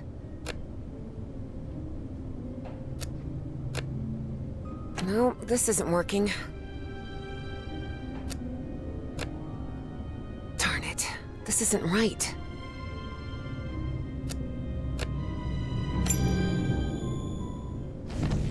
Yes, I did it!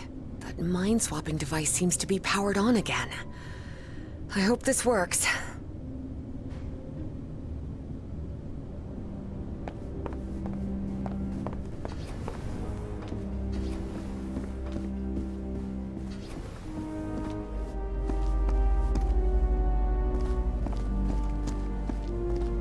God, I hope this works. I need it to work. It's got to... Professor Everhart, listen carefully to what I have to tell you, please. Evangeline, are you... I am not Evangeline. I am Dr. West. Please, listen to me. You won't like what I'm about to say, but I need you to listen carefully and do exactly as I tell you. A greater plan is unfolding, and you must fulfill it to guarantee the survival of not only the human race, but of the space-time continuum itself.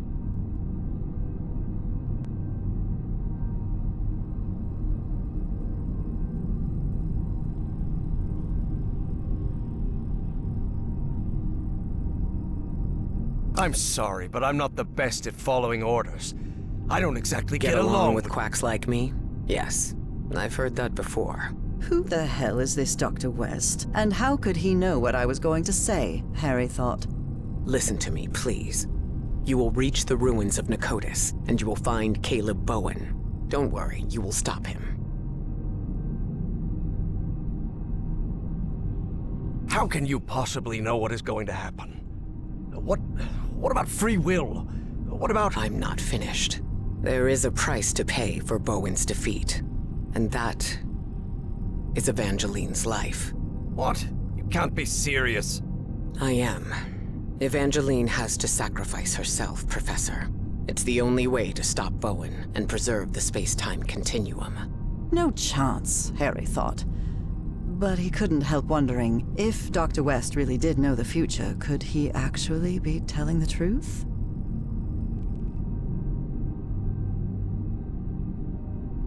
Harry wasn't about to give Dr. West the satisfaction of an answer, but he knew that if West really knew the outcome, he'd have no choice when the moment arrived. You have to do the right thing, Professor Everhart. There's no more time. But remember what I said. Evangeline must sacrifice herself. Harry considered answering, but found nothing to say. Arguing with someone who could see the future was pointless. I know you will do the right thing, Professor Everhart. After all, we've been through this before. Work, damn it! I made it. I'm back. Professor, what happened? Evangeline? Are you here with me? Yes, it's me. I'm back. What happened to you? Where did you... I was in the future, I believe. But what happened here? Someone pushed me out of my own body, Professor. Who was it? Harry hesitated before answering. He knew his words might change what was about to happen. No one. You just blacked out for a moment, and that's all. Harry had lied to Evie, again. He thought it best not to tell her about Dr. West, and he certainly didn't want to mention the sacrifice either. That would only trouble Evie. And, after all, Harry had already made up his mind. Or had he? Listen, Professor.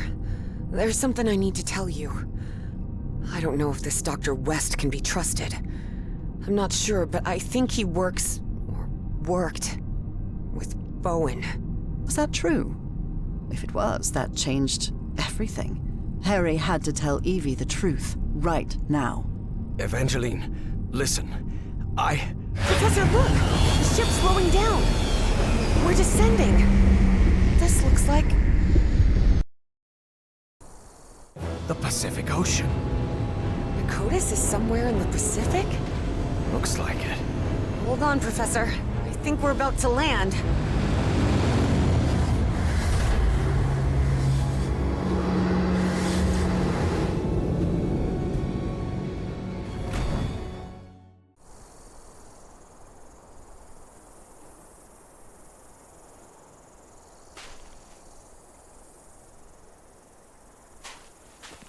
Who would have thought this whole structure was actually a flying saucer, huh, Professor?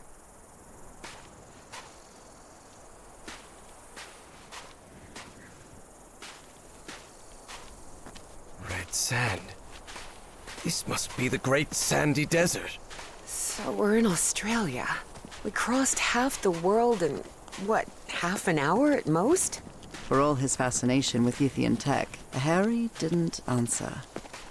He was still debating whether to tell Evie what he'd discussed with Dr. West.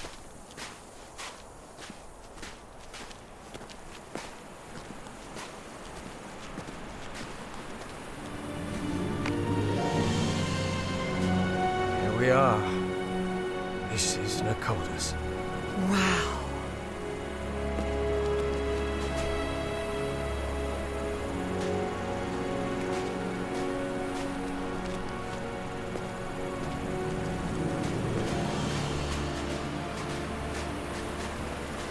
Look, Professor. A camp. Looks abandoned.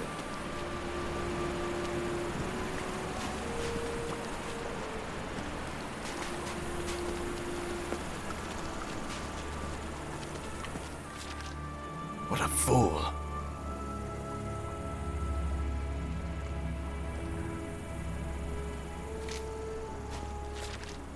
Somehow the Ythians were able to store light and channel it through those lenses.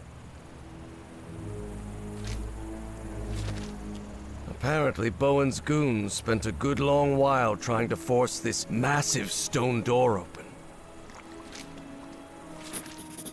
Thank you, Sherlock.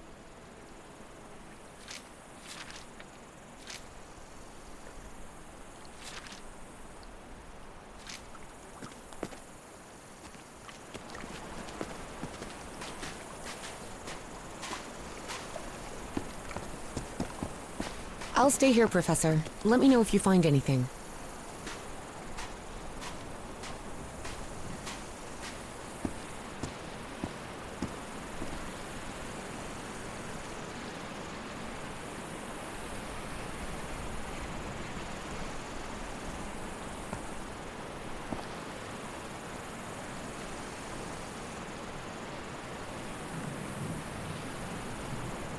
These controls seem to contain spheres of black ooze.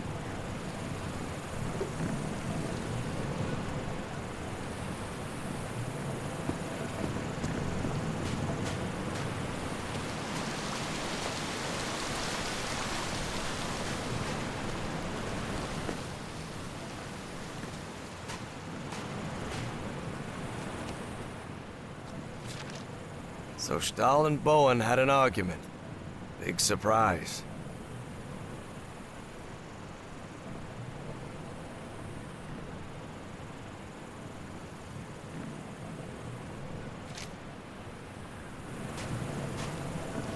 Symbols. Interesting.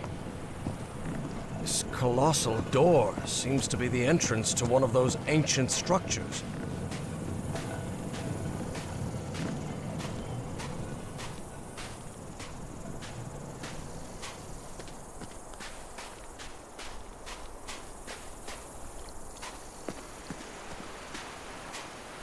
There are some carved symbols.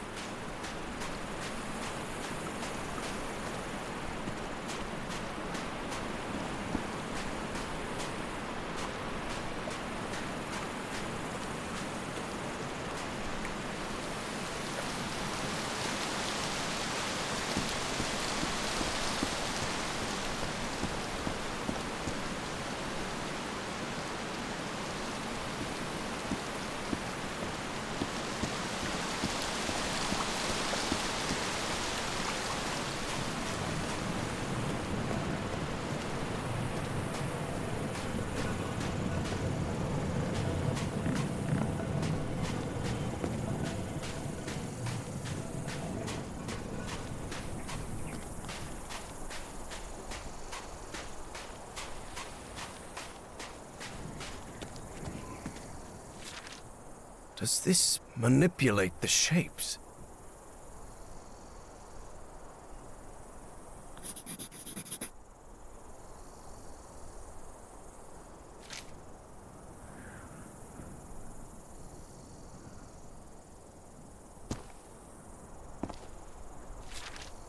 This is the Nazi who escaped from the radio station. I guess they ignored his warnings. What does it say? Never trust a Nazi, that's what.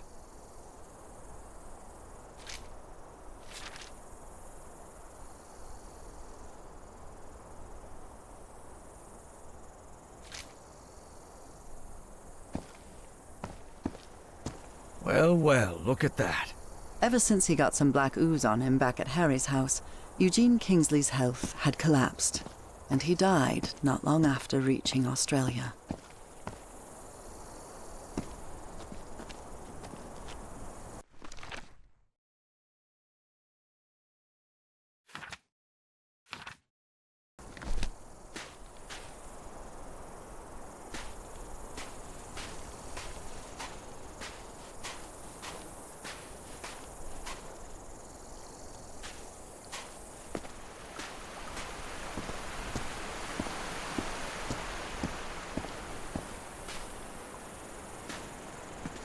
That really looks like Nakal architecture.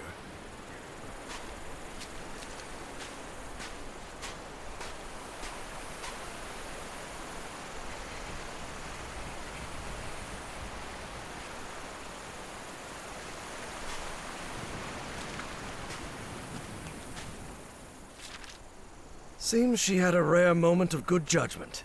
Dr. Patricia Seckler might have been deeply interested in studying alien entities or mysterious flying polyps, but she wasn't willing to die for it.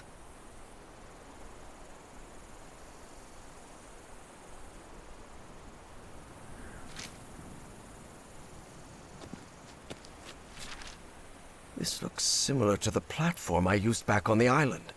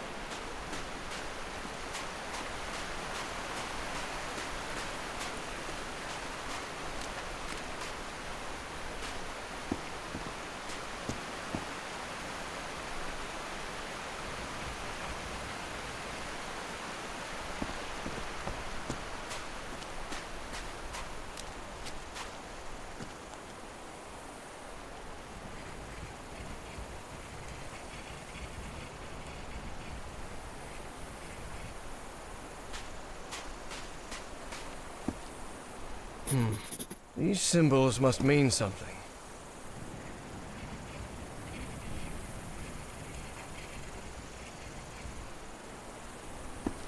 Nope, it isn't working.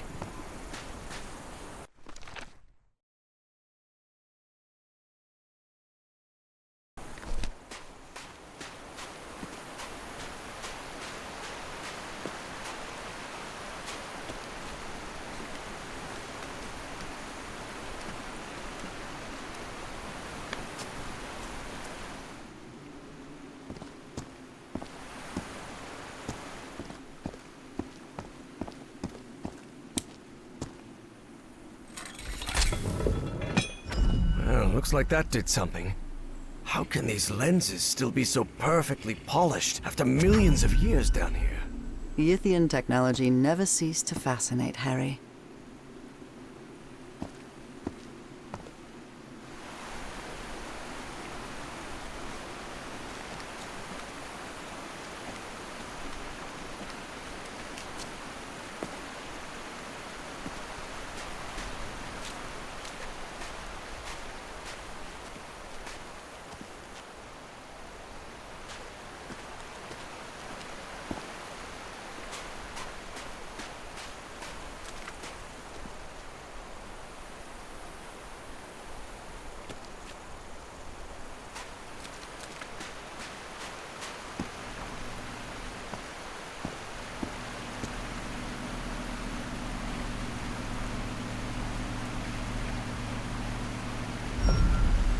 Did you see anything like this in your visions of Nakotas, Evangeline?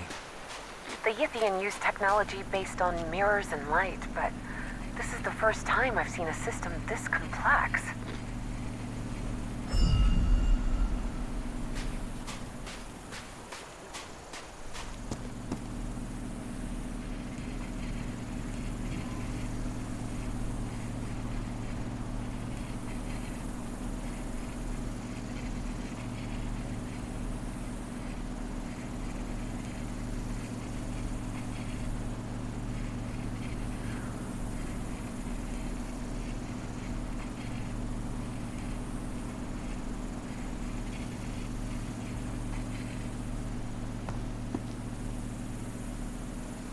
Nope, it isn't working.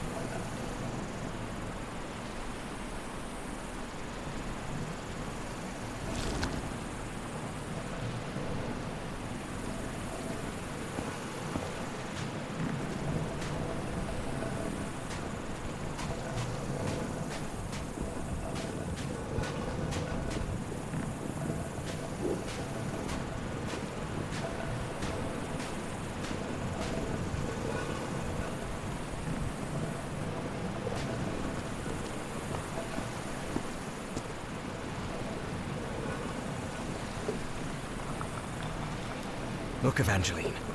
I can rotate the shapes using these controls.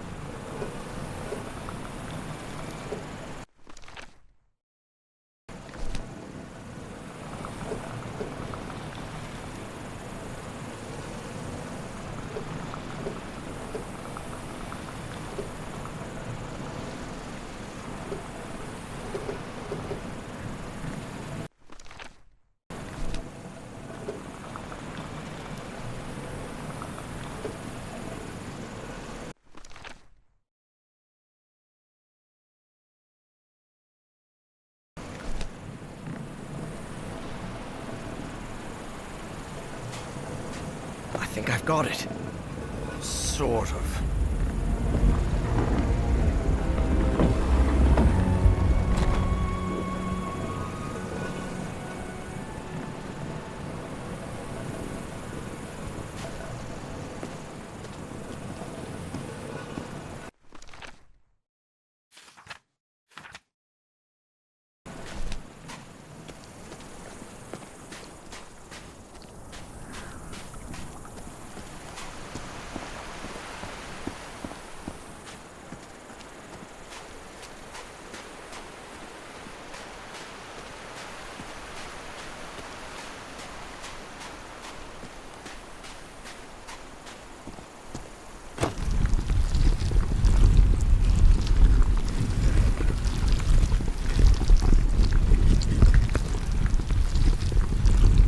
It wasn't the first time Harry had stepped onto a stone platform lifted by black ooze, and it still unsettled him.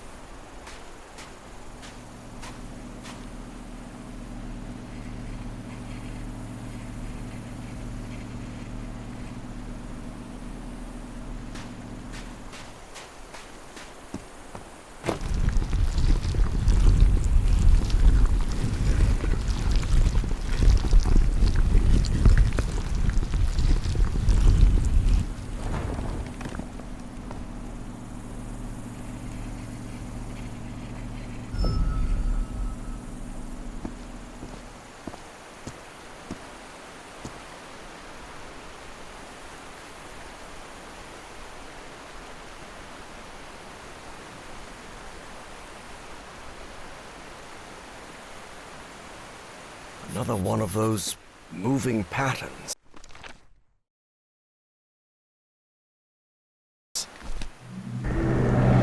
Evangeline, watch out. This place is crawling with those pollen things. I don't think it saw us. We really must be careful.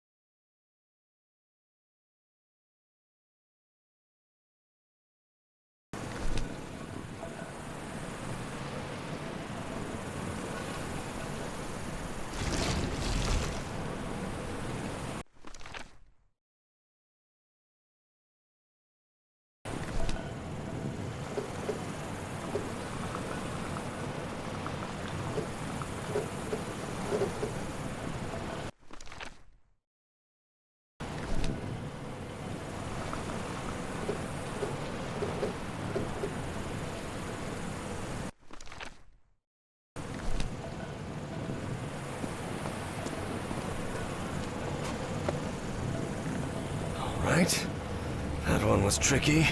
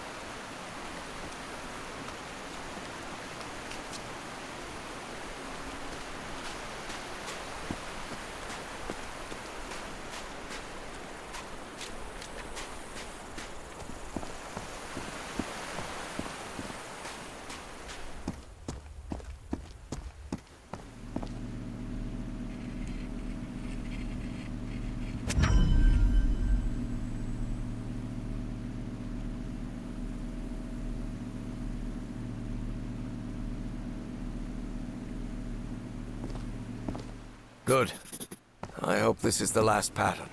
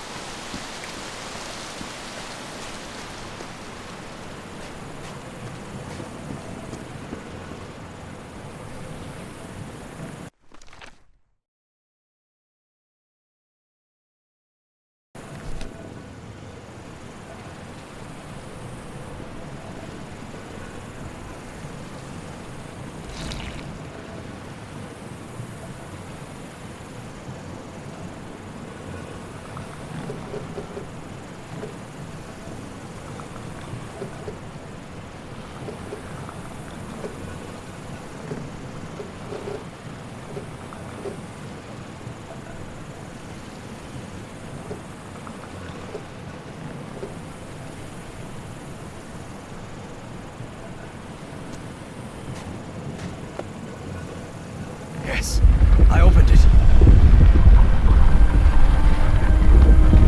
The door's opening. Let's move ahead. Any sign of those polyps, Evangeline? Not that I can see. There was no sign of the polyps, true. But there was no sign of Bowen either. Good lord, what happened here? Looks like they ran into those smoke things. Poor bastards. The shadow on the left belonged to Howard Carmichael III, playboy, athlete, and heir to Carmichael Industries. One black polyp was enough to obliterate him in seconds. Harry stared at that strange cube that didn't seem to belong to the great race of Yith. What was that?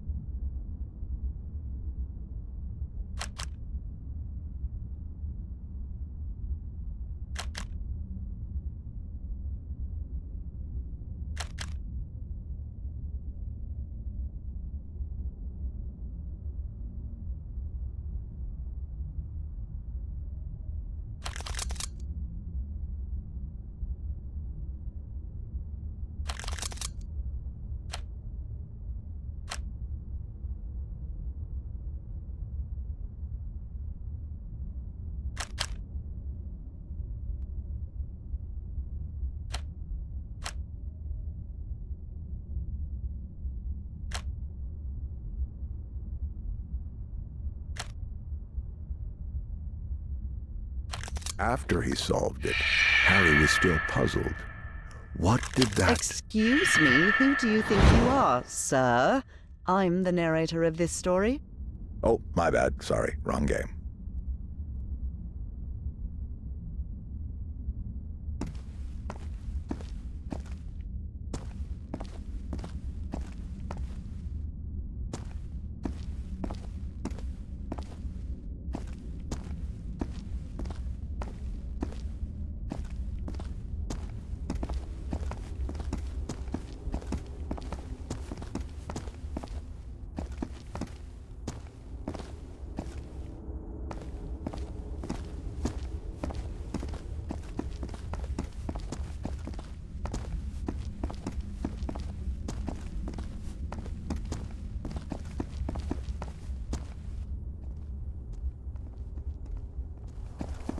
This architecture.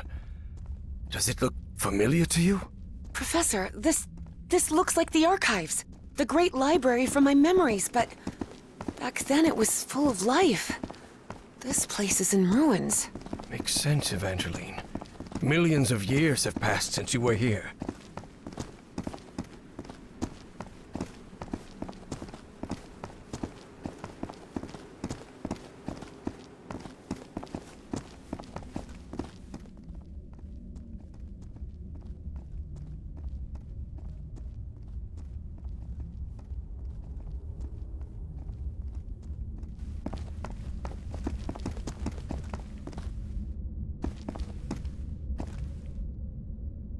More of those footprints.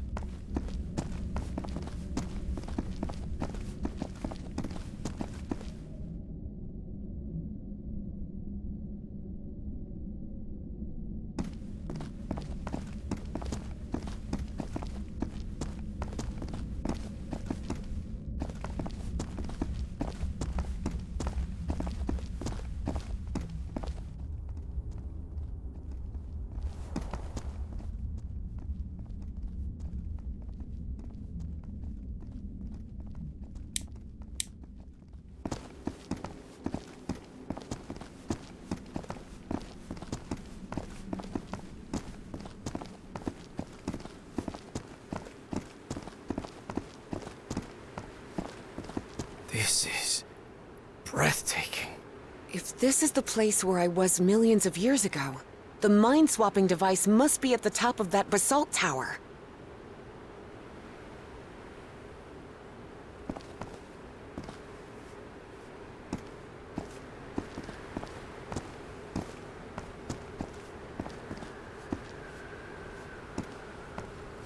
What is this thing? Looks like a ray of light.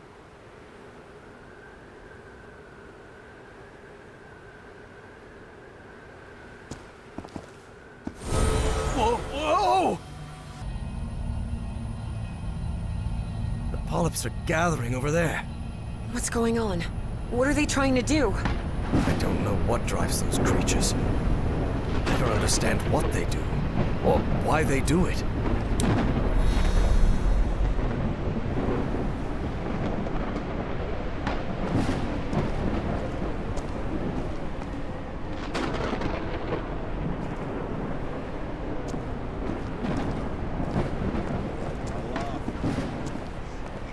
Professor, do you hear some kind of chanting?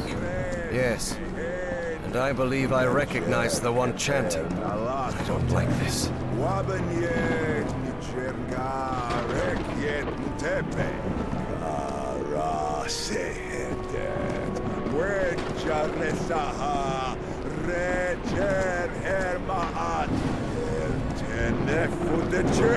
Bowen, stop right there! Everhart, what are you doing here? How did I took the number 3 bus to Nakotas. Now get out of there, you idiot! Don't even think about it, Professor. Not when I'm this close. The Bowens have spent generations searching for the knowledge we were promised. Oh, yes! Nalathotep, herald of the almighty Azathoth! Cultist ranting always sounds ridiculous, especially when they spout their nonsense out loud. Enough of this. I'll drag you out of there by your heels if I have to. Do not come any closer. I'm warning you. Of course, things change when cultists are armed. Listen to me, Bowen. I know the great race of Yith. They've spoken to me, and you know it. Look around you. Those black polyps wiped out your entire cult. And you're next. You have nothing to gain, do you hear me? I've convinced him, Evie thought. I actually convinced that stubborn old fool. I can't believe it. You think you're gonna stop me with your empty talk, girl? I don't have time for your foolishness. The Black Pharaoh awaits. Ugh, figures, Evie thought. And when Bowen powered up the mind-swapping device, she realized she'd have to do something, and fast. Professor, if he activates the mind-swapping device, we're finished! Harry was out of time. He had to make a decision.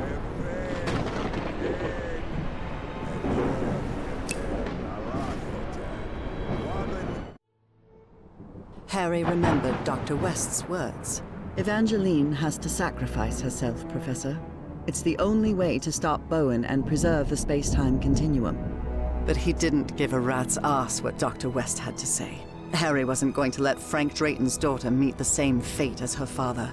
There had to be another way. Professor? Professor! I'm sorry, kid.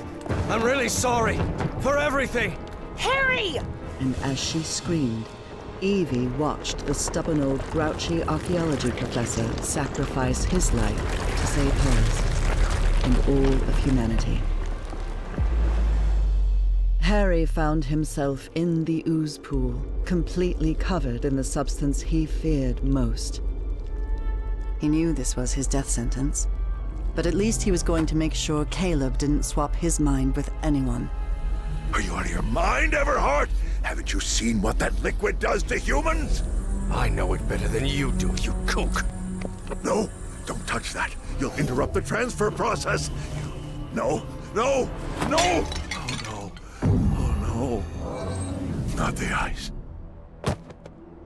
And so, on November 6th, 1957, in that basalt tower of the city that millions of years earlier had been Nicotis, my husband, Harry Everhart, was consumed by the black ooze.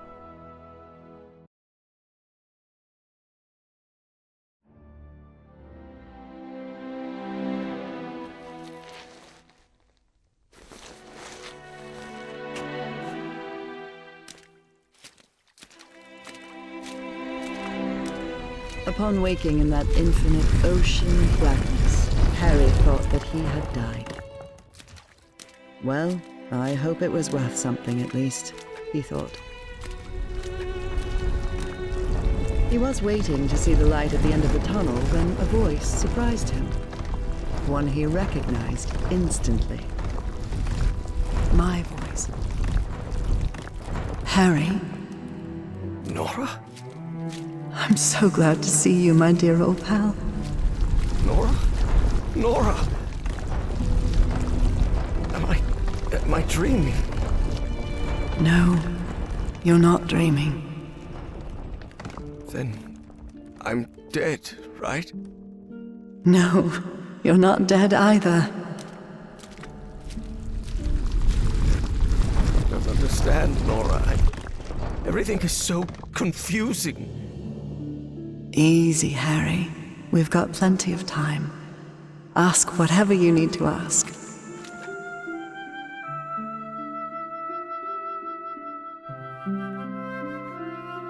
Where am I?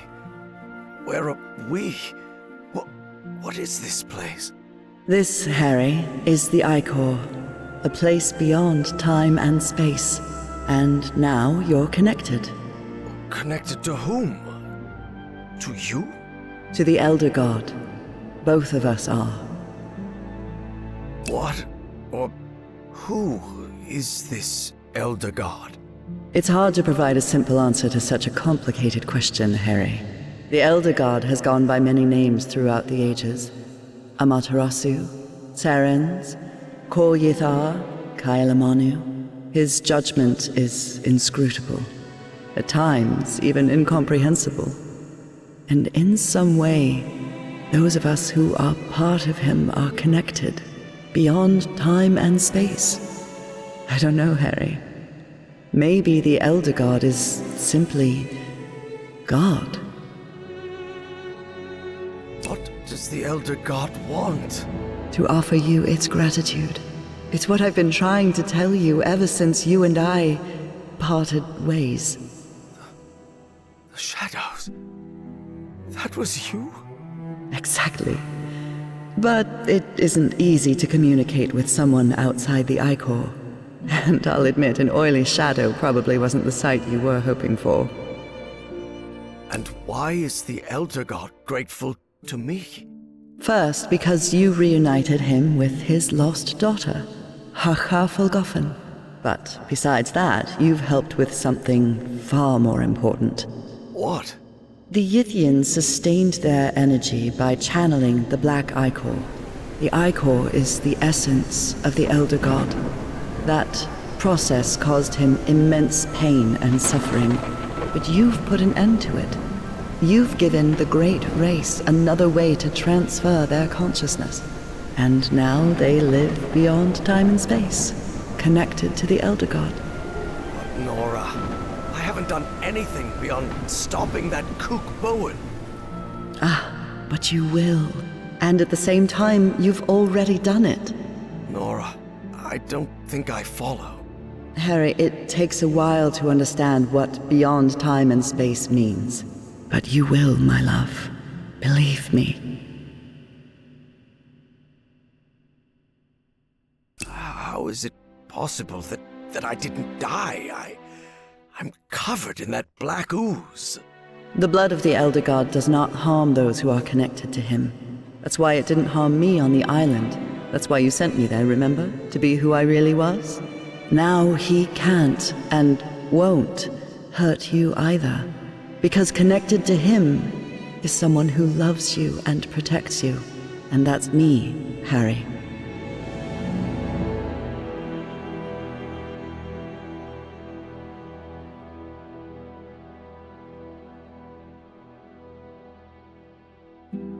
Who is, or was, Dr. West? Is it you? No, Harry. I'm just a humble art teacher from Newburyport. Don't worry.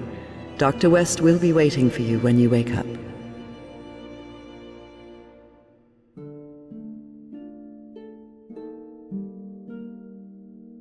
That means I can't stay here with you, can I? Harry, you're already here with me, my love.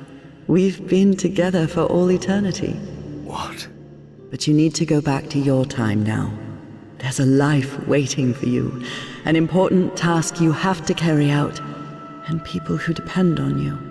Evie will need your help, and you'll only be able to help her if you live a whole life. Will you promise me that? Yes, I promise. And one more thing. Tell Evie Papa is waiting for her at the Benoit house with the whole family. She'll know what it means.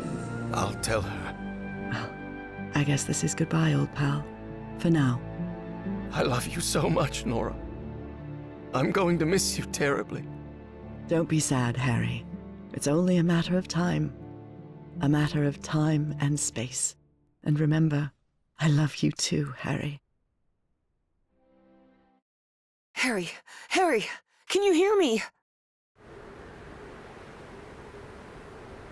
Oh no. You did it, Professor. You saved us all. Don't come any closer, Evangeline. I'm covered in... Do not worry. She is also connected to the Ichor, Professor Everhart. Harry couldn't believe his eyes. That was Caleb Bowen in that ridiculous Egyptian costume. Somehow he had survived the consciousness transfer. Bowen? No. What is he doing here? No, Professor. It's not what it looks like. It's... My race is deeply grateful to you both. Harry understood at once who was now occupying Caleb Bowen's body. The loop is in the process of closure. That is optimal. But we must continue working. Process of closure? What are you talking about? Do not worry. What comes next will be far easier. We only need to follow the plan you and I laid out the first time you contacted me. Dr. West.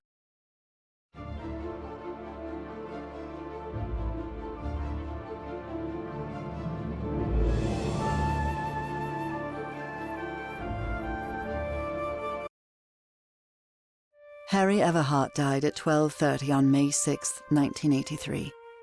Days later, Dr. Evangeline West took his ashes to the Atlantic coast. Well, Harry, there we are. I just wanted to thank you for everything you did. You were a grumpy and stubborn old man, and honestly a very difficult person to deal with at times, but I'm no good at this. I promised I'd bring your ashes to the sea, so goodbye, Professor Everhart. Thank you for everything. Before she turned away, Evie thought she saw something move in the depths of the sea. She felt as if she had finally brought together two souls that had been separated for a very long time. But it was probably just her imagination.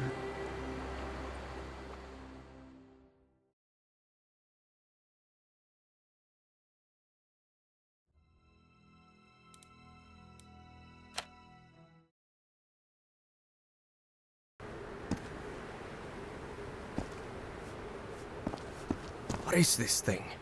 Looks like... Whoa, whoa! The polyps are gathering over there. What's going on? What are they trying to do? I don't...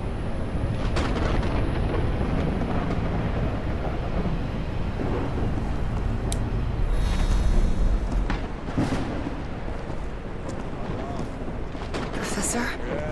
Do you hear some kind of chanting? Yes. And I believe I recognize the one chanting. I don't like this.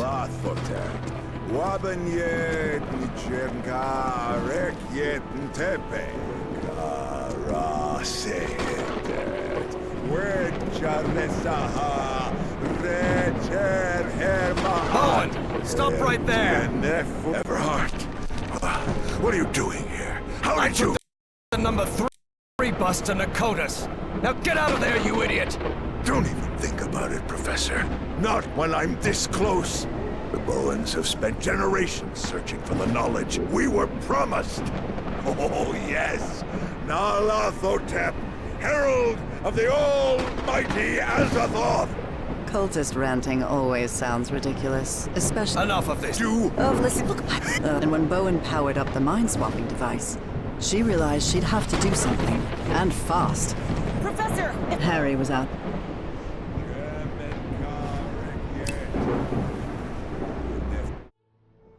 Harry remembered Dr. West's words. Evangeline has to sacrifice herself, Professor. It's the only way to stop Bowen and preserve the space-time continuum. Dr. West had to know what he was talking about. After all, he came from the future. He'd been in touch with the Yithian. He knew what would happen if Harry didn't follow his instructions. Darn it! I have to stop him! You stay here! Harry had learned that sometimes you had to make painful sacrifices. And this was certainly one of them. I'm sorry, kid. I'm really sorry. And without another word, Harry watched the stubborn Miskatonic physics student Evangeline Drayton sacrifice her life to save him and all of humanity. Evie found herself in the ooze pool, completely covered in the substance she feared most. She knew it was her death sentence, but at least she was going to make sure Caleb didn't swap his mind with anyone. Damn brat! What do you think you're doing? Shut your mouth, you weasel! No, don't touch that. You'll interrupt the transfer process. No, no, no! Oh, no. Oh, no. Not the ice.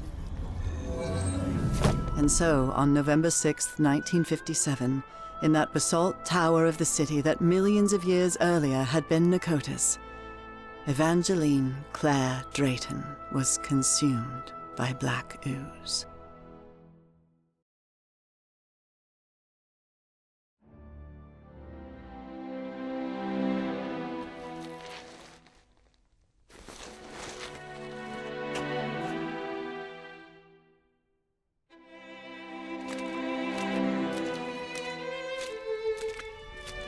Upon waking in that infinite ocean of blackness, Evie thought that she had died. Well, I hope it was worth something at least, she thought.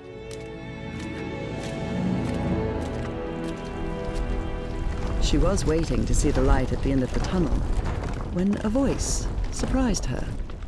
One she recognized instantly. Her father's voice. Hey, Jitterbug. Papa? How's everything going, sweetie? What is this? Am I dreaming? No. Then, am I dead? No, Evie? No, you're not dead. And neither am I. Well, not exactly. I don't understand anything, Papa. I have so many questions. Yeah, I know. Easy, sweetheart. We have all the time in the world. What is this place? Where are we?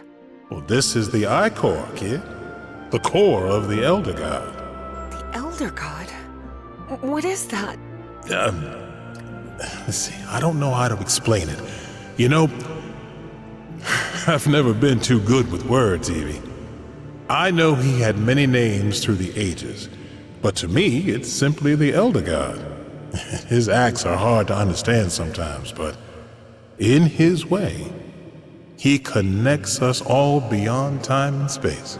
Yeah, but these are just, words. And words do not do him justice. Frank didn't know how to put it into words, but he thought that maybe the Elder God was simply God. And what does that Elder God want from me? To offer you his gratitude. Gratitude? For what? You've contributed something really important, Evie. The Yithians sustain their energy by channeling the Black I-Core. That's the essence of the Elder God. And that process caused him immense pain and suffering. But you've put an end to it. You've given the great race another way to transfer their consciousness. And now, they live beyond time and space, connected to the Elder God. Papa, I haven't done anything, except stopping Bowen. Maybe not in your time. Not yet. What? I don't understand. But you will.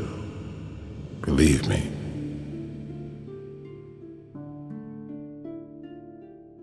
I'm covered in that black ooze. Shouldn't I be dead? No. No, his blood doesn't affect those who are connected to him. I died, somehow, on the island, but I came into contact with the Black I-Core, with his blood. That's why I'm here. And that's why he couldn't harm you even if he wanted to, because someone connected to him loves you and protects you. That's me, Jitterbug. Who is Dr. West? Is it you? Me? A doctor? Honey, I'm just a mechanic from Benoit. Then who is it? Do you know? Oh, you'll have the answer to that when you wake up, Evie. That means I can't stay here with you, right? Oh, Jitterbug. You're already here with me. Our whole family is, even my grandson. What grandsons? You need to go back to your time now. There's a life waiting for you. An important task you have to carry out, and people are depending on you. Harry is going to need your help. You promise me you'll help him? Yes, I promise. Good.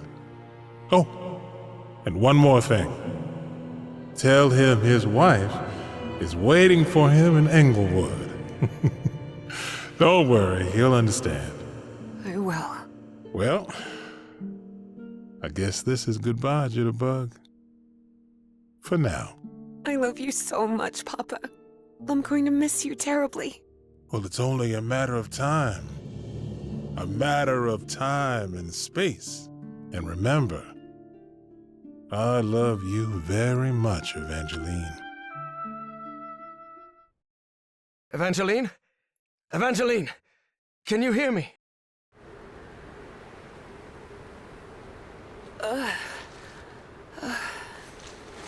You did it, Evangeline. You saved us all. Don't come any closer, Professor. I'm covered in... Do not worry. He is also connected to the I-Corps, Evie. Evangeline couldn't believe her eyes. That was Caleb Bowen in that ridiculous Egyptian costume. Somehow he had survived the consciousness transfer. Bowen! No! What is he doing here? No, Evangeline, it's not what it looks like. It's... My race is deeply grateful to you both. Evie understood at once who was now occupying Caleb Bowen's body. The loop is in the process of closure.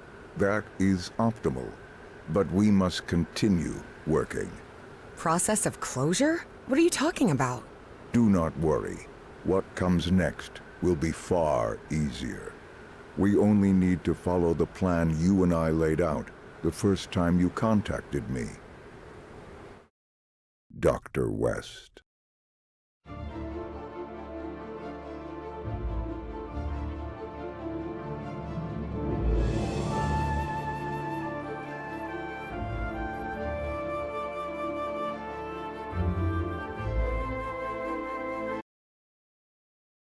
Harry Everhart died at 12:30 on May 6, 1983. Days later, Dr. Evangeline West took his ashes to the Atlantic coast. Well, Harry, there we are. I just wanted to thank you for everything you did. You were a grumpy and stubborn old man, and honestly a very difficult person to deal with at times, but I'm no good at this. I promised I'd bring your ashes to the sea, so... Goodbye, Professor Everhart. Thank you for everything. Before she turned away, Evie thought she saw something move in the depths of the sea. She felt as if she had finally brought together two souls that had been separated for a very long time. But it was probably just her imagination.